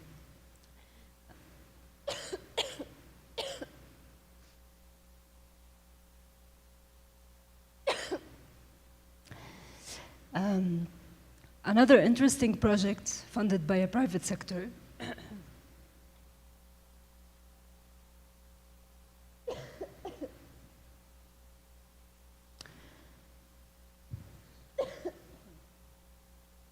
Oof, I'm not sure how I'm going to finish this, but so this one is funded by Louis Vuitton. And again, it's about improving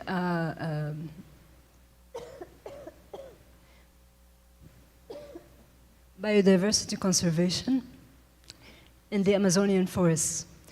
So again, so since 2021, the project has supported more than 42 initiatives around that helps local communities combine their local knowledge and indigenous knowledge with the geospatial data and analysis of territorial governance. Thank you. Can you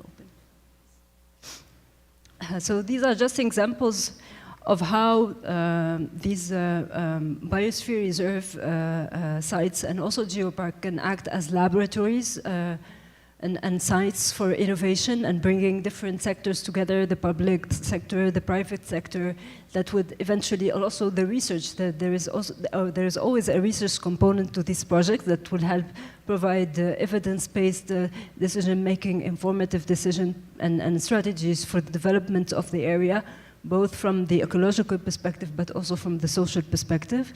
So we try to bridge the gap in the sense that the over-exploitation of natural resources is addressed by different means and different solutions and innovative solutions that could actually, address the challenges that the local communities as well as the governments are facing when it comes to the protection of these exceptional sites.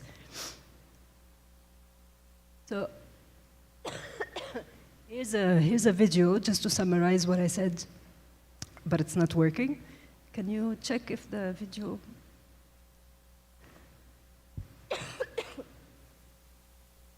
What are biosphere reserves? How can they contribute to the biodiversity plan? Conservation is one of biosphere reserves' main functions, pursued mainly in the core areas, as well as rural and even urban settings in the buffer and transition zones.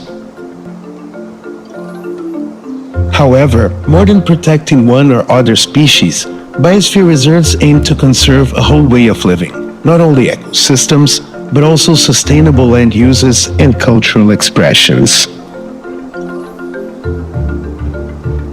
Proposed by member states, with the condition they involve from the onset and into the site's governance a variety of local stakeholders, biosphere reserves provide an enabling framework for investment and collaboration locally, regionally, and globally.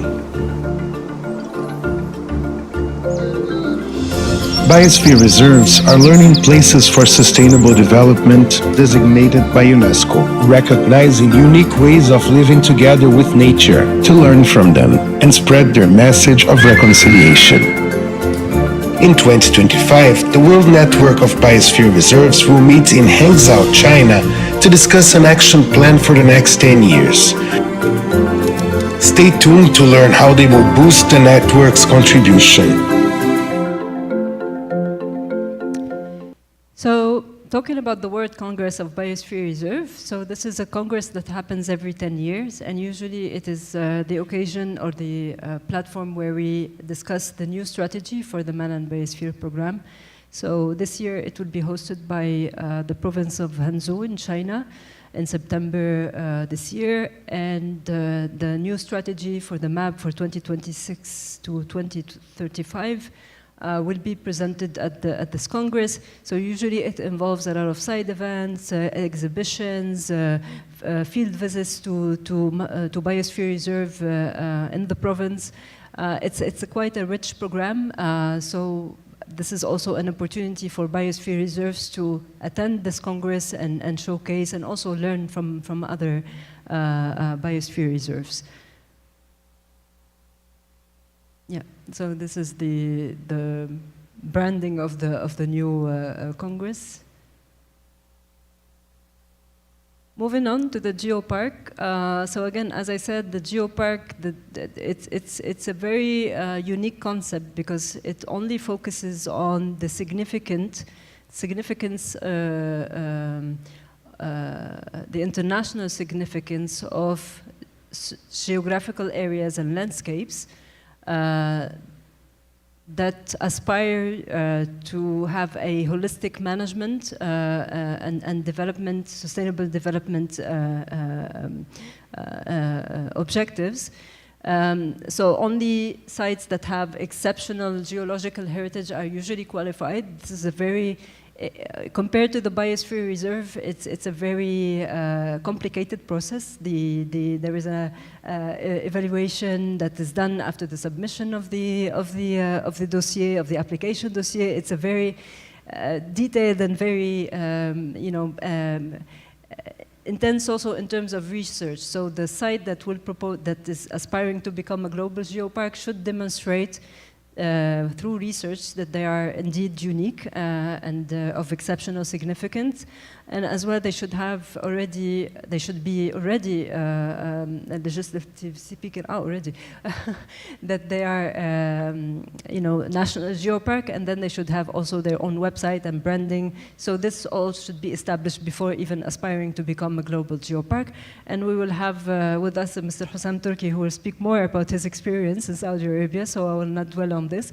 There is 213 geoparks in the world, and we hope that there will be more from the Arab region, given our exceptional also geological heritage. And of course, maybe in the future, whenever we have a sufficient number of geoparks, because for now we have only one that is global geopark in Morocco, and two who are from Saudi Arabia as aspiring geoparks. And maybe in the future we will have the Arab network for geoparks as well. We have a video, but I'm not sure if you have time to go through it.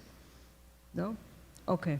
So I will close here, but if there are any questions, I'm happy to address.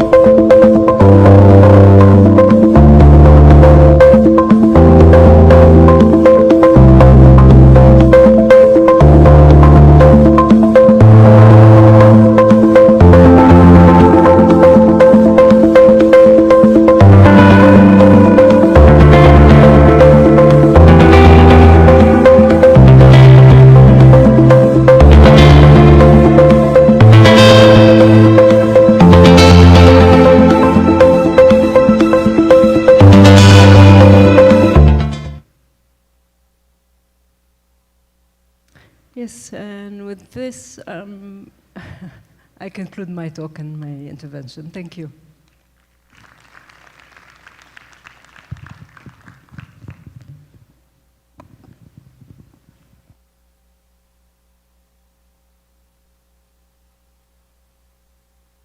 Thank you, Ms. Dunya, for an insightful presentation. We have an announcement before we go to the next keynote. Our parallel session will start immediately after the keynote sessions. The first keynote session, the first parallel session will be here in venue, in main venue. The second session will be in the room 101. The third session will be in the room 103. Please, those who are having oral presentation, make sure you provide your material ahead of time.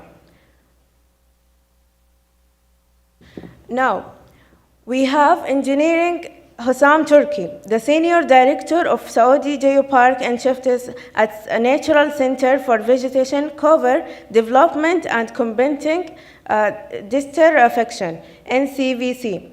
He is a key figure of environmental conservation and has played a major role in development of Saudi Arabia Geopark, which focus on sustainable tourism and presenting natural landscape. Please join me in welcoming him to the stage.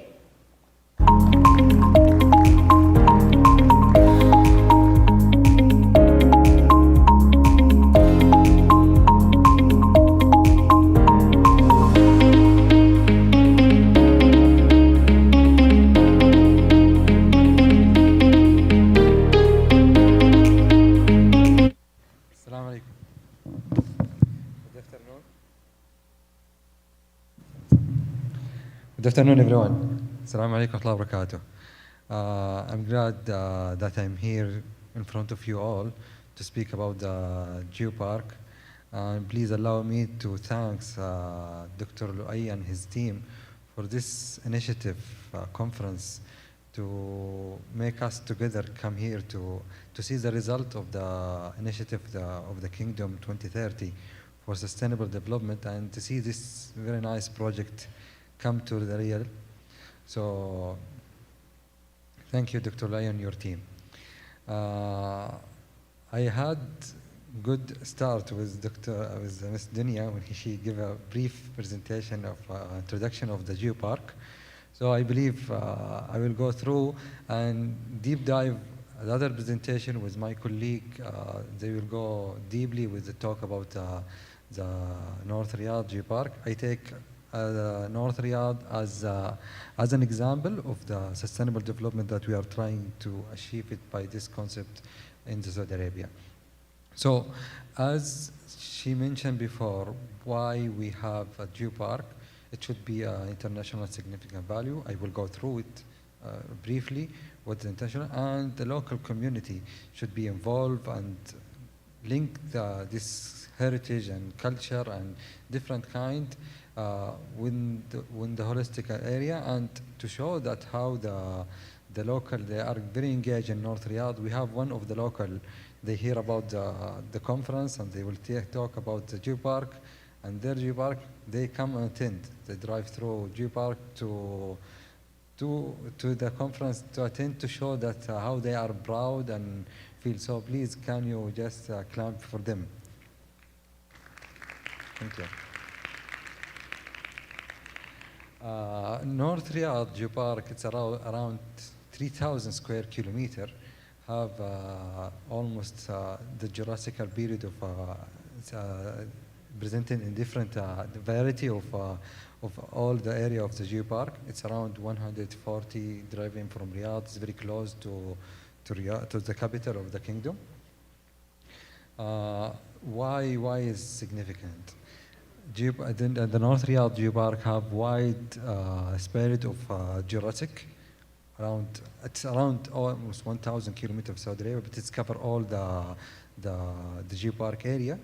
And the economic is significant, and because it holds the oil of the Ghawar system, almost or Jurassic system, which is huge, the most important petroleum in the world. And for sure, for the unified boundary within the Jurassic, it's not unified yet, so there is a big opportunity for the geoheritage.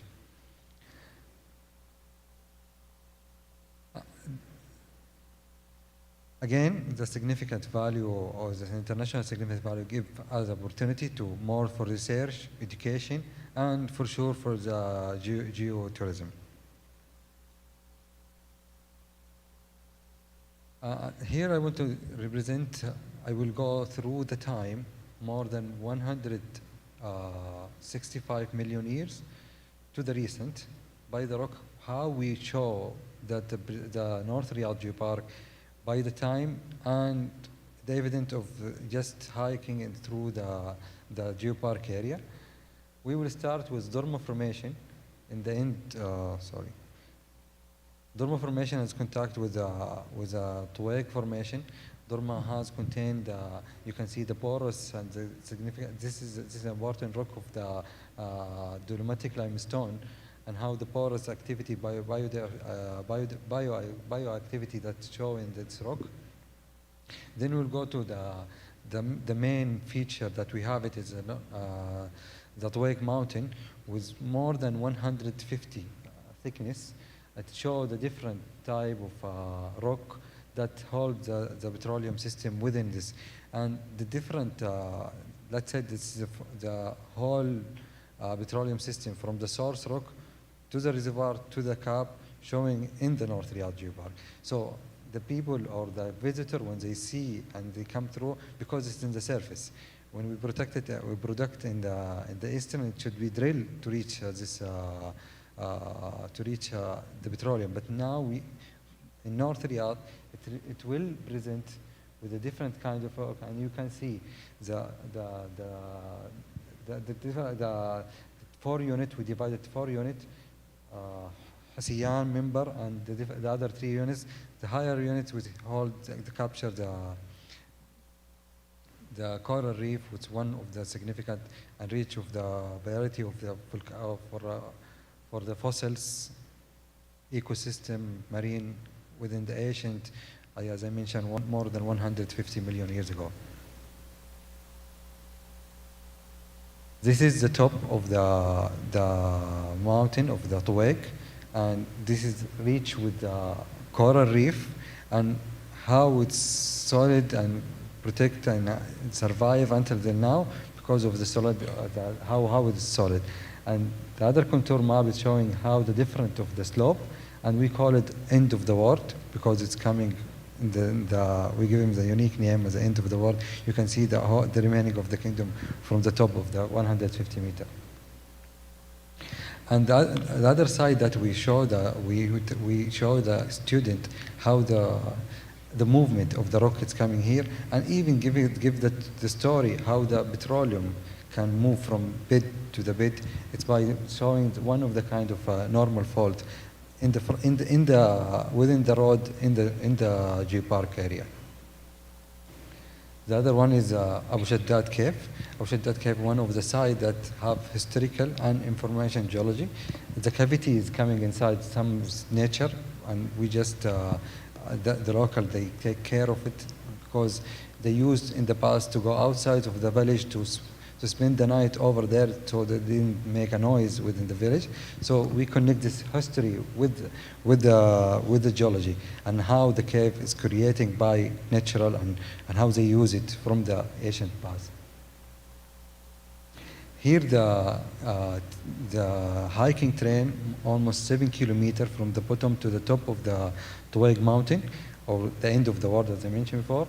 And here, through this almost 7 kilometers, the visitor can see the variety of the geology and what we call it the ancient sea. They can see the fossils. They can see the different type of coral reef, and they understand more the concept of the geology and the historical and geoheritage of the North Riyadh Geopark. Then we go upper, as I mentioned, by time we was in the almost 1,050,000. Now we go to reach the 100 million years. Hunifa Formation, and you can see the cavities within Hunifa Formation, and by you see the stratigraphic column there, you can see how, because the different elements or for the rock, the weakness removed by time, by weather and water, and the strong which contain the coral reef is remaining and give the story, the other story within the North Riyadh Geopark. This is one of the cave, again in Hunifa. They use it, local, they use it for shelter and for the visit, for camping, and we give the story and within the, sorry, the picture is not clear. You can see the white element within the cave and how the story that of the gypsum and hydrite, and it's a story about the water, how it's come and go, and the ancient reef. So it's add like education, open education while you are tourist. One of the caves is very unique here, and to show that how it's holding the water. This is qattarat. They bring the good quality of water, and the unique of this place, they have two types of water in one place. So the reservoir of the source of the rock is have different reservoir, and it's shown here. And they use it for health and healing, and it's one of the unique place that we mentioned that in Geopark. Upper that of this Jubaila Formation. Jubaila Formation is famous with the trace fossils, as you see here. And then the Arab. Arab is the main reservoir of the Ghawar Formation. It's contained almost 20% of the oil and gas that we produce in Saudi Arabia. And it's like an open open research for all the who interest in Aramco or petroleum system. They can see the rock even very clear for them, not only the samples that they collected by coring or drilling. Then the top is one of the caves. This is a good opportunity for discovering the unique, the variety of North Riyadh Geopark. This cave, it's and until now we discovered almost 20-meter depth, and it's ongoing research to see what because we take it as a place for biodiversity, so that's why we don't mention about it. We're still under the process to study, but it's a good opportunity for advising for the North Riyadh Geopark. The recent, what we call it, this is the recent in geology. The North Riyadh Geopark oasis, the Dead Lake in Qasab, and the dunes. All of them, they are attractive place, and they have the unique geology where they create. And this is this very short story about the geology of North Riyadh. Now, North Riyadh is holding a lot of history, more than 400 history years ago, from Qasab, Qasab, Arghaba, Thadik. This is a different kind of history that show in this place, and even earlier with the Islamic period, it's shown there. This is one of the very unique, the Juraisi, and it's rebuilt by the local community, the Juraisi Palace. They read the history, and this is one of the unique historical palace in Saudi Arabia. And I believe they will mention about it opening soon. One of the other places that is showing that a good collaborate between the local community and the geopark management and how they are involved. This is Qasr al-Jama'a, we call it, the old palace in Thadik city, or Sadiq city, and they make it as a geopark visitor center. So if you want to understand more about geopark, you will visit the visitor center, Beit al-Jama'a, and you can get the big image about geology, culture, and all the activities that presented in the North Riyadh Geopark. Another place that to show that how the local reinvent what they use in the past to collect the water is like a dam, but in the culture or very old way that to hold the water, and you can see the effective how the green cover, they start rebuild again by holding, just building this dam and hold the soil, and the vegetation is recovered. They make it in around maybe 10 or 20 places within the geopark, and all it's by local community. The other chapter that what we are doing, the awareness, the education, and we visit, we almost more than 5,000 students, we did educate them about the geopark, and more than 700 teachers, female and female, and they are they are the source of like a partner for educate the people within the school. Local engagement, you can see we didn't even make awareness or capacity building for just for the student, even the local, many of workshop, outdoor, indoor, different type, more the activity, engaging them outboard even. So this is kind of activity that we do it in the geopark. Our mission, our goal that to make North Riyadh, or the geopark, Saudi geopark, is a tool for sustainable development, a tool to make the natural for other generation, and we can take the benefit from it. I will take you, because when we said sustainable development or geotourism, I believe we need to understand what the concept, and we can see the impact. This is Ghamra Camp or Qaryat Ghamra. This is one of the initiatives that geopark created by the local. When we show him what is the geopark, what's the concept, what the benefit they can gain, they get involved and they make this a unique place for the tourist who want to visit the geopark. He can take like say guidance tours and with all the concept of the geopark, and I will leave you with a short video. I hope you can play it. Welcome to Gamma Camp, where the spirit of adventure meets the untouched charm of the desert wilderness. We are delighted to host you in the heart of Wadi Ubaitran Park, located in Fahd Governorate, nestled within the North Riyadh Geopark. Here, we promise you an unforgettable journey, brimming with excitement and exploration.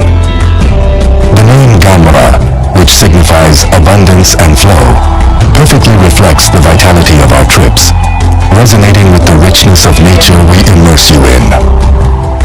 At Gamma Tourism Company, we are partners with the North Riyadh Geopark and the National Center for Vegetation Cover Development and Combating Desertification, working hand in hand to enhance and sustain the region's unique vegetation. Through our strong commitment, we integrate thrilling tourism experiences with environmentally sustainable initiatives. Comfortable accommodation. Our campsite offers cozy tents where you can unwind and enjoy the serene desert ambiance. Geopark Museum. A key feature of the camp.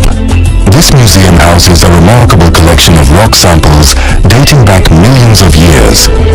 Visitors can explore the rich geological diversity of the area, gaining deeper insight into the region's natural and historical G-treasures. It offers both an educational and fascinating experience for enthusiasts and experts alike. Gamma Mountain Adventure. Climb Gamma Mountain. Centrally located in the camp. For breathtaking panoramic views of Wadi Ubaitran during the day. And at night marvel at the stars and planets through our telescope, unveiling the dazzling secrets of the universe. Al-Kolta Gathering Spot. Inspired by the natural desert water reservoirs that sustain life, this spot symbolizes the harmony between nature and wildlife in the arid landscape. Al-Inna Heritage Area. A traditional winter shelter made of branches, offering warmth against the northern winds. This spot revives the essence of a bygone era and connects you to the heritage of the desert. Recreational activities. Enjoy a range of sports and games, including volleyball, table tennis, billiards, arcade games, and card games, alongside various competitions for an atmosphere filled with fun and camaraderie. Laser Tag Challenge. For adventure enthusiasts, the Valley Battle Arena provides an exhilarating laser tag experience. Cultural and nature experiences, camel rides, and Arabian horse shows. Experience a blend of heritage and excitement as you enjoy camel rides and admire displays of magnificent Arabian horses. Malath Cave. Located on the southern mountain, this unique retreat offers serenity amidst the embrace of nature and showcases the area's biodiversity. For hiking enthusiasts, the camp has two walking trails, the Gamma Mountain Trail and the Gar Malath Trail. We look forward to welcoming you to a unique adventure where you become part of this magical desert story, celebrating its heritage while fostering a sustainable future. Enjoy your stay among the wonders of nature. I believe I will finish with this short video about North Riyadh Geopark. Thank you.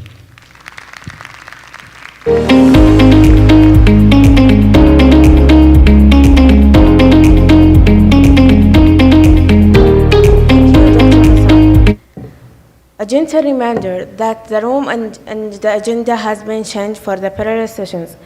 Parallel session 2, it will be in room 101, and session 3 will be in room 103. Now, our next speaker is Dr. Surab Pendi, a principal engineering at GSI Environment Incorporated.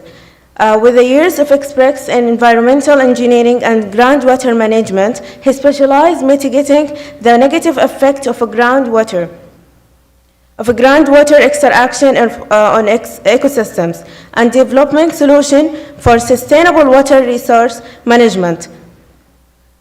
Let's give him a big round of applause.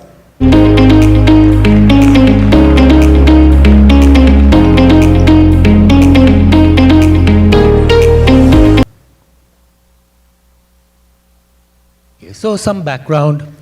GSI has been involved in interesting projects concerning water and ecosystems. That's what we do. We work with water.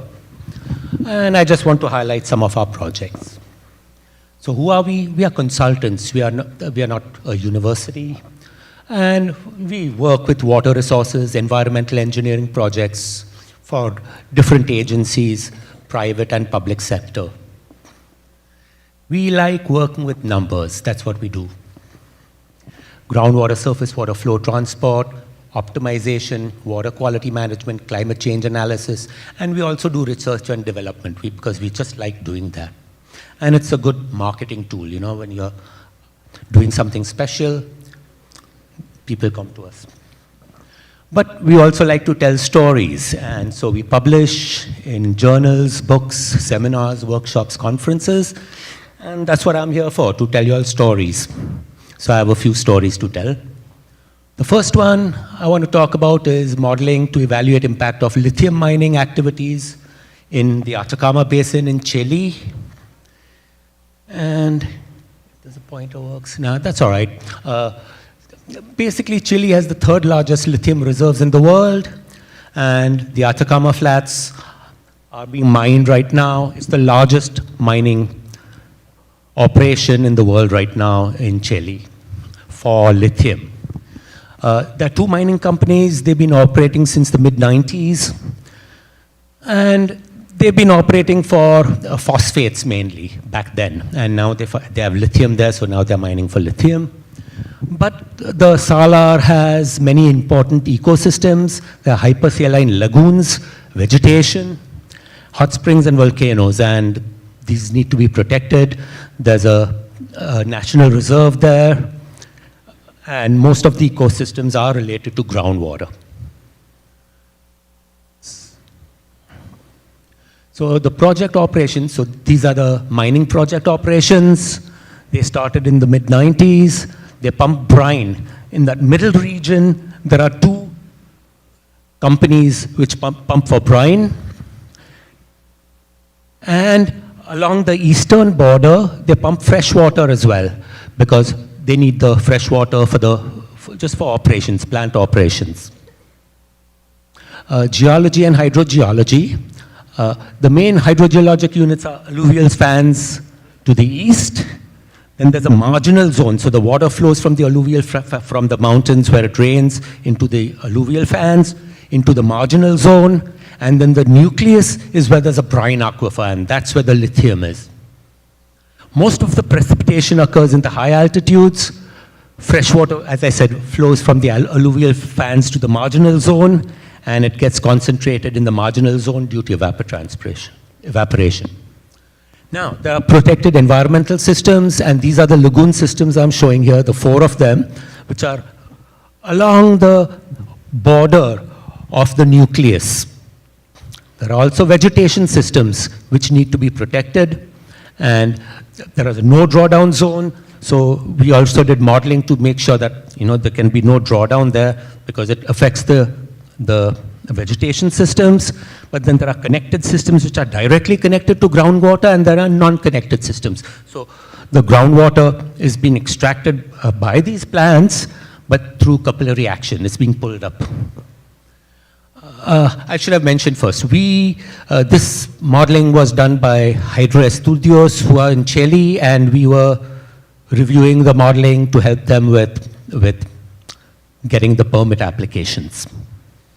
So there are 2 regional models, in the green and the big one outside on the side, and those are just 1 density models, and then we do density dependent local models, and those are the 5 over there, to try and understand how the water is flowing and how it affects the lagoon systems.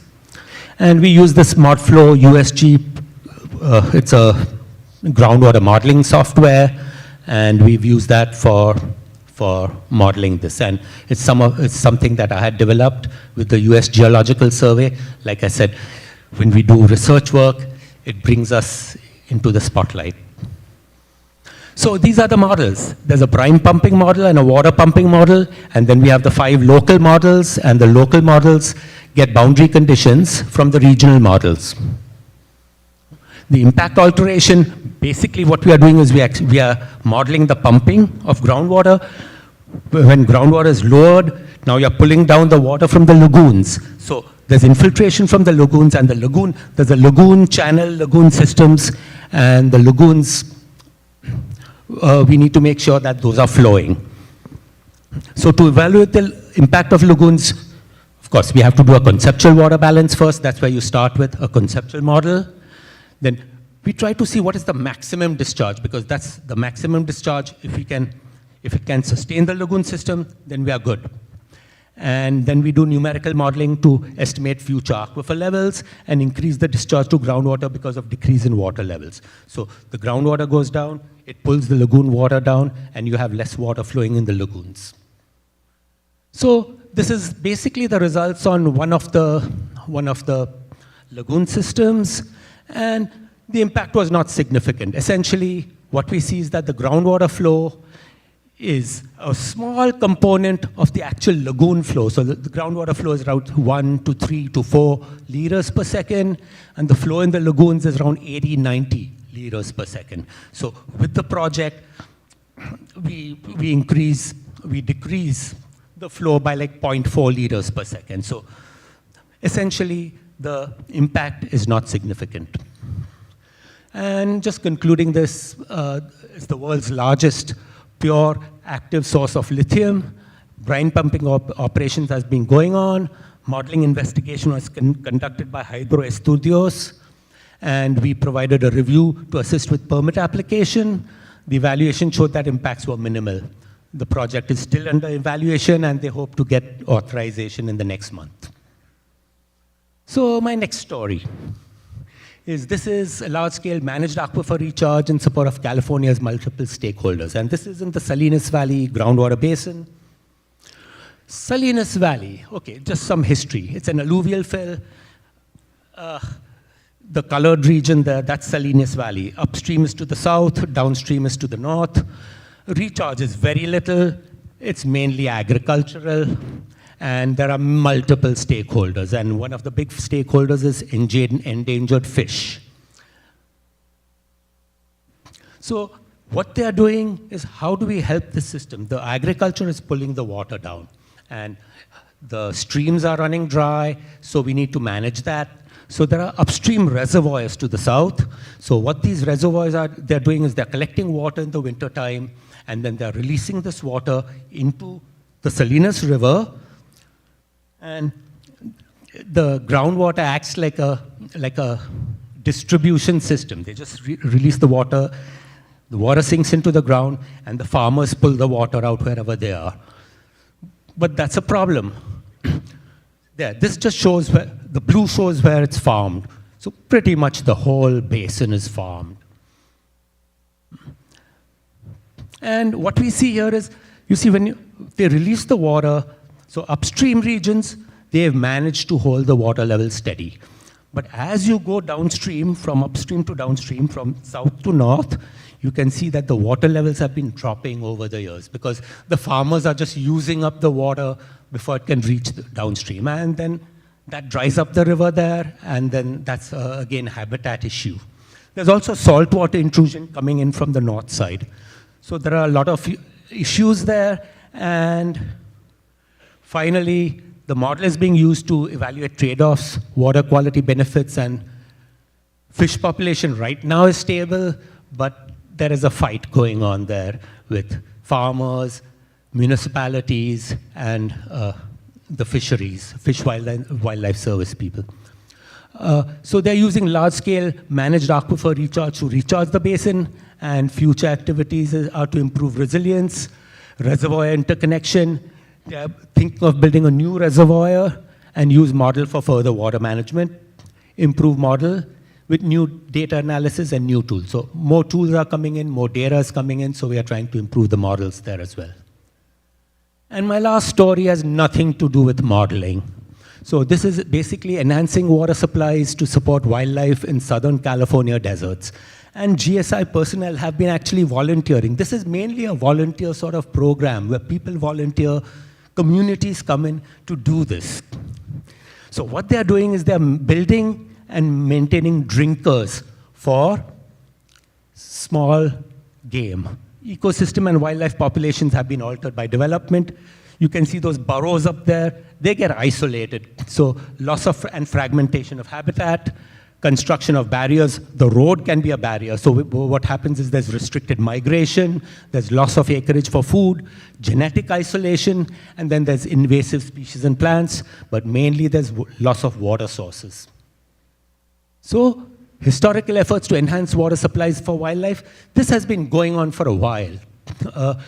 The need has been long recognized. Hundreds of water collection structures, they're called guzzlers and drinkers, have been installed. Designs basically are specific, designed for specific sort of animals.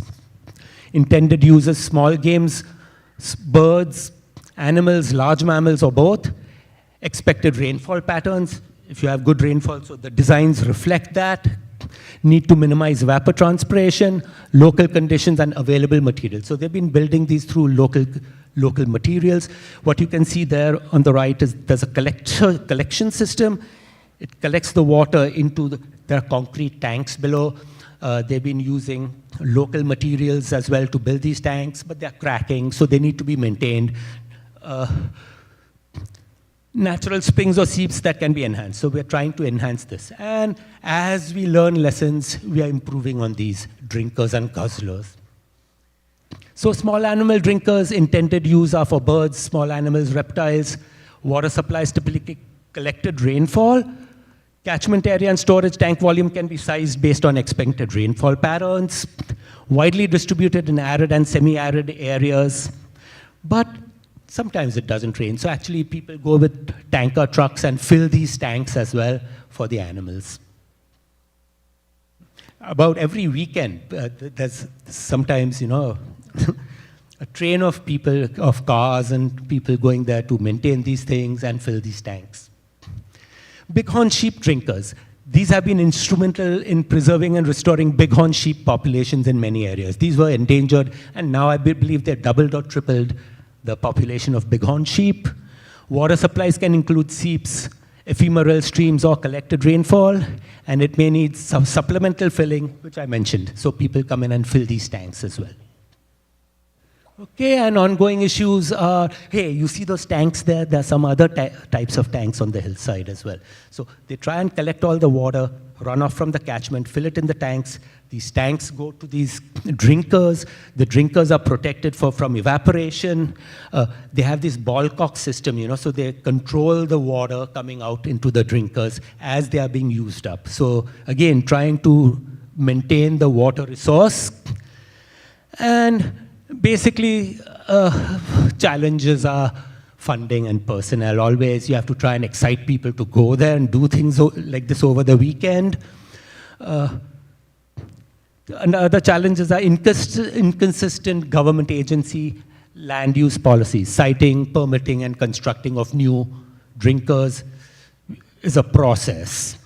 And then repair of existing facilities is always a problem. And basically, public and private cooperation provides the best results. This entails funding from public agency support and lots of volunteer effort. And that's what I had. And I was told I can take some questions.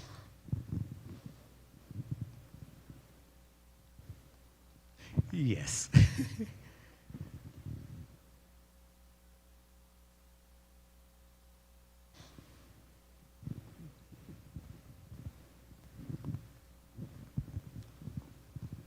I am Sharif Farouk from Egypt. I am geologist. I would ask about the lithium concentration. You mentioned about different depositional environment, lagoon and alluvial valley, correct? Right. Where is the concentrations of the lithium in any environments, and the mechanism why the largest area in such environment? So I'm not sure why the lithium is there in such concentrations, but the lithium is in the water. The way they mine the lithium is basically just pump the water out and dry it. And then you'll have these big trucks which carry the salts away. So that's how it's done.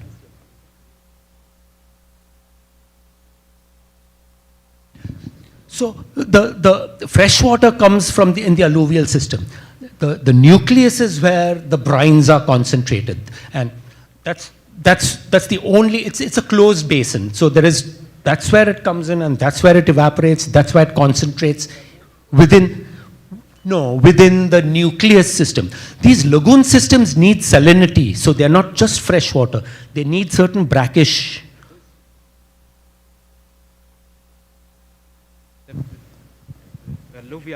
Alluvial van different completely about the lagoon. Lagoon, it is restricted marine environment. But you mentioned in your presentations about alluvial van. I would ask about where the concentrations of lithium in alluvial van or lagoonal? No, they're in the lagoon, in the nucleus, not in the alluvial fan. Yeah. If that's what you're asking. Thank you. Did I answer your question? Thank you. Sure, of course. Any other questions? Yes.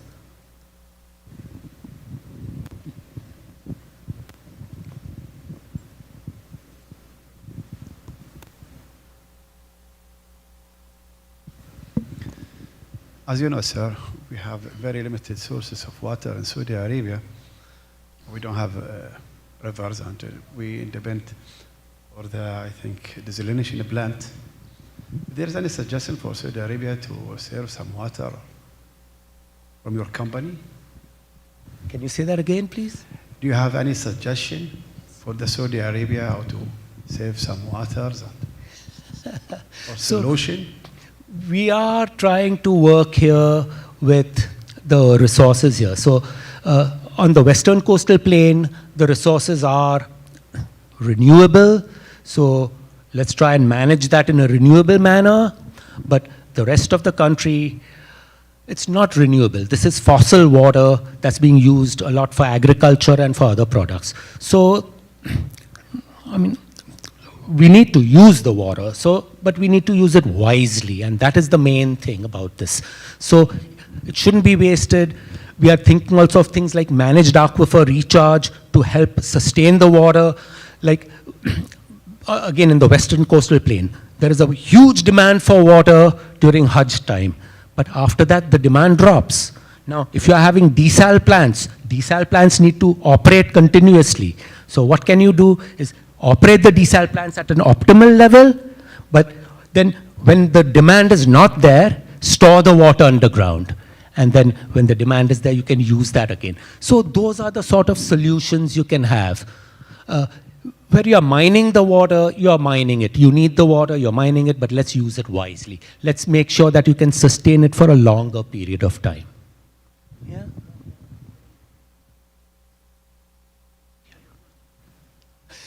We use water also while we, for the oil, for petrol. And yes. So we also lose the green area because the water is not available. Yes, well, I know a lot of times people point at petroleum industry for water usage, and that's true, they do use the water. But back in the US also, we'd actually done a study, I would say 5 years back, to see who's using how much water. And agriculture by far beats everyone else. Thank you. Yeah, sure, you're welcome.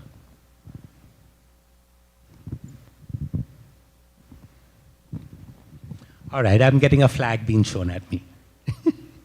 Thank you, everyone. That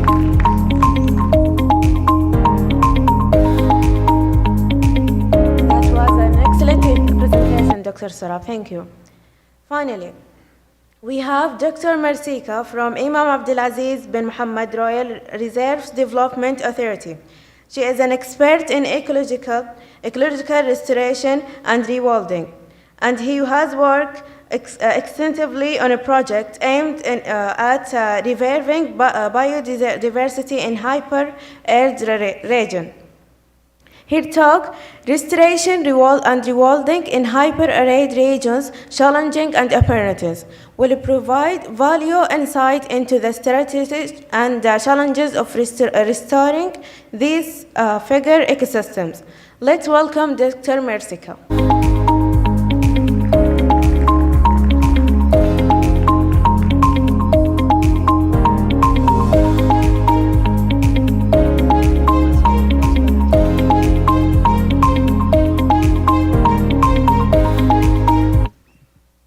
everybody, and thank you for this wonderful forum and lots of really interesting talks. I'm also very pleased to see the geoparks, and we've got beautiful similar things, so hopefully it will help us with the geopark. But I will talk about ecology. And the ecology in the hyper-arid region in the center of Saudi. So for us to help with to do the restoration, we follow 6 main components. So first of all, of course, we need to assess what is the level of degradation, what is the extent of the degradation, and what is the ecosystem reference, where do we want to restore it to? What do we, what are our aims, what are our targets? And then we plan and design our restoration techniques suitable to the different areas. So we've got different habitats like wadis, catchment areas, red sand. So depending on the level of degradation and the area, we come up with the most suitable restoration plans. Then we implement those plans. And of course, by doing research, we will come across lots of knowledge gaps. And here we reach out to partners, both our sister organizations, such as the NCVC, the National Center for Wildlife, but also universities. So we hope to collaborate also with the King Fahd University. And then a very important component is the monitoring. Because when we do the monitoring, when we gather all these data, we can do evaluation to see if we actually meet our targets. So we do different types of monitoring. We do sort of large-scale assessments for biodiversity, but we also monitor to see how our ecosystems are changes by using fixed sites, and we also monitor our restoration efforts. And then lastly, of course, we share our results, and the results will also loop back into our management. So as the talk from Dr. Talal mentioned, we have different pillars, and one of the pillars is nature conservation. And 2 main strategic objectives under that pillar is to conserve what we have. So if we have intact ecosystems, we like to protect that, and then also the degraded ecosystems we want to restore. So these are the 2 reserves. So we have our smaller one is about 1,100 square kilometers. The size is a little bit bigger than Bahrain.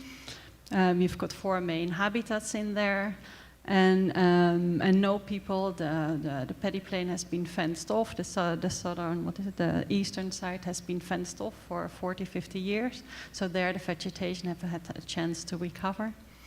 And our other reserve, the Imam Abdulaziz bin Mohammed Royal Reserve, that is much, much bigger. It's 11,000 square kilometers, and it also, apart from the 4 similar habitats, it also has these extensive sand dunes and sand plains in between the sand dunes.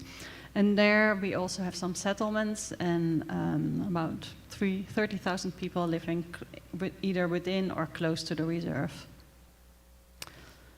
Of course, all these different habitats have very different plant communities, different animal communities, different abundances, and different diversities. And so as I said, we try to identify, well, what is missing, what is our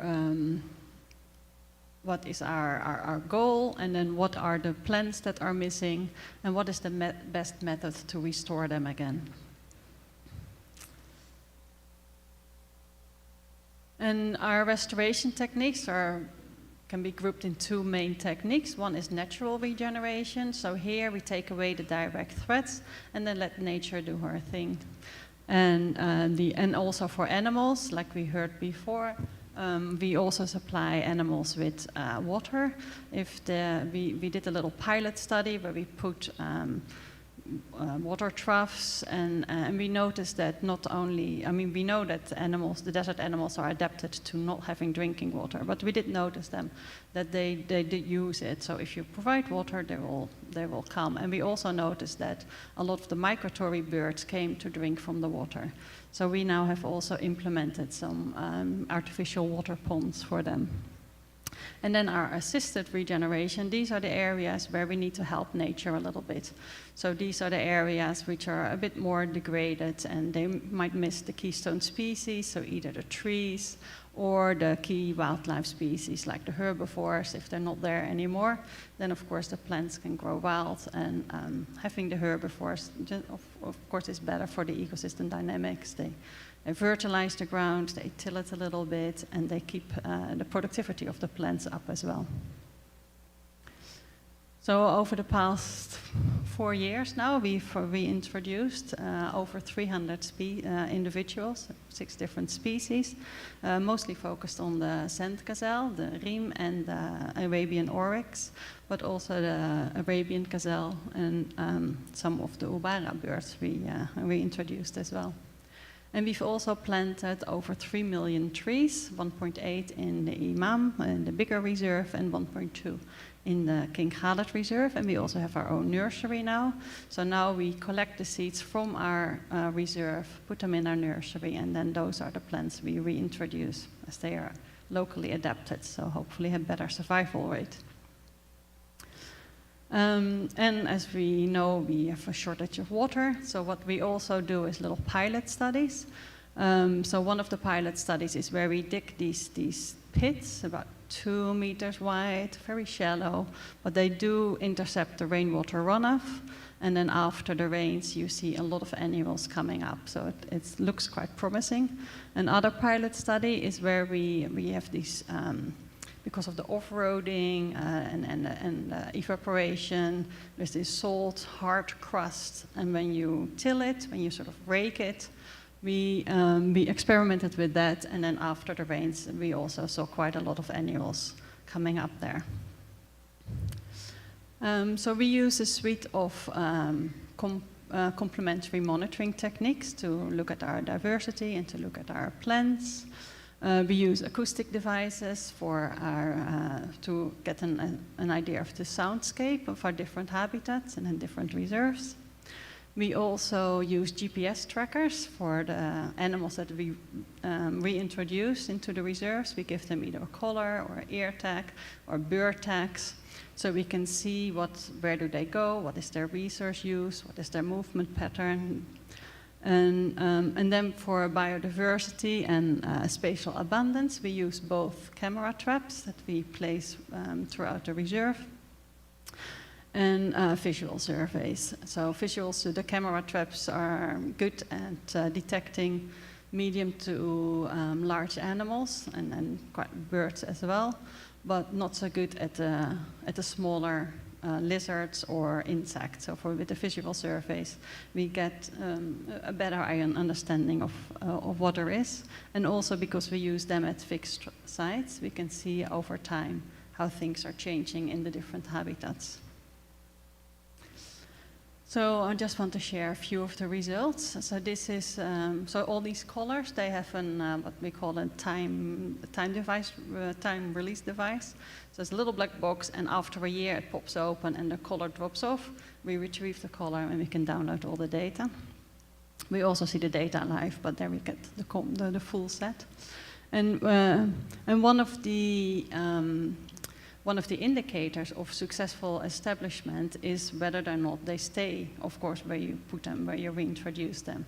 And as you can see, so our release site is just above that red blob. The red blob is the Zandgazelle, that they just really like to stay in that area.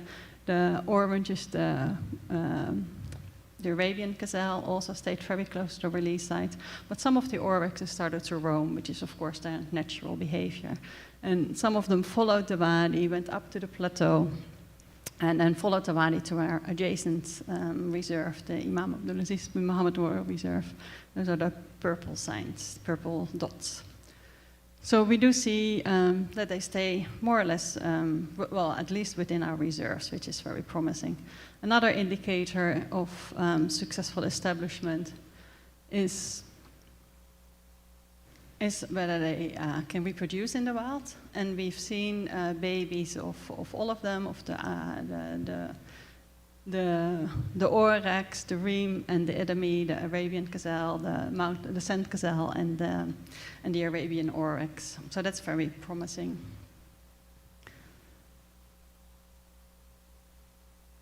And then for the camera traps, what we noticed was that we have 12 species that are currently on the endangered species list. So our reserve provides a refuge for them. So we're really pleased to see so many of them using our reserve.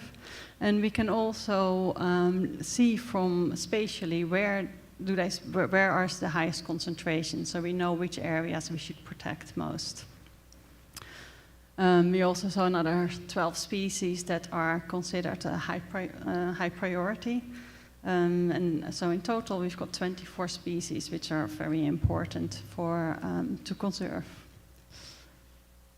These are the 12 species that are listed on the endangered species, under the on the IUCN red list as threatened or endangered, vulnerable, near threatened. And here are some of the results from our visual surveys. So this is along a line, and then we can see not only the different floristic communities, so what species do we have, but also are they annual species, are they perennial species, and the perennial species are the species that have a better root system, so they are good for the desertification, to combat the desertification, they hold the soil better. So those are the species, the plant species that persist throughout the whole year, whereas the annuals, they come up after the rains and then die again. Still good, of course, they provide flowers, lots of honey, we see lots of insects with them as well, associated with them. And another thing we see, we also group our plant community by vertical structure. And of course, when you have the full vertical structure from trees to shrubs, to subshrubs, to herbaceous planted grasses, then you also can attract a higher biodiversity of animals.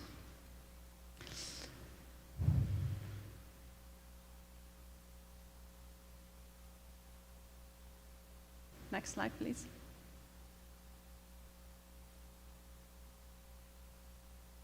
Oh. Yes. Okay, and for the animals, so for animals, we look at an observation of an animal can be you actually see the animal, but also you see the feces or you see the footprints, or we see active burrows. So all that counts as an observation of an animal. And then, as you can see on the right-hand side in the wet season, all those brown colors are the butterflies. We see with the annuals coming up in so many flowers, we also see a lot of pollinators, which is, of course, very useful. And these are the results of our 2 pilot studies. So again, on the left-hand side, the light blue is all the annuals. So after the rain, they're the first ones to come up. But then the dark blue is the perennials, and the green is the control, where we didn't dig the holes. And you can see there is a massive difference between having these rainwater harvesting pits or not for the plant communities. And the same pattern you can see for our tilling the top crust. I mean, we got a lot of annuals coming up, but then the longer after the experiment, we see more and more perennials coming. And there we also did surveys a year afterwards, and we still see that those perennials persist. I mean, the cover is quite low, but it's still a good initial sign. And all those, the results that we get from the monitoring, we put, for example, we used Wheel of Recovery to see where do we need to put extra attention, where do we need to adapt our management to make sure that we get this, to reach all our targets, for all our indicators. And then lastly, we share, of course, our findings at different platforms for different audiences. So we provide contact for our social media posts, but then we also share results at conferences and scientific papers, but also in the booklets for more of the lay audience and in reports. So hopefully I've got some time for questions, if there are.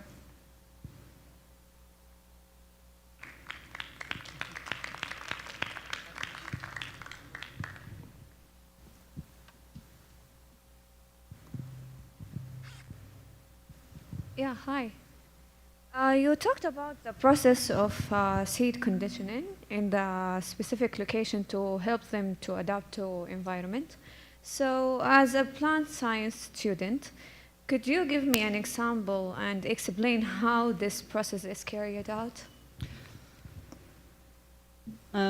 So what we do is we collect the seeds from the reserve, so we know they're locally adapted. And those are the seeds we bring to our nursery to grow up, which we can then plant out again. We also just started, we're starting this year with an experiment using soil enhancements.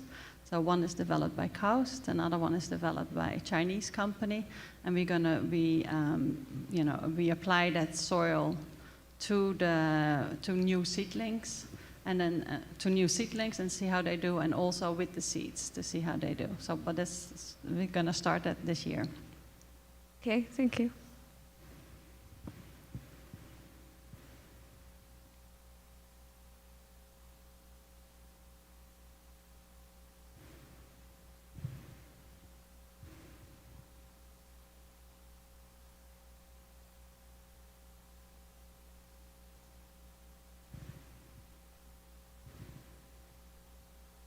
Yes, hello. This is Fatma Mir, and I am an environmental engineer currently training in the Applied Research Center. And my question is, as a reserve, how much do you intervene with the animal community or the plant community? As for example, if an animal is sick, do you provide health care or do you let nature take its course? Depends a little bit on the animal. If it's an hedgehog, we let nature take its course. If it's one of our reintroduced animals, we have a veterinarian in the reserve, and he will look after the animal. So it depends on the animal, yes. Okay, thank you so much.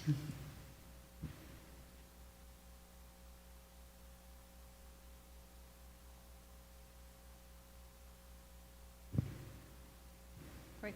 Well, thank you.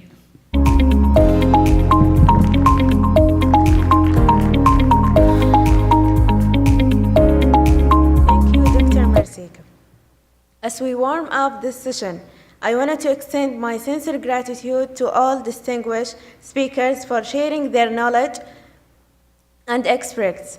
And of course, a big thank you to all of you for engagement and enthusiasm.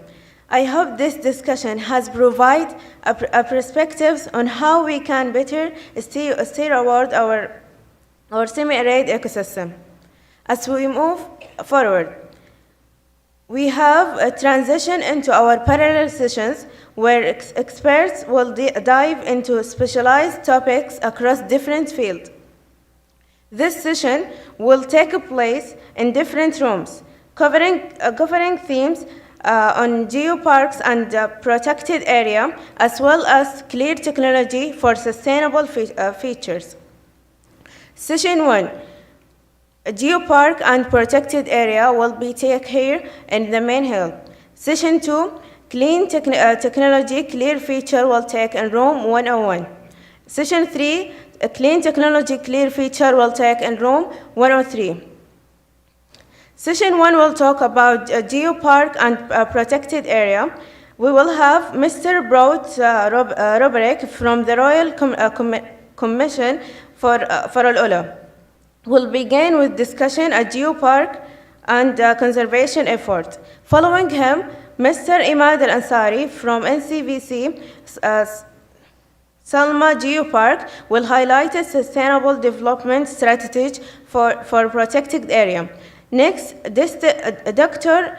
Haris Ahmed from NCVC will provide deeper insight into the ecological impact geopark. Later, Dr. Muhammad Jaha from North Riyadh Geoparks will share his experience on regional geopark management.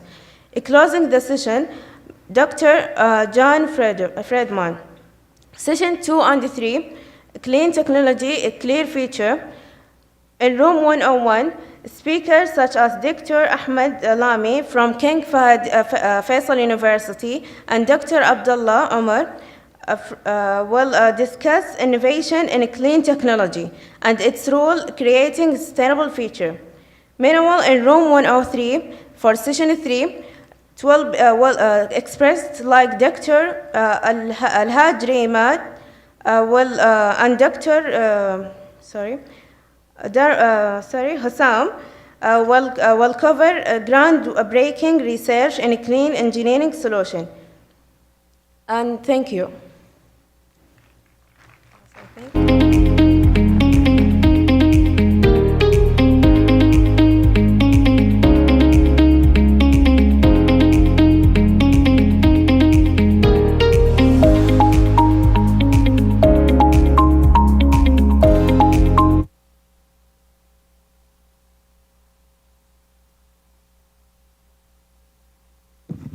Hello, good afternoon, everyone. I hope you are not tired yet. I'm excited to be here. Thank you for the invitation. Thank you for the organization, to all of you that made this big effort. It's great to be among people that do similar work, and I can just say that I'm about to present something very similar as my previous presenter, Dr. Mariska. So I feel like we did that in collaboration, but actually this collaboration might just happen after, actually. So I will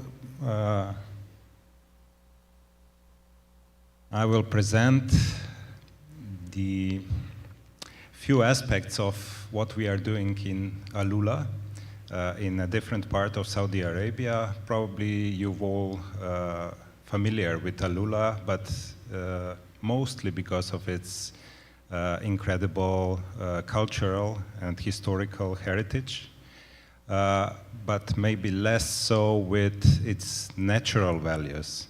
So what I'm trying to present today is to tell you more about our nature conservation efforts and how we are investing in restoration, reintroduction, and other elements of revitalization of natural ecosystems.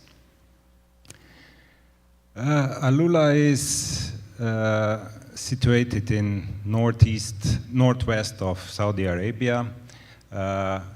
We have a network of nature reserves, 6 of them for the moment. We plan to expand the area of protected areas. For the moment, they are covering a bit more than 12,000 square kilometers, which is more than 50%, about 60% of the area of the county. And we plan to expand it to 19,000 square kilometers, so almost over 80% of the surface of our Alula County. So far, after 6 years of existence, we have carried out quite a number of baseline studies, from fauna research, flora research, but also more complex ecological studies and other studies. And part of these results is that we know that we are quite rich in terms of fauna diversity. We have identified more than 100 species that are of special importance for us. These are the high and medium priority species for our conservation. So I will show you a selection of them. So these are the animals that we are partly reintroducing or revitalizing their populations. We still had natural populations of Idmi, of the Arabian gazelle, and of Nubian ibex in some of our mountains, but we are reintroducing also oryxes and sand gazelles, the reem. I guess this is one of the pretty early drafts of presentations. I don't know why. That there are some slides that are different from the final version, but just imagine the sand cat over there. It's not easy to see, so maybe that's quite illustrative actually. But we had a very interesting sighting just 3 days or 2 days ago when a sand cat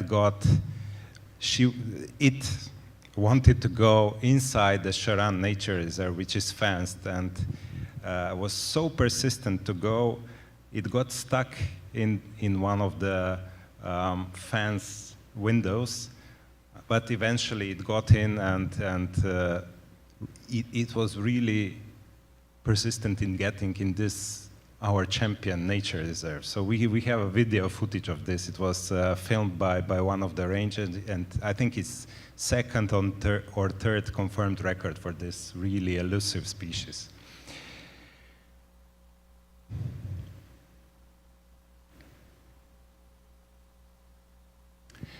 We have also interesting birds in the area. I will talk about one selected species, very exciting one, at least for me, probably for some of you as well. So we will talk more about sooty falcon in the end as an example of what I see as a successful restoration activities in our reserves. And we have some pretty special reptiles as well. The one on the left upper slide is the so-called Hejaz black-colored snake. It was discovered last year, actually described for science last year, discovered a few years earlier. So it's a totally different, newly discovered species, which even exists in two forms. One is this one, and the other one is totally black. And it's endemic to Alula region. So again, we are in northwestern corner of Saudi Arabia. The climate, as you know, is semi-arid to hyper-arid, with very little annual precipitation, which is not very different from majority of the country. But we are at the crossroads of three ecoregions. So we have desert landscapes, which are also diverse, from basalt, harats, gravel, sand deserts, to mountains and also wadis and oases. But there are different influences from different ecoregions. So you can see that we have North Arabian Desert ecoregion, Red Sea Arabian Desert, scrublands, and Arabian Desert region. Of course, on top of that, there is huge cultural significance that I already mentioned. So there is a lot to look after. The situation in Alula is, of course, similar to many other parts in the country and elsewhere in the world. So what we want to take care of is maintain or reverse the trends, which are sometimes quite harmful for nature. So we want to revitalize once healthy ecosystems like rangelands, and we want to do it hand in hand also with, of course, people that live there.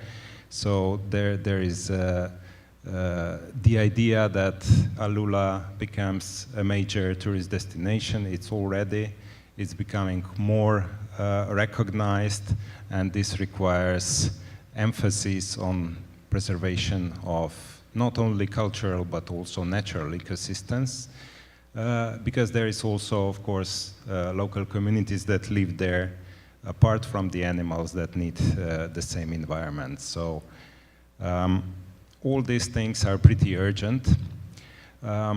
This is a way, in a way, a model of revitalization that we are following in Alula.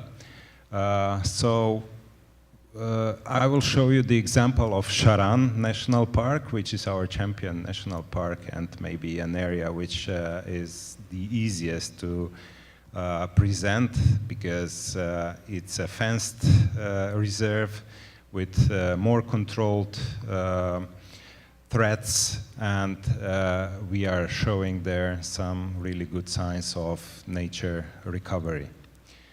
So you can see that the process starts maybe with active vegetation restoration, where we are planting trees, we are planting native plants. Then this is followed by, or in parallel, it goes the passive vegetation restoration, where plants are somehow spreading with a bit of our encouragement and control and prevention of grazing and so on by themselves. In parallel, we do the reintroduction of native animals, and of course, all this is controlled with active management of protected areas. So I will show you more in detail how we do it specifically. But there are so many things that are being done in Alula in last 6 years. That there are tens and tens of different projects. So there is the baseline, but then there are ecological studies. There are studies about ecosystem restoration, about human-wildlife conflicts, about the I don't know, local community engagement. So all this is really complex, so I'm just scratching the surface by basically showcasing some of the important things that are happening. So we are planting currently 82 native species that are important for restoration in Sharan. By that, we need to take care of also of soil and water management.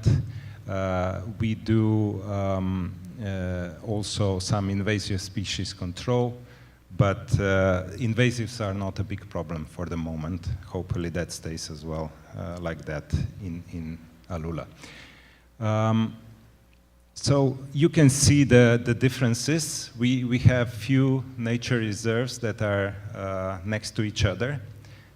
And in areas which are not fenced, you can see there is still pretty heavy pressure going on in terms of grazing, but inside we see huge results. We are introducing also this 4 ungulate species, the oryx, the reem, idmi, and Nubian ibex. And in the end, we have a plan to also reintroduce the Arabian leopard. I think that some flags are already waving there, so I will try to be very, very fast. We are managing protected areas with a group of 164 currently rangers. We have, okay, I will go on. So the rangeland recovery is especially significant and obvious in Sharan National Park, which is a fenced area of 1,600 square kilometers. As you can see, the black color is degraded land, while the whiter it gets, the better it is. So already in the years after fencing, just in few years, there is a significant improvement. For comparison, Algaramil, which is reserve next, neighboring the Sharan Nature Reserve, the pressure of grazing is much bigger there, and the degraded lands as well. So there are a few other examples, but let's stay in Sharan. These are the movements also of our reintroduced animals. We have reintroduced now close to 2,000 animals, 1,000 800 in total. I think significantly more than the previous example. So they need a lot of rangeland, they need a lot of food, and we are also testing the carrying capacity for grazing for them. But you can see that where they occur, the habitats are the most recovered and they stay there. The last example, very closely, I am finishing in 1 minute. Sooty falcon, it's a species that is vulnerable on global level. It has been only discovered as a breeder in last year. And I wanted to go more in detail with this, but I won't have time, unfortunately. I thought that I had 20 minutes, but let's speed up. So the majority of population, as you can see, is discovered in the areas of the core restoration area, where we are recording the best successes with restoration. So if you compare the population within Sharan National Park, especially in the area which is the best in terms of restoration, we can see that there is a huge core population of this very rare species, while outside of the Sharan Reserve and this core area, we only have 2 pairs. Inside, there is about 40 pairs so far recorded, outside only 2. So as an apex predator, this bird is linked to two types of, 2 nest site types. Again, I cannot go into details. They breed in these high cliffs, but they depend on restored habitats. They depend on them because there is, where there is vegetation, there is insects. Where there are insects, there are birds, and these areas hold enough birds to sustain the population of falcons. So we are very closely linking, and I am apologizing for this rather chaotic ending of the presentation. I wanted to explain it in a nicer way, in more detailed way, but the summary of what I wanted to say is when the habitats are being restored, they sustain all the trophic levels. So from vegetation to insects, to invertebrates and small mammals, birds, songbirds, and bigger birds, which are on, as we would say, once at the top of the food pyramid. So this example, where we have an example of well-restored lands and the lands that are still degraded, shows us the importance of restoration and revitalization, and with such an important example of globally vulnerable raptor, which probably has a hugely better chance of surviving in such environment. Thank you, and apologies for speeding up. I don't know about, probably I don't have time for any questions, so I don't see the flags either. Oh. Okay, so thank you very much for your attention, and apologies for the confusion.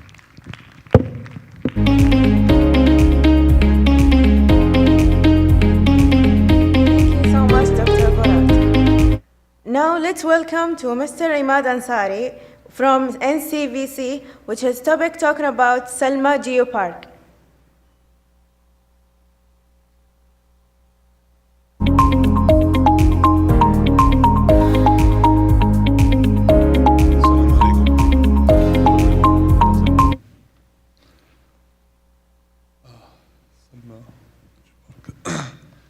We are talking today, inshallah, about Salma Geopark. Salma spreading UNESCO Global Geopark. This agenda for the Salma Geopark, I will try to cover as quick as possible. Salma Geopark is located 80 kilometers southeast of Hail City. The Spanning Geopark area is estimated to be 3,145 square kilometers. And also the highest point raises 1,200 meters above sea levels. The most important tourist spots in the area, approximately around 20,000 people per year. Sorry. Here, vision and mission. Vision to be globally recognized and sustainability managed geopark that preserves and promotes the unique geological, ecological, and cultural heritage. The mission, we have conservation and protection, education and research, sustainable tourism, community engagement, global recognition and networking, public awareness, and quarterage. The geology of Salma Geopark, we have 5 stages in Salma Geopark. First one, the Precambrian rocks, crystalline basement of the Neproterozoic Arabian Shield. This is between 545 to 740 million years ago, old. The second one, Neproterozoic Super Eruption and Meg caldera. There is between 541 to 635 million years old. Stage 3, there's also Paleozoic volcanic sedimentary. There is between 251 until 541 million years old.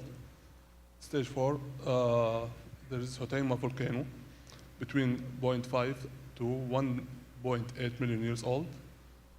The last one, a quaternary, this is between 2.58 million years old.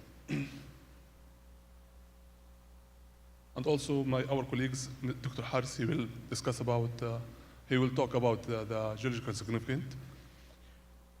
Geohazards in our geoparks, there is rock falling, and flash floods, volcanism, earthquake.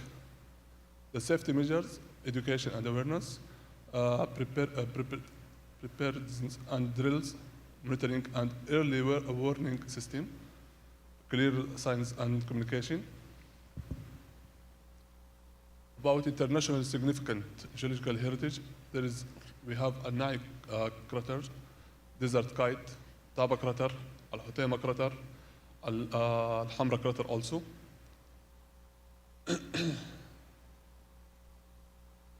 Here we have the Meg caldera first one, Salma surface, Antar cave.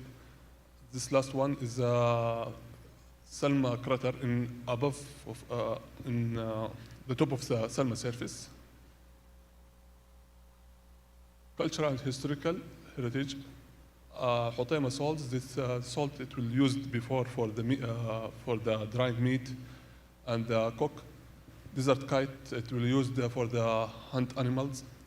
Darb Zubaydah, this road was used for the commercial purpose and before Islam, and now and also we will use for the Hajj. Antar cave, this Antar his gladiator before, and archaeology.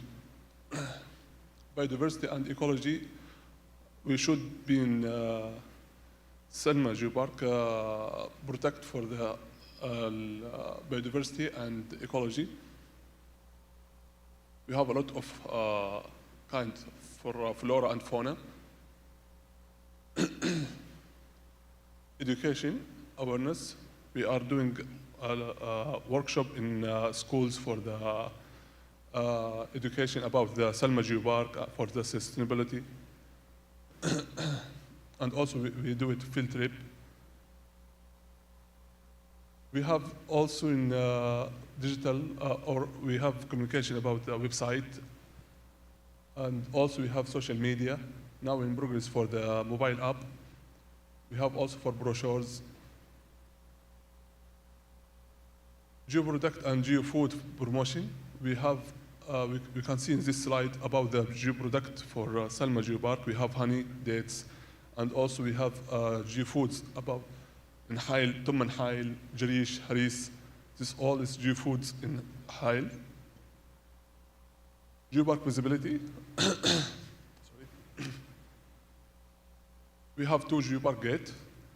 We have instruction panel, 5 instruction panel, 5 large billboards, 5 small boards, 5 large signboards. We have also 65 small signboards. We have 32 panels and 32 welcome gates. Geotourism, we have in Salma Geopark 33 geosites. It's 33 different geosites, unique different geosites between volcanic, Salma Mountain, and also we have historical Darb Zubeda.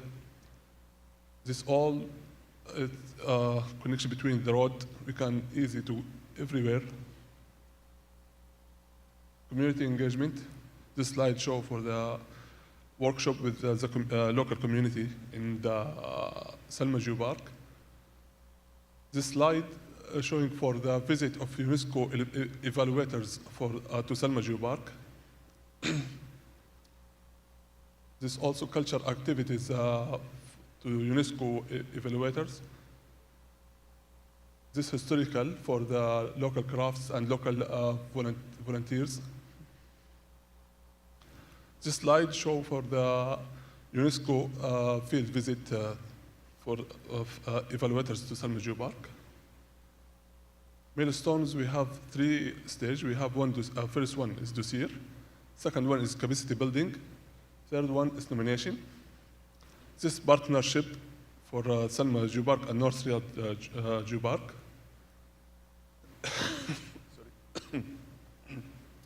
Future and action plans. We have 4 objectives. First one, protecting and maintenance, and also conserving the natural integrity of Salma Geopark. Second one, promoting eco-tourism and developing geotourism. Third one, engaging with the community and developing cooperation. Last one, improving the understanding of the Salma Geopark heritage and promoting its dissemination through communication about the National Geopark. This timeline, upcoming events in next April, inshallah. We have for 1 month. We can see the activities. Volcano Day, we have hiking, Salma hiking, we have also camping. Conclusion, our Geopark is not about geology or rocks.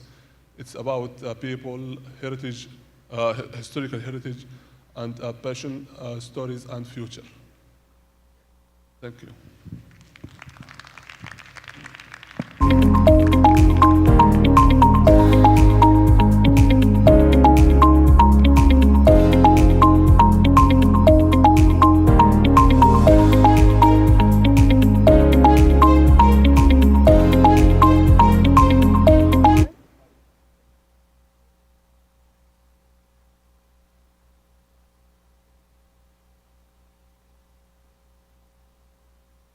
Thank you, Dr. Ahmad.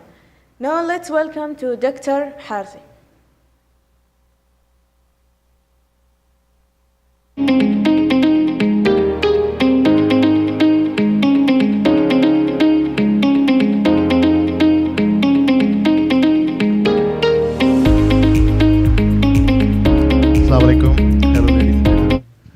The topic of my presentation is the international significance of the Salma and North Riyadh Geopark, and this is actually from where we have to start. For example, if we submit our dossier to UNESCO, we have to prove that we have something to show that, and we have something that are internationally or globally important site. So let's begin with the definition of the geopark. It is a single unified geographical area where the sites, landscape, internationally geological significance are managed with a holistic approach that is protection, education, and sustainable development. So by the definition, you have an idea. It's a big task. It's not a single-man job. For this, you need a big team. One team for the environment, ecosystem, the local communication, and then the scientific and many things. For example, the media, the promotions. So this is the agenda of my first part. The presentation is actually two presentations combined. The one will be about the Salma Geopark, and second, more or less similar, that will show you the significance of the Northia Geopark. So here I will cover the introduction of the Salma Geopark, UNESCO Global Geopark with the volcanic feature all over the world to create the analogy, and then the significance of the Salma volcanoes, geological significance, international significance of geological heritage, geosite, inventories, and conclusion. So let's begin. Already my colleague Ahmad, most of the things he covered already. We have the geopark in the region of Hail that is almost 80 kilometers away from the main city Hail. And this is actually, you can say, already famous for the tourism. Like the Fahd, already very famous, Darb Zubaydah, historically very famous area in this region. And we have the stats that the 20,000 visitors per year visit these sites. So if you see the, if I have the pointer, no, I cannot see use the pointer. So the left bottom, if you see, the concept of the geopark, it combines many domains: geoheritage, geodiversity, conservation, and geotourism. So here I will cover only the scientific part, education, that is educational part, which mainly cover the geoheritage. So if we see the volcanic landscapes that are among the most recognized landscape as per the UNESCO, under the 3 UNESCO conservation program, that is World Heritage Program, UNESCO Global Geopark, and Biosphere Program. So we are, for example, the geopark, this as a definition, if you see, that cover many portions. So volcano, because if you see the geotourism, what geopark will do? Geopark will attract the tourists toward these locations. So these locations are actually already recognized by the UNESCO, and all over the world we have 22 volcanic geoparks that are 8 in China, 5 in Japan, 3 in Spain, and so on.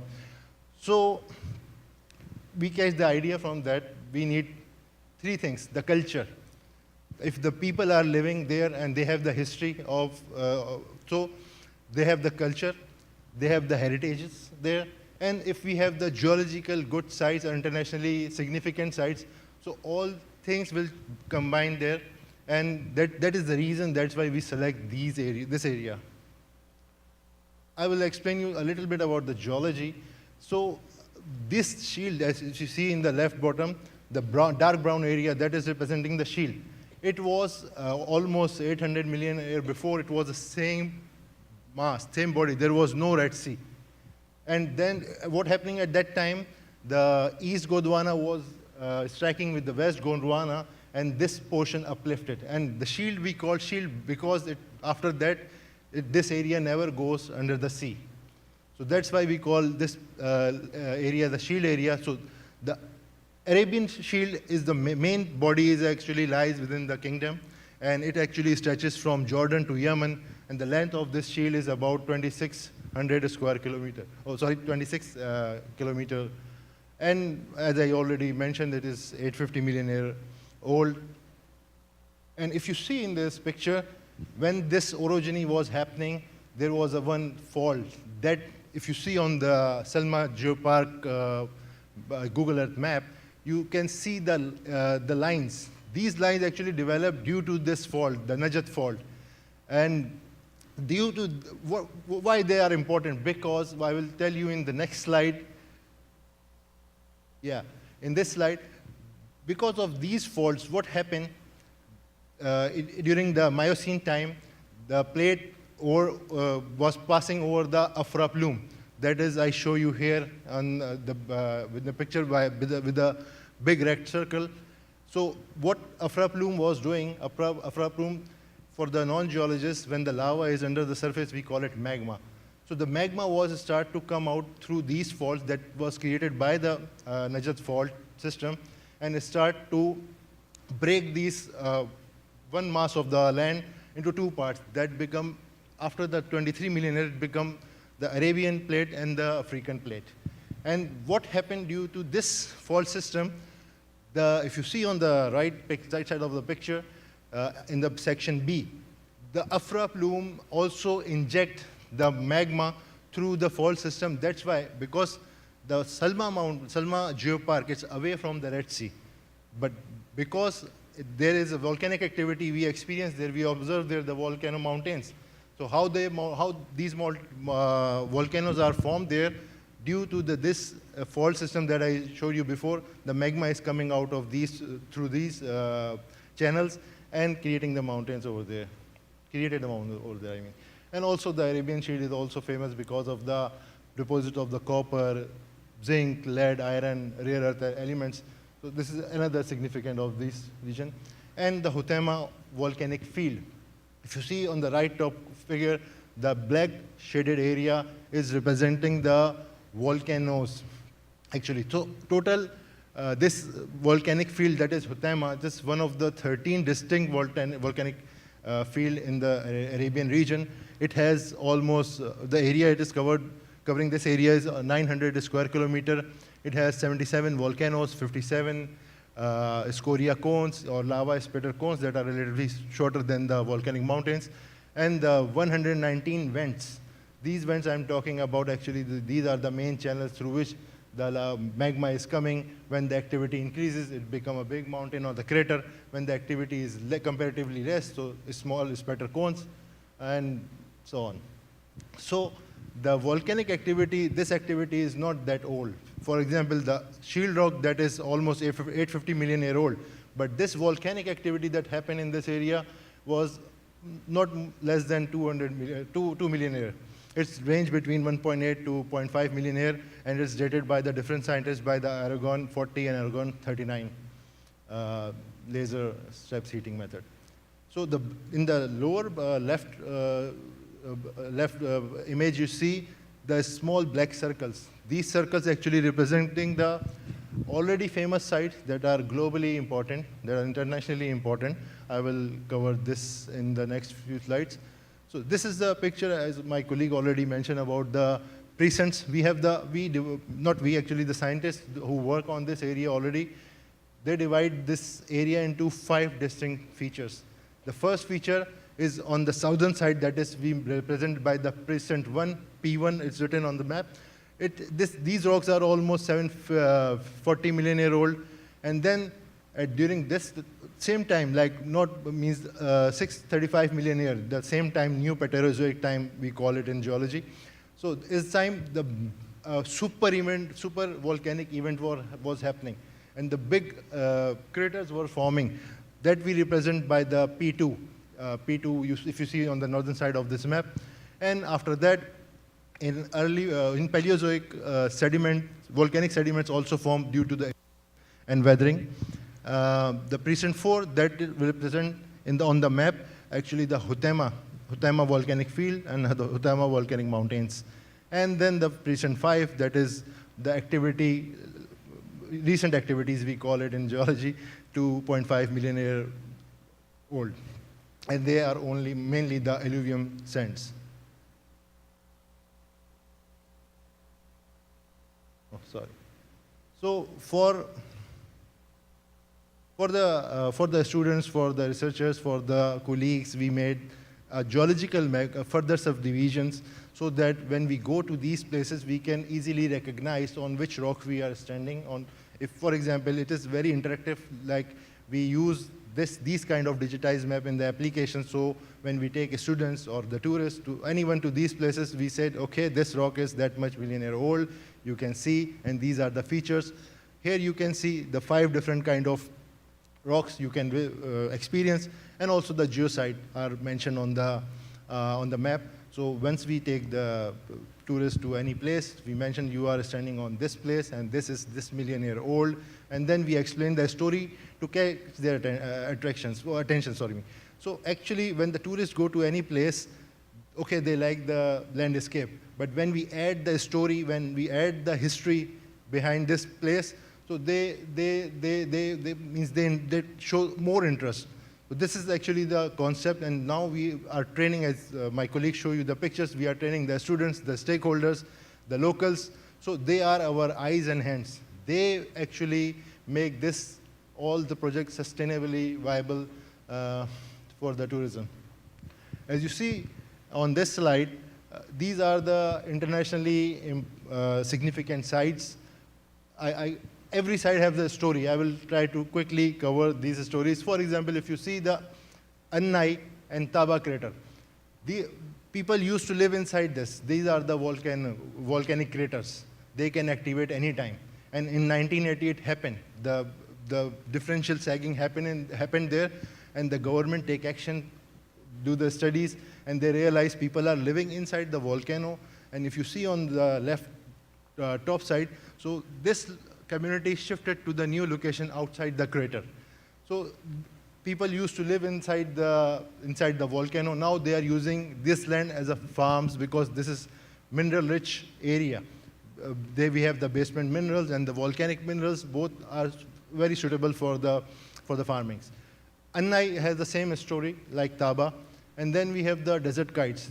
In 7,000 years before, people used to use these places to hunt the animal by pushing them to the closed areas. So these methods used, and they are all over the Arabian Peninsula, you can see. We have in our geopark as well. Hutema, this is the most beautiful crater in the geopark, and the story is after the rain, when the water evaporates, salt deposit, and in the past, almost 300 years ago, people used to go and collect this salt to preserve their meat and the other things. And they use this salt as well. And the black crater is already very famous. This is an iconic landscape of this region, and it's the biggest crater and the highest crater of the region. And tourists go to hike there, these places, and scientists or researchers go to study, because all over the world, the volcanoes, because they are rich in minerals, so most of the time the vegetation or the plants or the trees cover the areas. But here we have a chance to study each and every episode of the blast. Because the volcano, let me explain you a little bit about the volcano, how volcano form. We have a magma near to the surface. When it strikes with the water, when it meets with the water, the steam generates, and it keep generating after a certain period of time, it surpasses the yield of the rocks, and it blasts. And because of this blast, ashes go up. Sometime the lava come out. Not every time lava come out. Sometime only ash come out. And due to this ash, when it deposits, the layers form. So these layers are very important to understand the history of these volcanism.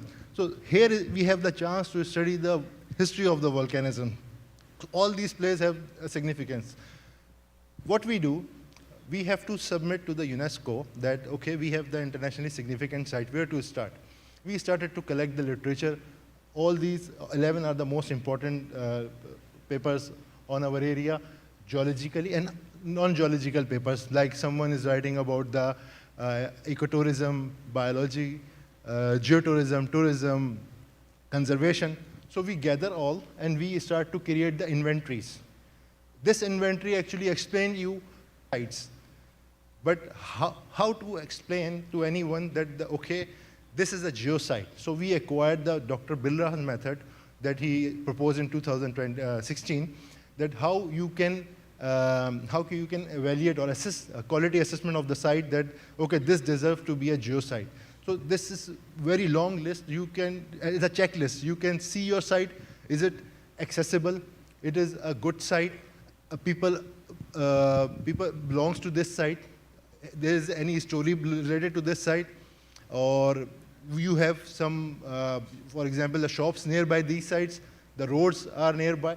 So all these factors actually qualify the sites. So we see all these factors and make an inventory. And if you see on this slide, the center column, that type of geological interest as per the IUGS standards. So we are using the international standards to qualify our sites. For example, if I go back, the first site, Hutema, we given the number 5, and the number 5 is the volcanology. So our site is aligned with the UNESCO standards.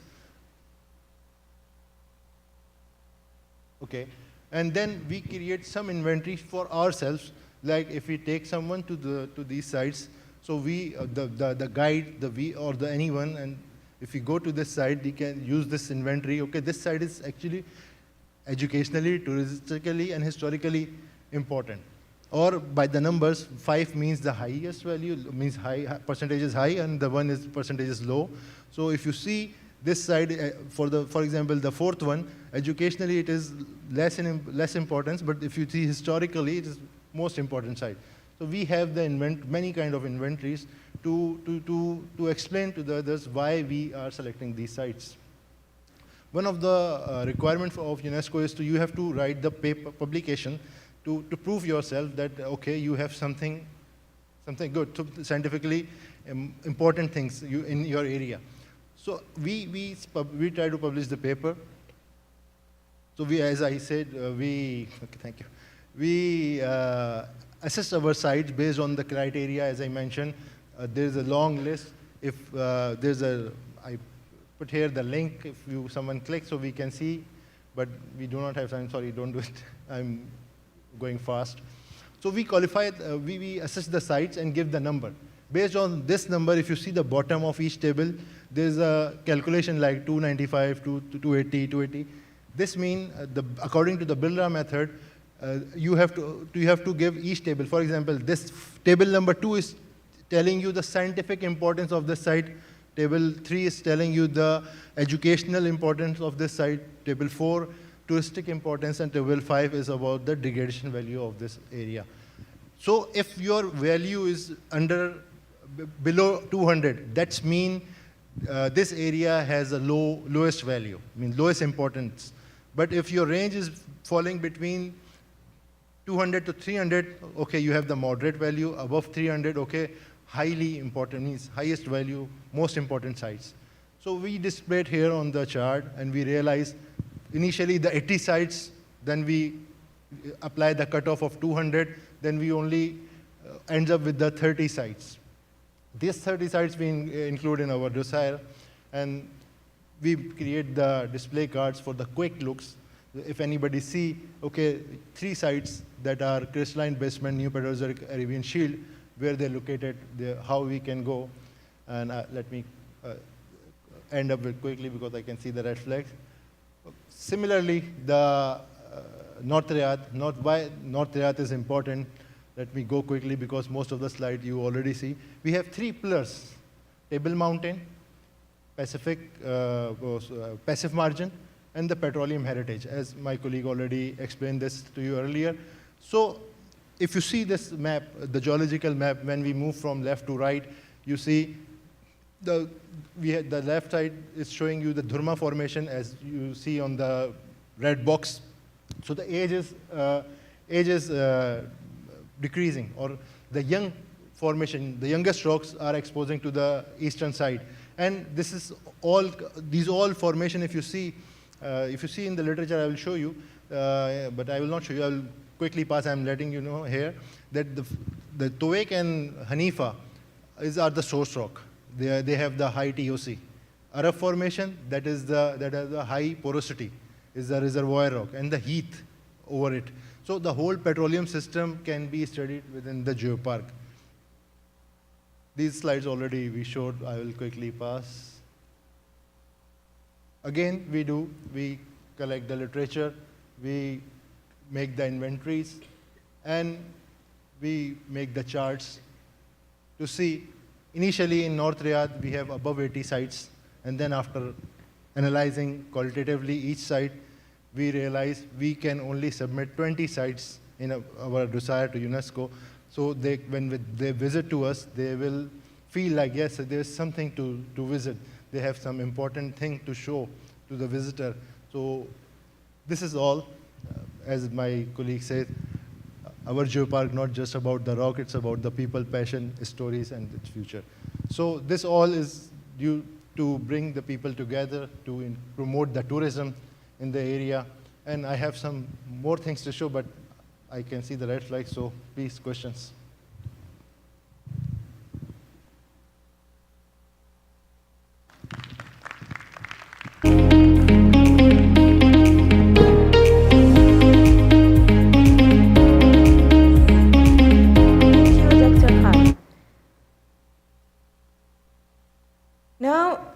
go to our next speaker, who is Mr. Muhammad Jaha from NCVC, which has topic talking about North Riyadh Geoparks.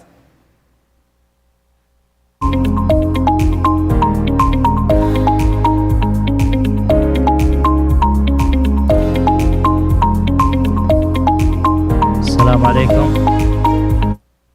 Good evening. Today I'm gonna talk about the North Riyadh Geopark. Already Dr. Harith and Mr. Imad talk about North Riyadh Geopark and Salma Geopark. We are working as a teamwork. So I'm gonna show you a quick brief of North Riyadh Geopark.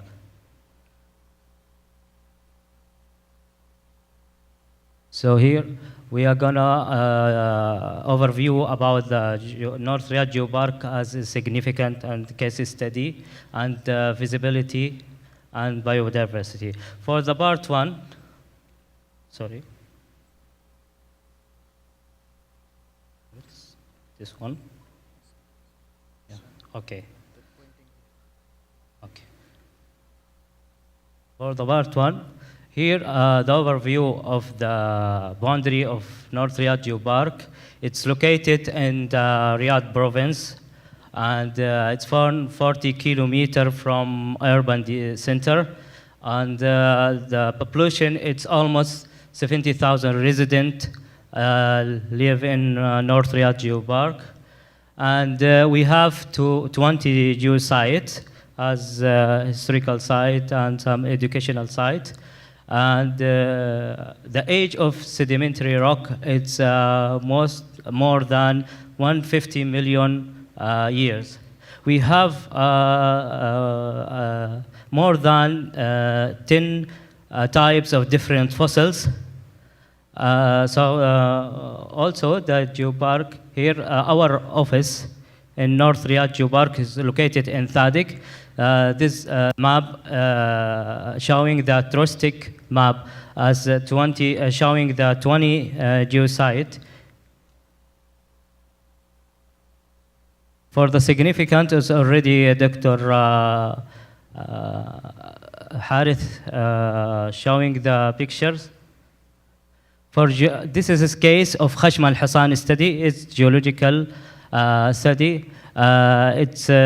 We have explored more than 10 fossils in Khashm al-Haras cross-section. Our objective is we are focusing on educational and conservation as sustainable tourism and community engagement and network. The part two showing the geopark feasibility. This is the panel. It's installed in North Riyadh Geopark, and all the tourists can reach the site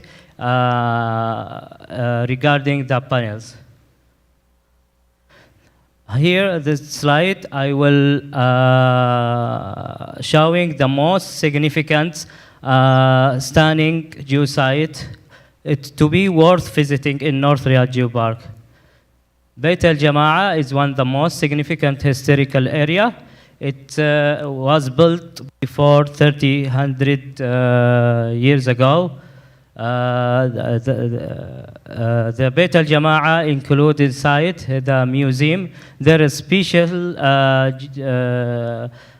museum with many artifacts, a section for document and manuscript and rock samples and fossils. This is a museum inside the Beit al-Jama'a. And this is historical village. It was built before 300 years ago. It won the most historical area in the region. Local people now are renovating the building to preserve the historical value. Abu Shaddad Cave is already also Dr. Harith showing this. I'm talking about approximately, it's 2.5 meter in the width and extent 15 meter in length. And this caves, it's sedimentary rocks, it's part of the Twig Mountain. It's like the camelback. This Burdan oasis, it's the one oasis. It's natural formula from desert environment. This sand dunes, also people here can enjoy in sand dune, as there is a tourists can enjoy in the by boarding slide. مملحة القصب, also it's called the sabkha. It's formed by the evaporation. It's one in the most beautiful place for the tourist. Tourists can enjoy in the place and relaxing. Khashm al-Husan Mountain, it's the highest point in it's part of the Twig Mountain. Also, there's a the hiking trail. It's most than 900 meters. Mariha Cave is part of Hanifa formations. It's the location over a stunning view and the chance to explore coral reef. This is the Qatarat Abu Salabikh. The water droplets accumulate when the rock, as a result, on the surface, water infiltrating over the ground, the rainfall. Here, talk about the biodiversity. This is plant was discovered in the North Riyadh Geopark. And this is the wild animal.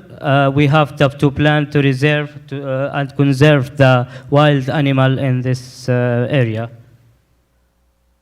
This is the geoproduct, one of the most of ceiling in the geopark. This is the Milh al-Qasab. Qasab salt, it's from Qasab area, and the dates and the honey of the geopark. This is the North Riyadh schedule. Also, we have the plan to make the 5-month plan in the winter. We covered all the schedule and the celebrity events in North Riyadh Geopark. Here, this picture showing the increased awareness for the local people.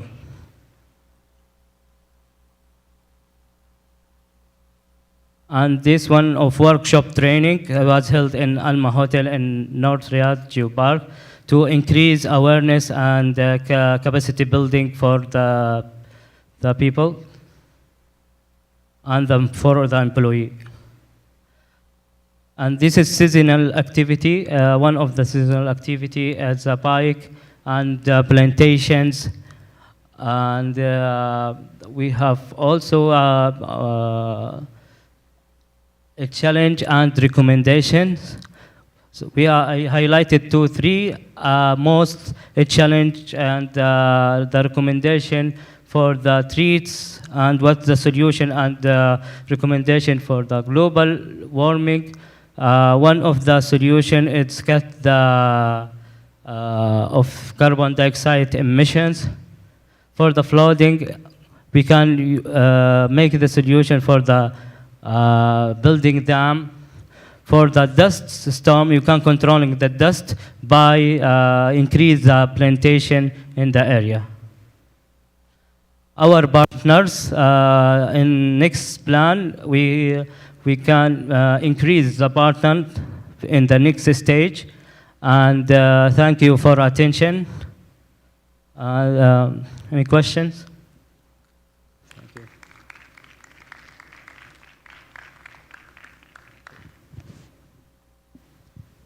Thank you.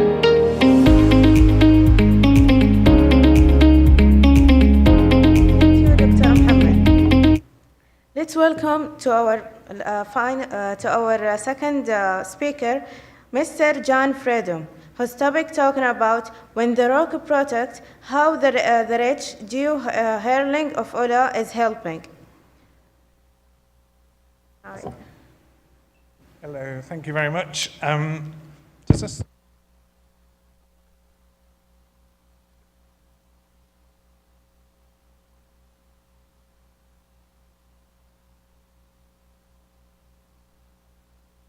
Good. Shukran. Good afternoon. It's always hard being the last speaker because there are so many good ones before and everybody's very tired, so I will be quite quick. And it's another one about rocks, so hopefully not too boring, but hopefully it will tie everything together that you've heard so far. So hopefully this will work. So I'm the geologist for the Royal Commission for Alula, and we were set up in 2017 to develop Alula County into a major tourism area for the kingdom. And it's a stunning landscape, and we've got lots of activities, and it focuses on protecting the cultural and natural heritage of the region. I don't know how many people have been to Alula, but we've got the ancient city of Dadan, which is built into the cliff face, and it dates to around 3,000 years old, where they were carving tombs into the rock face, and there's a big city that's being excavated every year, and the archaeologists find new discoveries every year. So the stories of the ancient civilizations in Alula are constantly being updated, and it's quite exciting, but not as exciting as the rocks. We've also got Hegra, which is the second largest Nabatean city outside of Petra in Jordan. So this was a really key strategic point for the Nabateans as their trade routes went through the Arabian Peninsula. They chose Alula because the rocks in Alula are very similar to those at Petra, and they knew how to carve them. And you can see they are stunning, like beautiful. I don't know how 2,000 years ago they managed to carve such perfectly gorgeous tombs. And if that was me today, mine would be coming down at an angle. I'd probably chip off one of those eagles. It'd be a disaster, but they were much more skilled than I was. And also the other important heritage site is Old Town. So this is a mud brick town which is just undergoing conservation work to keep it held together, and it was only inhabited until the mid-1980s. So that's open for tourists as well. But what's all this got to do with rocks? As you saw from those photos, the whole landscape and the heritage sites are all built within the rocks. And we have storytellers for every heritage tour called Rawis, and they talk about all the stories of the Nabateans, Dadan, and how the people lived based on all the archaeology, but every group, the visitors always ask about the rocks. So for me, that's fantastic, because the landscape of Alula is stunning. It's probably, I've been to national parks in America, South America, England, even England, but this is probably one of the most beautiful landscapes I've ever seen. It's gorgeous. I won't do too much geology because the last couple of speakers went a bit detailed geology, but just a quick one. Does it have a pointer? No, it doesn't have a pointer. No, anyway, so the colors are different rock types, really simple. So in the north of Alula, we've got the orange and peachy color, and that's sandstone. And then in the south, you can see lots and lots of different colors, like a child or an adult child has gone a bit crazy, a bit excited. Those are lots of different rocks in the south. We've got igneous and metamorphic rocks. And in the south of Alula is stunning. It's not what you would normally see on promotional materials about Alula, but it's just a stunning landscape. It goes back to almost 1 billion years old, igneous metamorphic rocks.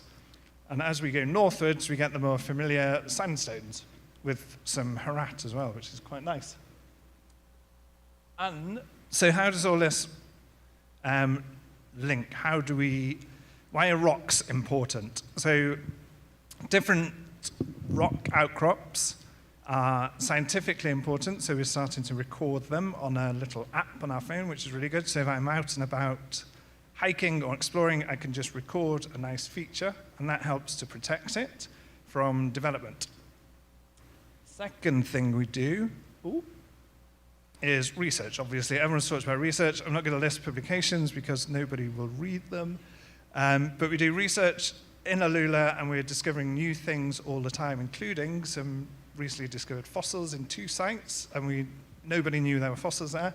But importantly, as my colleague Borat was talking about earlier, we're talking about all the nature reserves, and importantly, we're linking more the geodiversity, those different rock types we all saw, to the biodiversity. So I'm working with more and more colleagues on highlighting the link between reptile diversity and the geology. Can we find certain species in certain areas because of the geology? So that's quite important.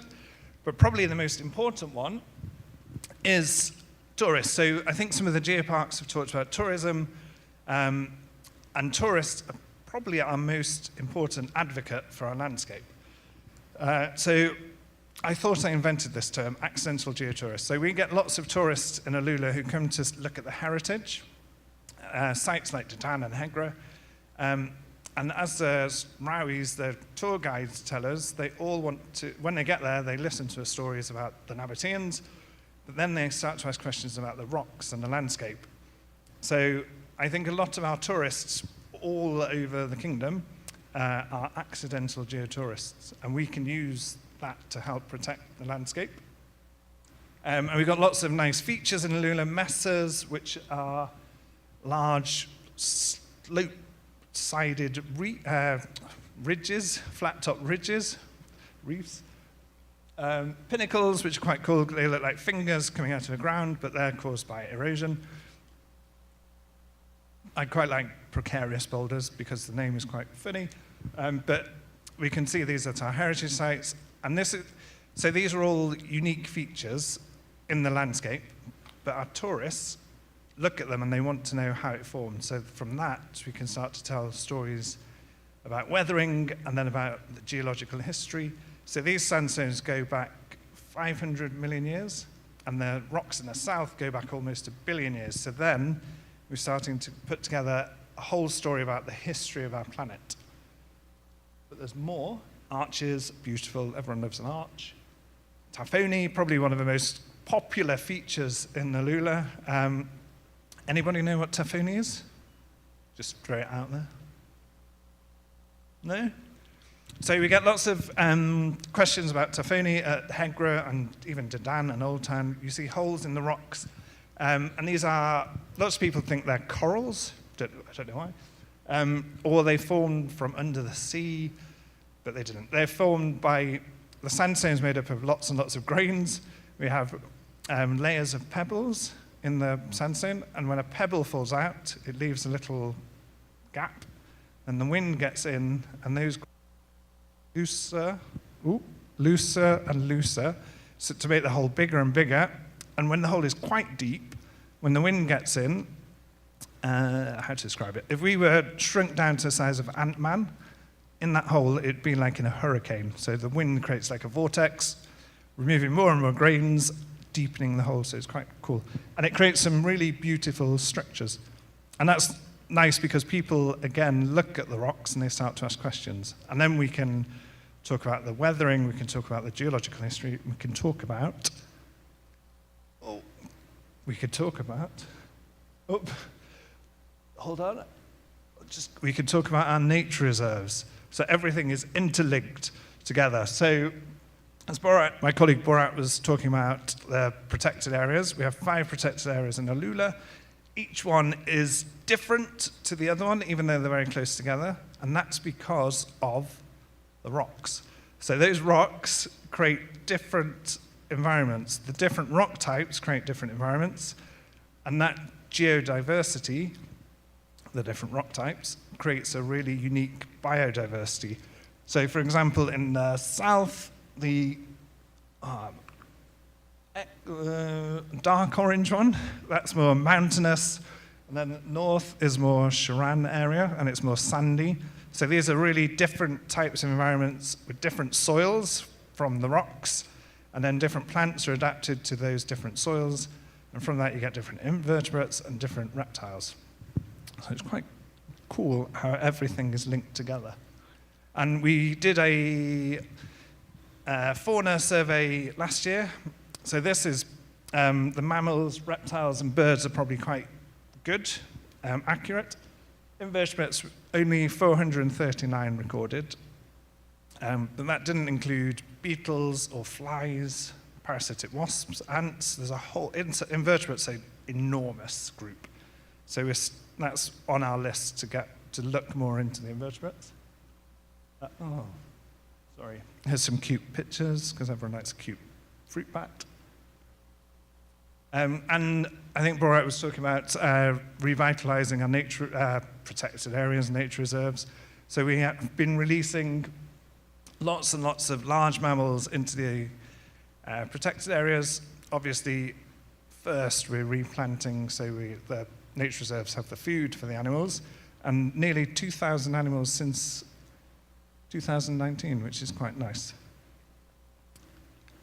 So, sorry. There we go. So quick summary. So the geodiversity of Alula is really diverse, really lots of different rock types. And those rock types give lots and lots of different environments for animals and plants. So the rocks link to more stories than just, it's not just a rock, it has a bigger link to everything. Even at our heritage sites, we can talk about the history, then we can talk about the rocks, and then we can talk about the geology of Alula, and then we can talk about the protected areas. So everything is linked together. So all the talks you heard about geoparks and rocks before, everything is linked. New geology research is highlighting more areas to protect. As Borat said, we're aiming to protect 80% of Alula County. Currently, just over 50% is protected. So if I'm finding new fossil sites, I want to protect them. So that'll add to our protected areas. But probably the most important thing, a couple of people mentioned stories. And I think the stories that our landscape can tell our visitors helps them understand it more and appreciate it more, and helps them want to protect it more, which in turn helps protect those plants, the animals, and all our biodiversity. So that's very quickly, because it's the end of the day. Thank you very much.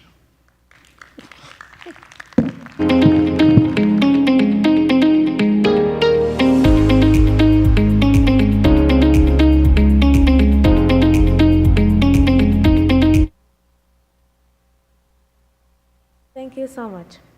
I would like to conclude this session here. Thank you all for your engagement and attention. I would like to call Dr. Luai for concluding remark for this first day of our conference. I will not take too much. Assalamu alaikum wa rahmatullahi wa barakatuh. Thank you for everybody attended the conference and for our speakers.